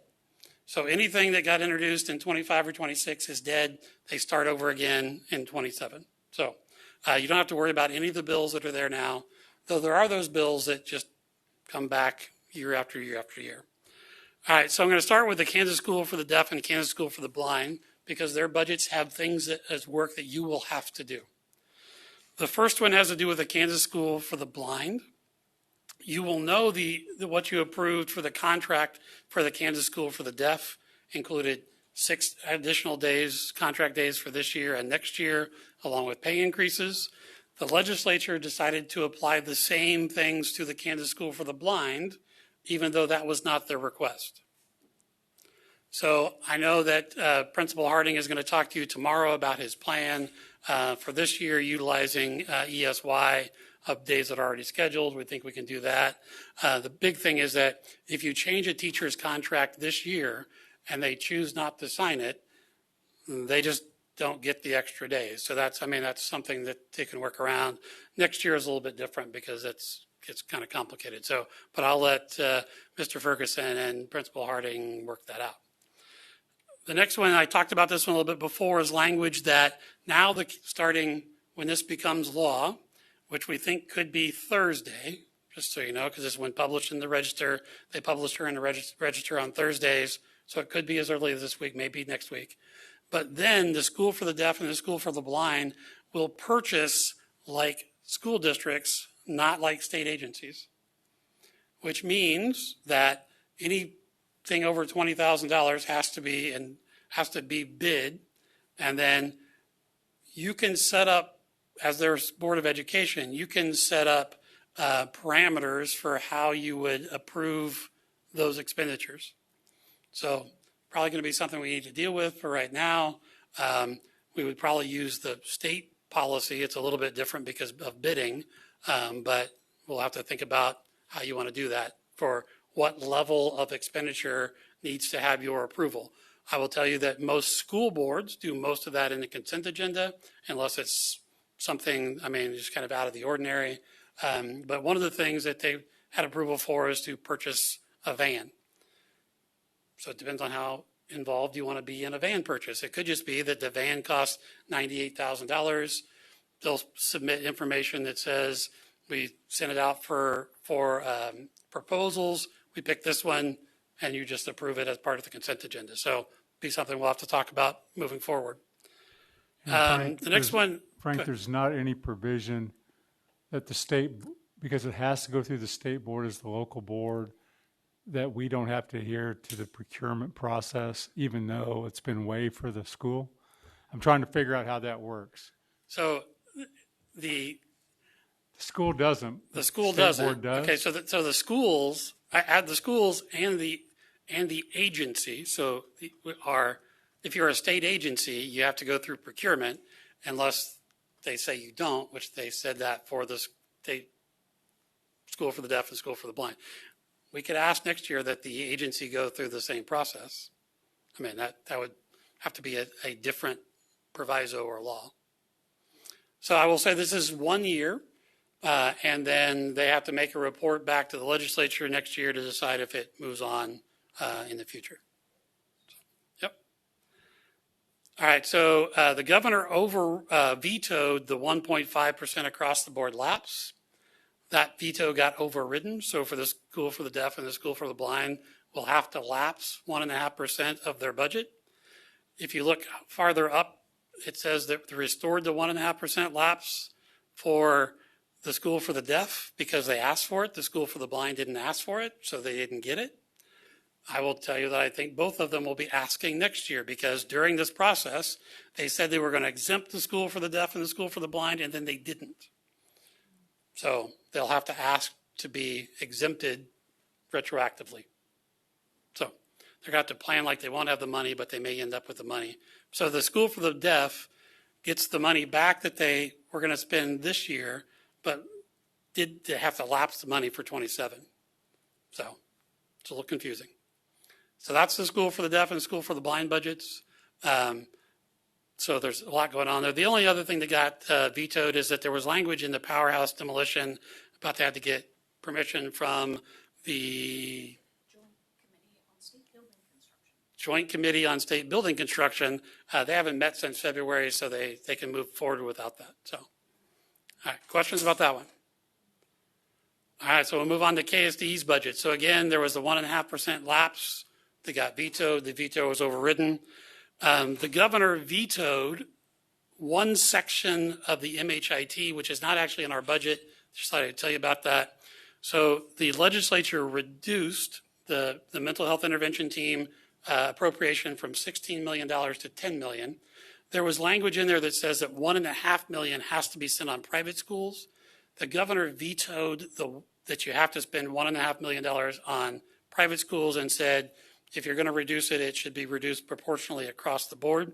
So she vetoed that language, and they sustained that veto.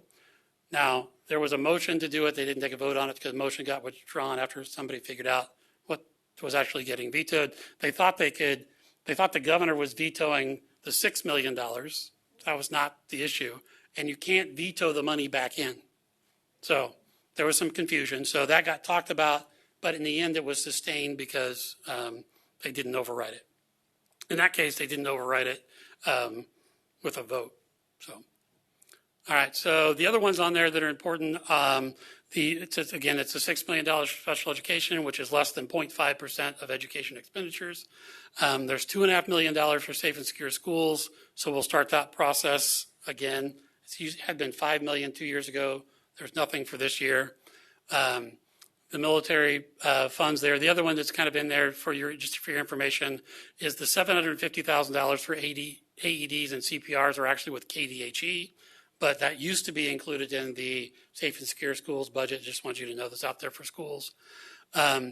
Deleting the $2 million in appropriation for virtual math means that districts that are using IXL math, currently partially funded by the legislature, it will no longer be partially funded by the legislature. So that would be they'd either have to stop using IXL math or pay for it themselves.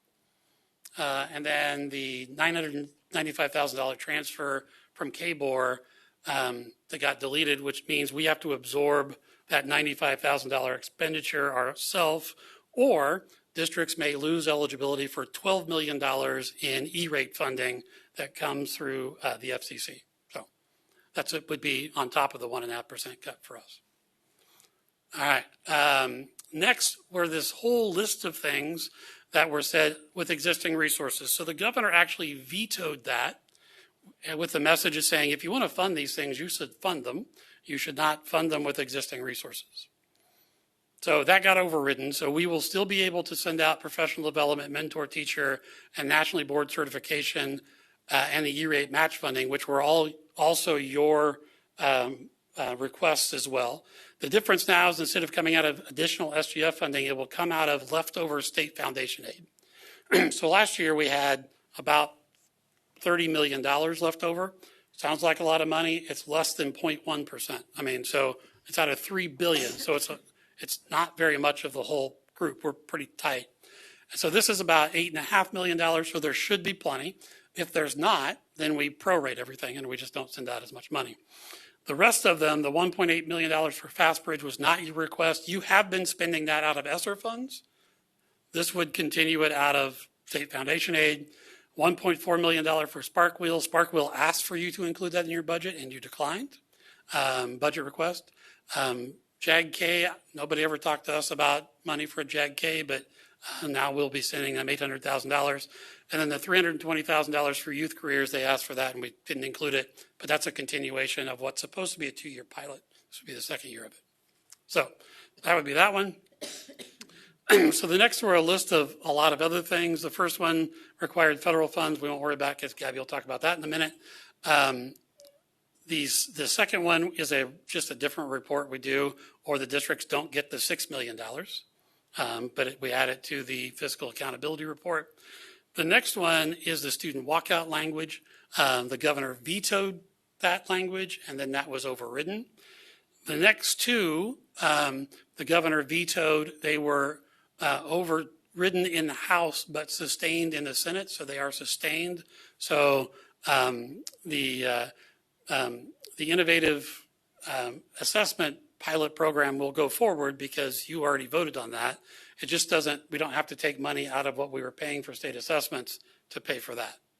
And then there's no need, there's no requirement for you to consider changing cut scores because it still would have been your decision in the end.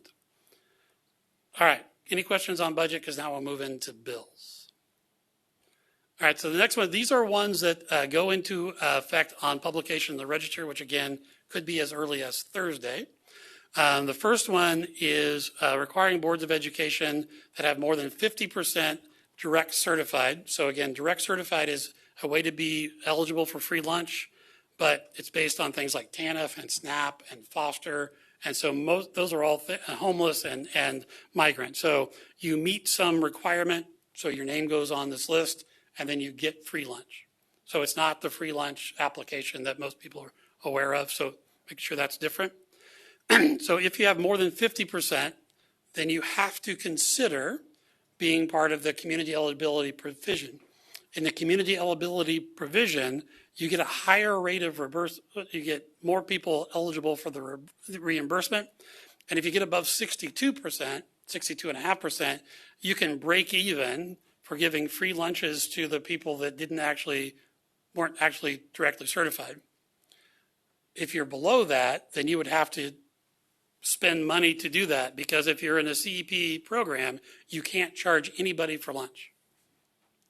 So what all this does is that now districts will have to vote on either you're going to be in or that it's a financial hardship to not be in. So that will start in June because we'll be getting that information out because you have to do it every year. The next one is about the authorization for the public innovation districts. This is not new law. All it does is changes on Thursday, we think. The deadline to apply will move from December 1 to May 1. And instead of the state boarding have 90 days to consider it, you'll only have 45. So we've already had districts ask about this. So it's likely that at the May or June board meeting, we'll have to ask you to take action on a public innovative district. Probably going to be June. Maybe we will not be able to talk about it in May because the first two have to go through the governor and then the chairs of the two education committees in the House and the Senate. So that's been the process all along. So I was going to say, that's my question. I know I've asked this question and I just have not retained it. What is that? So Randy might be able to answer it better because he was once a member of a public innovative district. That was done to, you could waive state board regulations and laws that weren't federal. If they applied, that the districts that were in there came to state board and asked to dissolve several years ago. A long time ago now. And so that was dissolved by their request. Because I think they figured out that state board at that time was saying, we'll be in a redesign, you can do things that you want to do, and they weren't finding anything that they could do additional, so they chose to stop meeting. So that means that they're currently, so the it's called the Coalition of Innovative Districts. And so once there is one, then a district would first apply to the coalition. If the coalition approves it, then it comes to the state board. Since there's no coalition now, it goes to the governor, the chair of Senate Ed, and the chair of House Ed. And if they approve the application, then it comes to you and you have 45 days to act on it. In the application, they have to tell you what they're planning to do and what they're already doing, what they're planning to do, and how they're going to measure whether or not they're successful. That's part of the application process. Interesting. It's limited to 10 pages, by the way. That's one of the last, yeah. So. Since this was dissolved early on in my time here, which is a long time, why is this even an issue? So the one district that spoke during testimony talked about wanting to be able to hire non-licensed people to work in the trades education. So specifically, so they could hire a plumber to teach plumbing and not hire a licensed teacher. That was the specific example. Except we have a way to do that without going through all of this. And certainly that would be something that the state board would consider in the application, is that if there is already a process and that's the only thing going on, that might be a reason to not approve it and just say, here, there's this process for this already. I think that was one of the things that the old coalition board found, is that if you ask the right people the right questions, you can already be pretty innovative. But we'll try again. All right. So next is, so I will say this. So House Bill 2485, each one of the bullet points is a different bill that was put into this. So this one bill actually was 6 bills originally. And so the one that I want to talk about the most is this middle one, which is the blueprint for literacy. So I want to talk about it because this will actually require consideration by the state board going forward. So what went into, so now what this bill tries to do is take the blueprint for literacy and the Every Child Can Read Act and kind of bring them together to be more of a comprehensive plan. Now, last month, Dr. Curtis presented to you a comprehensive literacy plan, which I think would work. Now, it'll have to go through this other process, which would involve both the state board and the Board of Regents. And so one of the things that was in there were literacy plans for students at K-3 that weren't reading at a certain level. So that will be in the law. The other part that you already have is that every student has to be screened for dyslexia, kindergarten through fall of ninth grade. Now, the law says pre-K through eighth grade. The big difference is right now you have a list of screeners you can use. This would call for the state board to adopt a single statewide universal screener. So the folks putting together the comprehensive plan are supposed to make recommendations to you about what that screener should be. And then you would decide if you do an RFP for a single statewide screener. I will tell you that there is no funding attached to the screener. So best case, you would do an RFP to get a statewide contract that then the districts, to make it cheaper for the districts when they have to do that particular one. But there is funding for a screener that may or may not be the universal screener adopted by an RFP process, FastBridge. So, but that's funding only for 1 year because it's in a proviso. So, but my recommendation would be is that if the state board goes through the RFP process and has a single statewide screener, part of your budget request could be that you have continued funding for that because you had been funding at least half of that with ESSER funds for several years. The state is doing it again this year with state foundation aid. That could certainly be a request going into the next year of, okay, here, yeah, we picked this one. We think districts should do this. Here's the cost. Let's find a way to pay for it. So that could all happen in that. There are a few other things in there about the higher ed and their accreditation, which we'll talk about at a later date because that one doesn't come up quite as fast. Okay? All right. The next one, and then I'm going to let Gabby take over, is just the cell phone bill. It doesn't go into effect until July. So just you're aware of that. KSDE is starting to put out some things for districts. Again, there's nothing for the state board to do in this situation. All we have to do is collect that the districts certify that they have a policy by September 1st. We don't collect the policies. We don't post the policies. They just have to certify to us that they have one. So that would be our only part in that. And with that, I'll let Gabby talk to you about the other bills that will go into effect July 1. Thank you. So I'll finish this section and then we'll talk about some vetoes and overrides and then I'll hand it back to Frank. So starting with House Bill 2320, this bill focused on some changes related to students in foster care. It does three primary things. It authorizes enrollment in any district for a student that is in foster care. It sets some requirements for the transfer of records that will have to be within 2 business days. And then it does codify a transportation plan for students that are staying in their school of origin. We'll run through these bills pretty quickly. House Bill 2537 was called Caleb's Law. It does create 2 new sections of law on crimes of aggravated sexual extortion causing great bodily harm, and then aggravated sexual extortion causing death. And it does require the Attorney General to provide some educational materials that will be disseminated to some organizations in the bill. Senate Bill 260 makes some changes to election law. It prohibits a candidate, a joint candidacy for governor and lieutenant governor from filing a vacancy. And then it does provide for when a candidate can withdraw in a city, school district, and community college election. There's some new exceptions for those. If there was a emergency health situation, a candidate could withdraw, whether it's themselves or a member of their family.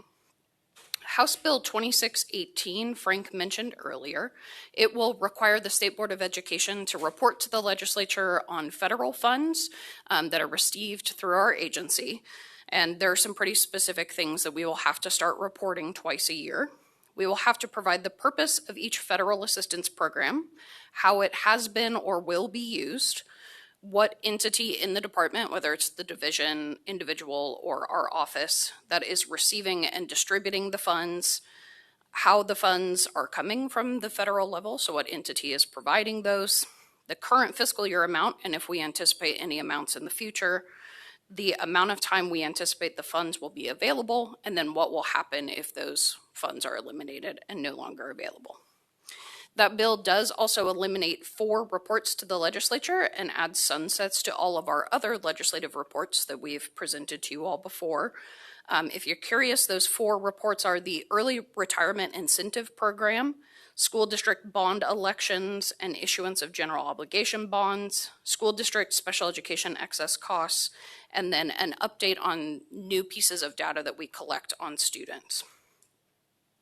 House Bill 2622 modified the municipal lease purchase protest petition requirements.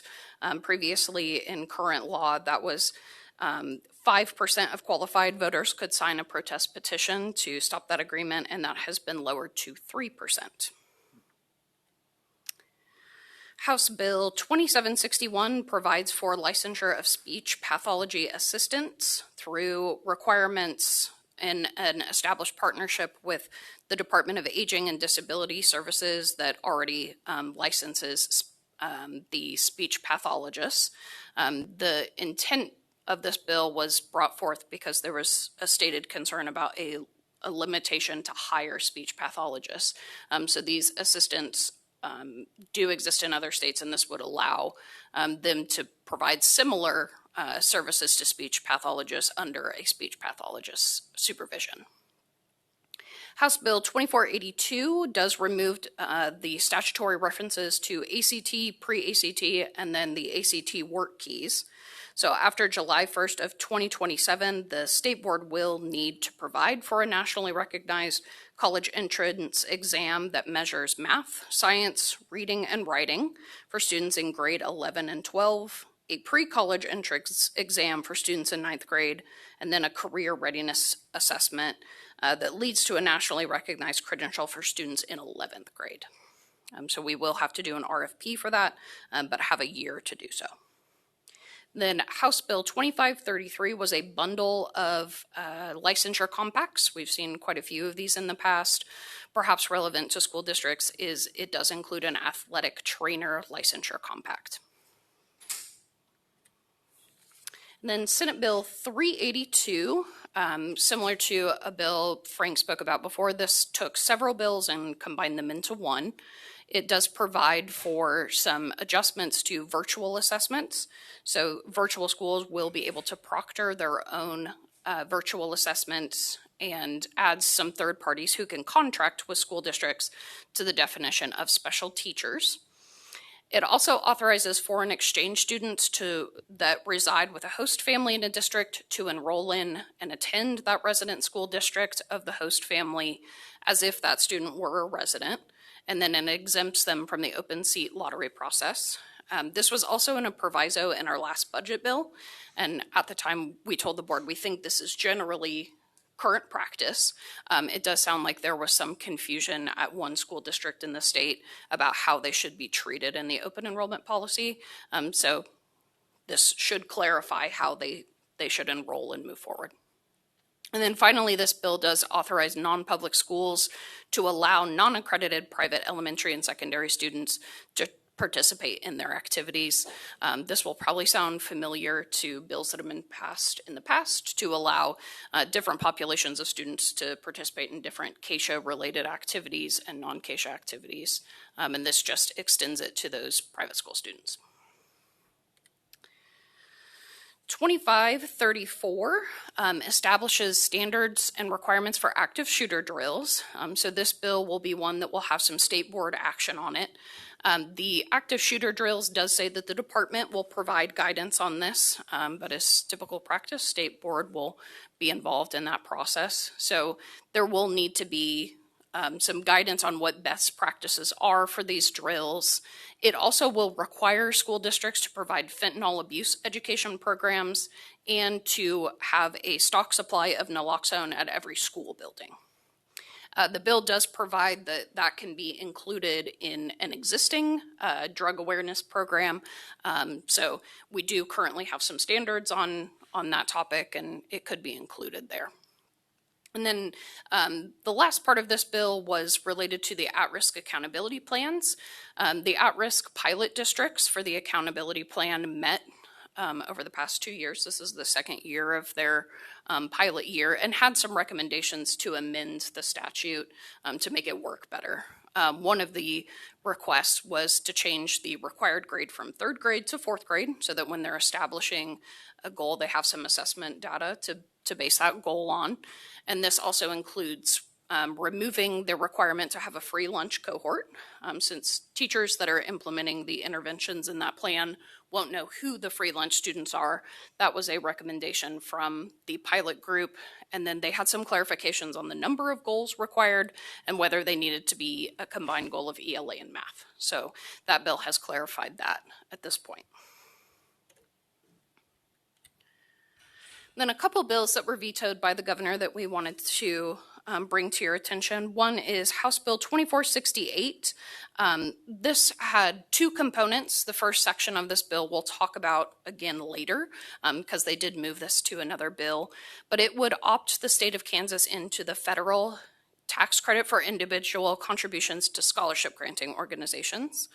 And then that bill also increased the aggregate tax limit on the tax credit scholarship for low-income students program. I think I mixed up the word salad there, but this bill was vetoed and they did not override this one. They did plan ahead and put the section regarding the federal tax credit in another bill we'll touch base on in just a minute. And then House Bill 2745 was one version of a tax bill this year.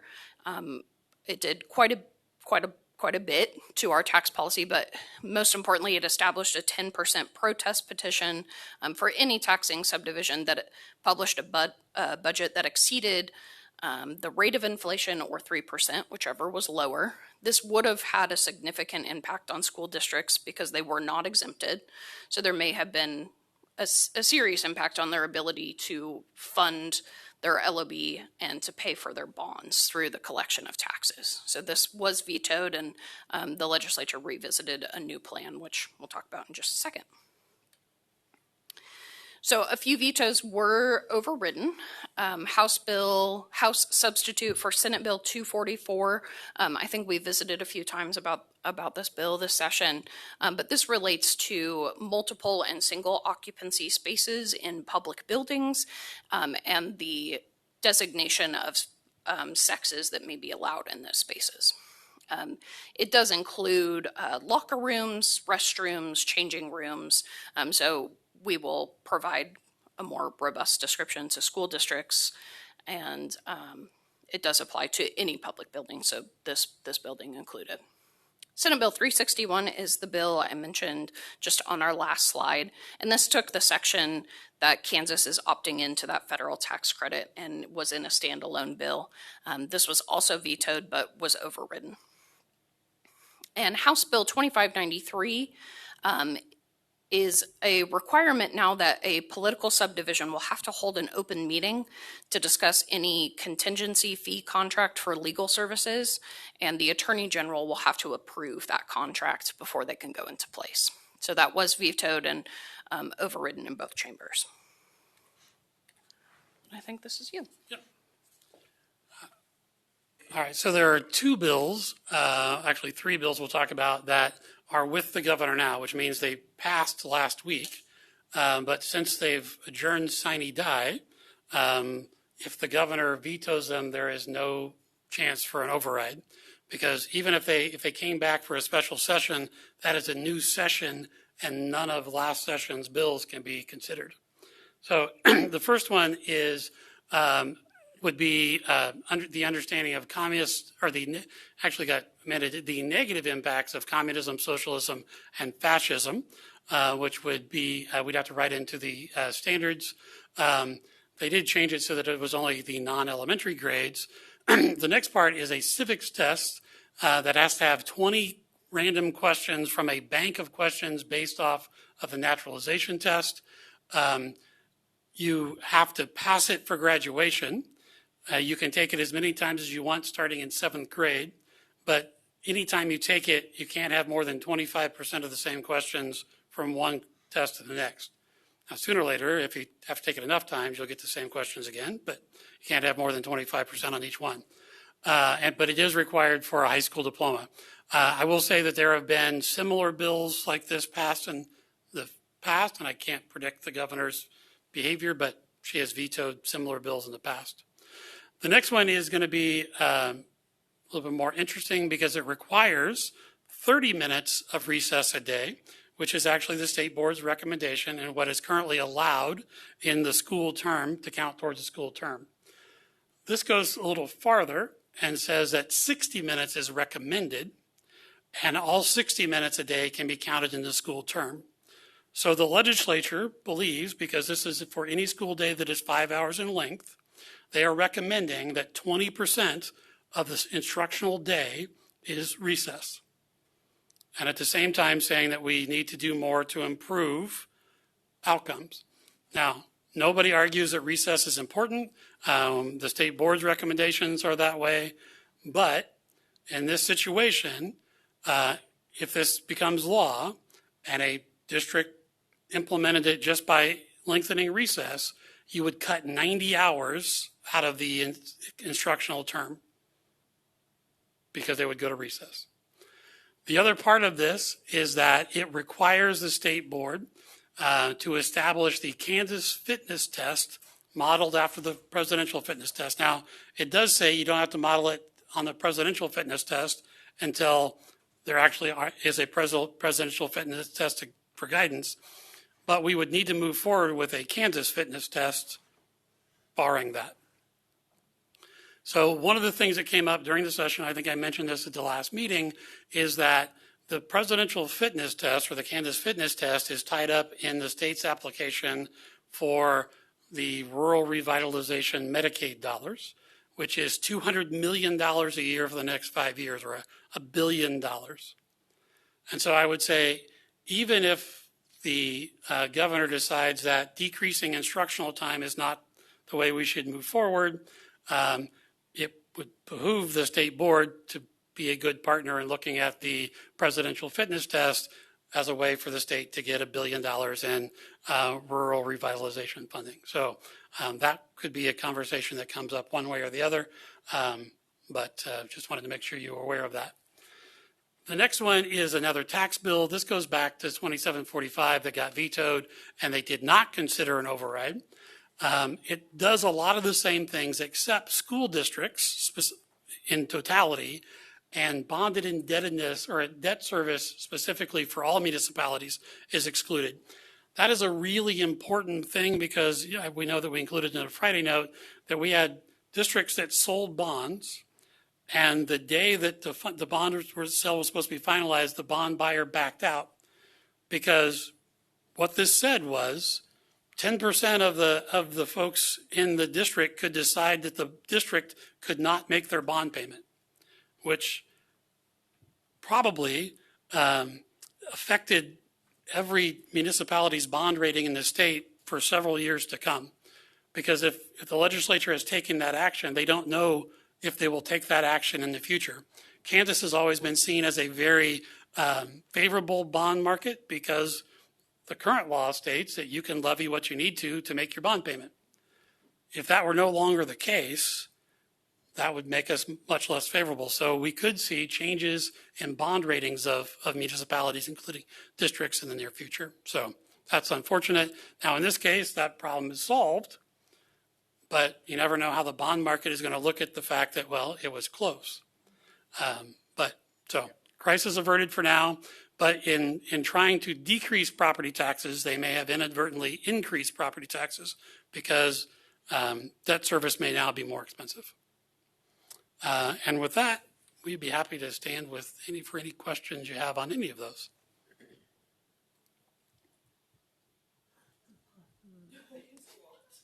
It is a lot. We've been doing this since January, so.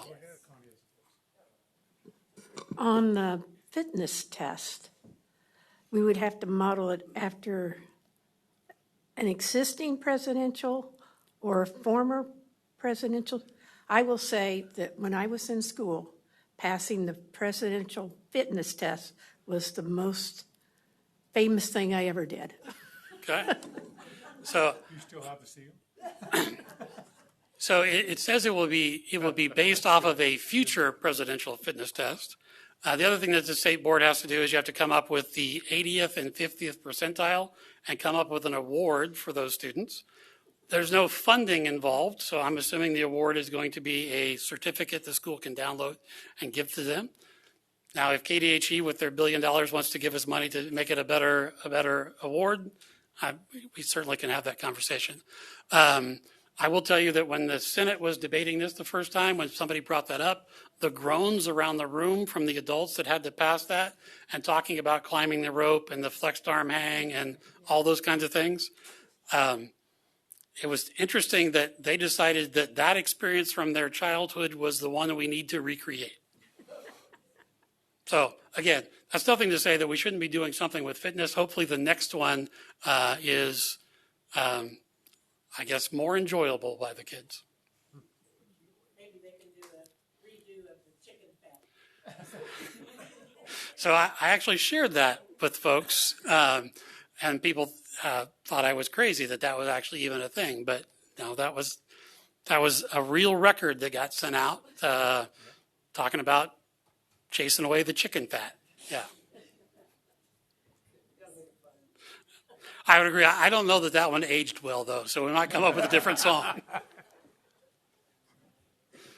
Okay, I think we're all kind of taking that in. Obviously, we have the slides to go back and digest. Yeah, and some of these we'll be bringing up again because, Yes. like I said, there's some of these that the state board has things to do in the future, and so those will be coming back to you. Some of them, like ACT, we got a whole year, so we'll start the RFP process. Probably the ones that's going to be coming back the soonest is some of the blueprint for literacy things. Yes. Does the governor have a certain amount of time? Yes. And then if she doesn't? So the rule is that she has 10 days from when she receives it. So I will tell you that because they got done, I don't know if she's received these yet, but she has 10 days from the date that she receives them to take action. If she doesn't, they become law without her signature. So she can veto or sign or just let it become law. So we'll know that within the next 2 weeks. So Okay. as Frank went over that, again, I'm going to take you up about the 10,000-foot view here. Earlier today, you heard from Natalie, you heard from Kelly about state law or federal law, right, says this. Think about how many laws Frank just went over that will now be new. You'll know these. The next board won't know these. They're going, where did this come from? Why are we doing this? This is what happens every legislative session. So we just add, and then, boards are like, well, I don't understand. And then our staff has to go into implementing those because they're in law. And you'll remember these very vividly, but you don't remember the ones that came before you because you weren't here. And that'll be true of new boards too. So that's what always makes it interesting about why are we doing these things. Anything that we're doing either comes from state statute or federal law for us, or state board regulations, but most of it's state statute or federal because that's where the funding comes from. Right. So one credit I'll give this legislative session, when they were adding another report for us to do, they took a serious look at the ones that they were already getting that they had never heard of.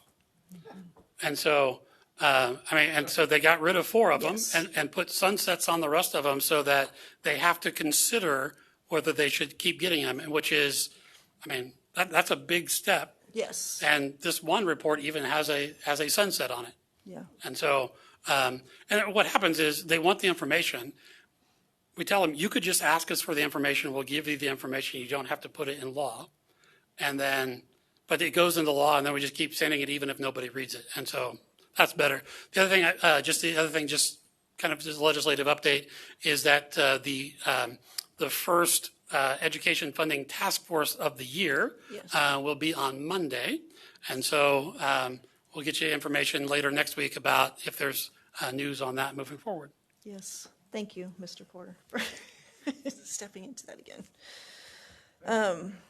Okay, yes, no. What I really appreciated with the reports as you talked about that, I was like, well, they just lined up with our board goals. That was so nice of them. And at least we got that. So that was a plus. We appreciated that very much. Thank you. Thank you for, wow. quite the session. I did watch some of those. Interesting.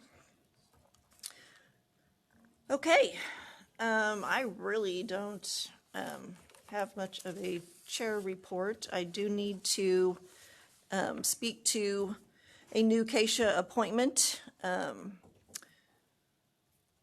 Due to a couple of reasons, Michelle needed to pull back from hers, plus it's coming due in July anyway. So Michelle will be stepping away from the KSDE Directors Board, the full board, right? And Dr. New has agreed to step into that, and there's an April meeting next week.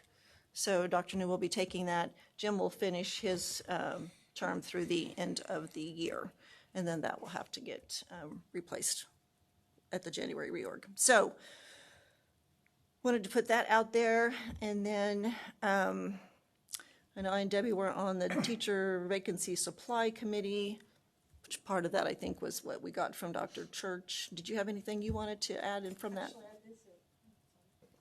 Thank you, Madam Chair. I visited Cheney School and talked to Heidi Wells, who oversees both Cheney and Garden Plain for that pilot menu program that they contracted, and had a great conversation with her. I missed being there at the time they were doing the meals, but we just had a really great conversation. She said culinary classes are exploding, and we discussed like lots of different ideas, creative ways that we can encourage local participation with providing fresh food and possible ways to provide incentives for kids to participate in that. So they were just conversations just for fun. Okay, great, great. Let's say, anybody, I don't know who all met. I don't have that. I didn't keep it. We have the site council coming up for KSDE, so that'll be in May. So that'll be good. Our first one. First site council, Yep. wonderful. Okay. Jim? I was going to report about the funding task force. We have the fact that we're going to meet Monday and Tuesday. We don't know the times nor the agenda. So whenever that becomes available, I'll send it to Deborah to send out to everybody. So you can watch those online. And I think it may be really interesting. We do have the KSDE meeting. The executive board meets Wednesday and Thursday, and then the whole board meets Thursday afternoon. And one of the things that is going to be presented was to sanction girls flag football. That has really taken off across the nation. There's going to be some opposition from some smaller schools, apparently, even though you don't have to participate. Right. And so that might be interested in doing that. And by the way, the Kansas City Chiefs picks up most of the costs to schools. Interesting. So, and they're really pushing it because, and so I think that's going to be exciting. And in case anybody questions it, my position, since my granddaughter plays flag football, I'm going to support it. Otherwise, you might be in trouble. And then Friday, we are interviewing Mark Lentz, who has been a long-term assistant executive director, is retiring, and we'll be interviewing Friday for his replacement. That's KSDE as well? KSDE. Okay. On the teacher vacancy supply, again, we got, I think that was the meeting that we actually went over what you heard from Dr. Church. Lots of conversations about special ed licensing. There's a lot, really, that's just kind of continuing to be conversational and looking for different ways. Lots of surveys that they do as well. Talked about the new program that Fort Hays has for the bachelor degree for special education. They did lose what they had hoped for was a partnership to get the deaf hard of hearing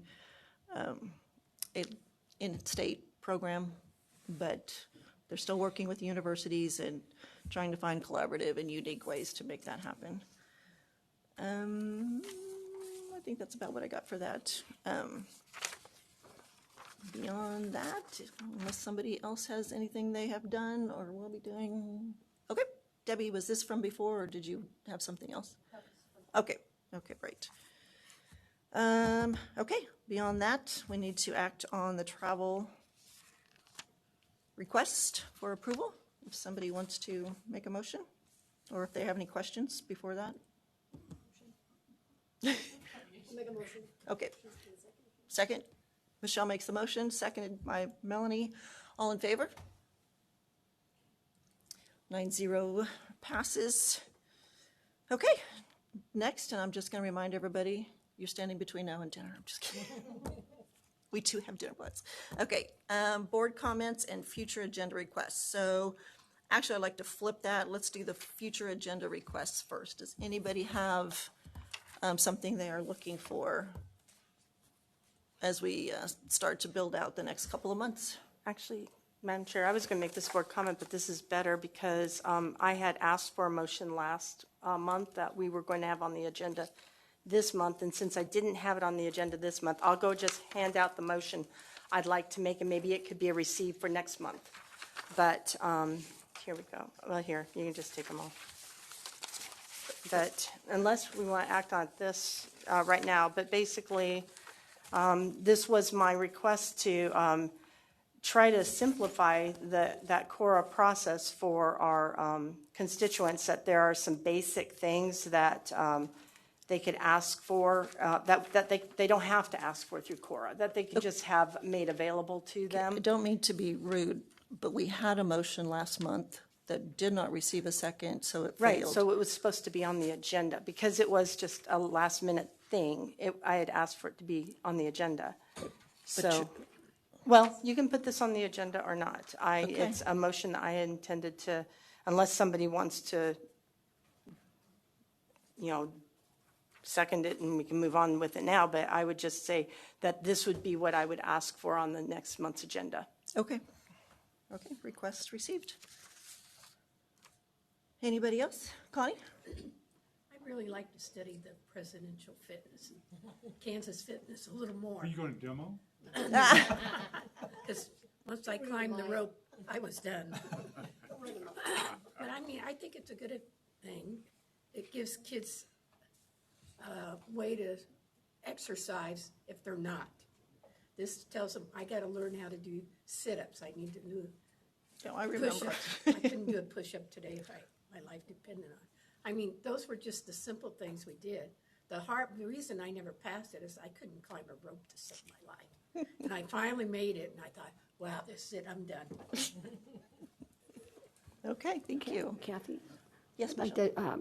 with one of those bills, I'd like to know how they're going to implement, and since we have to do that at the State Board of Education, but implement career assessments, how they're going to do that. It's in the bill, and that he showed up got passed. So for like CT, like. So how are they gonna do that? currently, just so you understand, and then we can put this on, current law says we have to contract with ACT for a ninth grade assessment, pre-ACT, the ACT and ACT work keys. The legislature said we probably shouldn't specify that it's ACT. Go to an RFP that may, if SAT or one of the others wants to bid. So they took out ACT and then just require us to re-RFP it. So it would be the same that's in law now, but it takes out the language of ACT. So that career readiness, that's the one I was talking about. That's ACT work keys right now. Oh, ACT work keys, okay. Yeah. So that's what they did. They just stripped that out, the title of ACT. What I have seen online is that there are other companies trying to build that and they cannot get into the market. And so my guess is somebody got to our legislature and was like, hey, that's not fair. We should be allowed to try. So they did pull that language of having to use ACT. So the RFP will give them that opportunity to say, we want to provide those assessments. Well, does that make sense? Okay. Okay, anybody else? Yes? I'm just really encouraged that we're having, looking forward about devices, what it's doing in the classroom, and wrapping all in the aspect of handwriting and reading, how they compete with each other. I mean, what taking time away from those core curriculum things, this is what I'm reading, and it's like, okay, if we're trying to just use up time, then everybody loses. Right. if there's no really instruction happening in the classroom. And I just want to really encourage us to keep having that conversation and what Dr. Watson And has districts asked are us to do. having that conversation. I was just at a school improvement day, which was 4 districts in Salina last week, I think it was, whatever day it was. And one of the districts was full in talking about that and how they're really looking over across the staff and asking that question, what are you using it for? Whether it's iPad or the device. It should definitely not be a reward for, okay, I got my work done and now I get to play on the thing. You know, it shouldn't be instead of recess. Like really looking at how it's being used. If it's necessary for instruction, that's one thing, but otherwise it really needs to pull back. So there's definitely more and more conversation out there about really looking at that. And one of the conversations I had with somebody, and I don't remember the district they were from, when I was at JAG-K a while back, was they were talking to McPherson because they had heard what they were doing. So there's a lot happening out there. So yes, as we continue to go into that, I think it'll just continue to build. Yeah, I would just add that I would hope we would maybe have enough conversation before the next school year this Absolutely. fall that we can send out recommendations and, give some guidance because yeah. we don't want to be behind the movement. I mean, we want to be active and be helpful and not just reacting. You're starting to sound like Melanie and Danny and the rest of the board. Let's get this done now. So we're going to try to bring you something in May. I'll tell you, do our best. I tell you, when and for me, it's about grandchildren. I mean, there's some selfish, ambition here, but it's real. It really is real. Okay. Any other board comments before we take off? Yes, Madam Chair, because that was agenda. So on the board comments, I just saw that letter that went out. I don't want to be mixed up in the core requests are not my core requests. I haven't made a core request. And so there was a thing that went out to the whole board that I had my name attached to, and my name was wrongly attached. I had another board member respond to it as if I'm holding the board hostage. I still want to know why I got that packet of letters. Now, what I'd like to know is, am I actually under legal counsel on this board or am I not? I don't understand the question. Is Mark my legal counsel? We voted for him today, but he has demonstrated to me that he's not willing to legally counsel me. So I just need to know, am I now covered by legal counsel on this board? As I've explained in prior conversations, as long as you act in the capacity as a board member, and if there's some legal issue, I represent the board as a whole. So you'd be covered as counsel for the State Board of Education. Okay, because see, when I got that packet of letters, I wanted to know why, and that's part of legal counsel. Why did I get it? Why did I get it? What am I supposed to do with it? What caused it? And who authorized spending north of $11,000 to do it? This is a question. People are asking core requests not because I tell them to or because it has anything to do with me. They're actively upset that this happened to me, and they're handling this. I'm not even involved in that. So I know about it, but that's about it. I know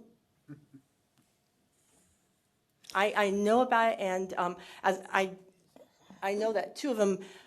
One of them, by the way, start calling her Mrs. Warren because she is my daughter. You guys refer to my daughter, but she has been married for 6 years, and she lets me know like after she made a core request, and the legal counsel keeps calling her Mrs. Potter, and she's not, but she just tells me after the fact. So I really don't want that association that I'm driving this, other than nothing could have woke a lot of people up in my district other than what happened to me. A lot of people. It's not even just my kids. A lot of people. Did you have some? Okay. I know. I would just remind the board chair that I believe you put an issue out at one of the prior board meetings and asked if there was a second or if they wanted to take that up in some further fashion at the board table. We've also had an executive session that's covered some of that. I think the letters are self-explanatory. I have responded to specific questions raised by one board member, but other than Board Member Potter, nobody's raised a concern that I needed to address. We are responding to core requests from several people. The person that I referred to in the email, that was taken directly from the cover letter from the Attorney General. So that the individuals who I believe are your family members have used various names and emails, including the last name Potter. So I don't think I'm misstating anybody. No, I'm just saying that as a reference. courtesy to her, I'd change that. But what I want to know is I'm not asking Cora, I don't need to make a Cora request. I'm a legal client. I should be able to ask for those communications so I can see what drove this. I should have that. That information should be available to me. It should be available to me. And because I'm either under your legal counsel or I'm not. If I'm not, then I suppose I need to go make core requests like anybody else, but I haven't. I'm making a request as your client for this information, and I have in January and February and March and now April, asking for the communications because I want to see why I received those I letters. believe, and I think I've talked to just a few of the board members who have bothered to take it up. The letters, as counsel said, were self-explanatory. They were about very specific things. They gave policy. They gave, like, they were true to events that occurred, things that were said, and they gave instruction. That is all they were, and they should be taken as such, as many have said. By whom? I just want to point out that if you asked the blanket question, if I represent you as a member of the board, the answer is yes, but not in every situation, not in every circumstance. So you have told me separately that you have separate counsel. We've talked about other issues, like one of the letters had to do with... No, I got separate counsel when I got that packet. I have a real estate lawyer. So I don't think that this is appropriate for debate at the board table because we've discussed this. Well, I'll tell you, I have no separate counsel. I asked you why I got those. I haven't had. I asked you why I got those letters.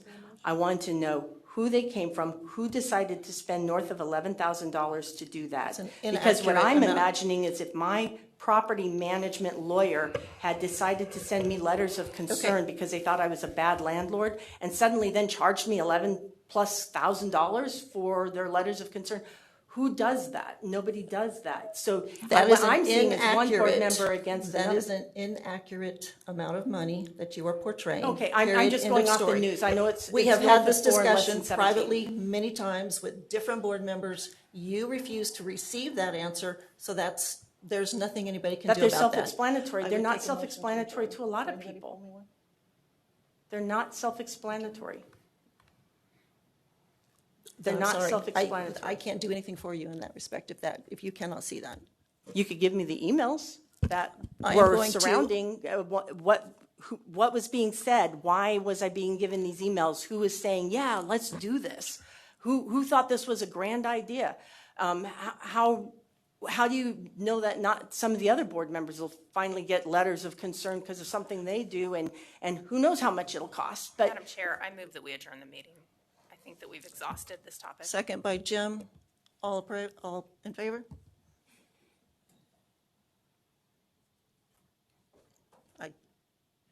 Okay, opposed? I don't know where you were. I guess adjourned. Okay, 9-0.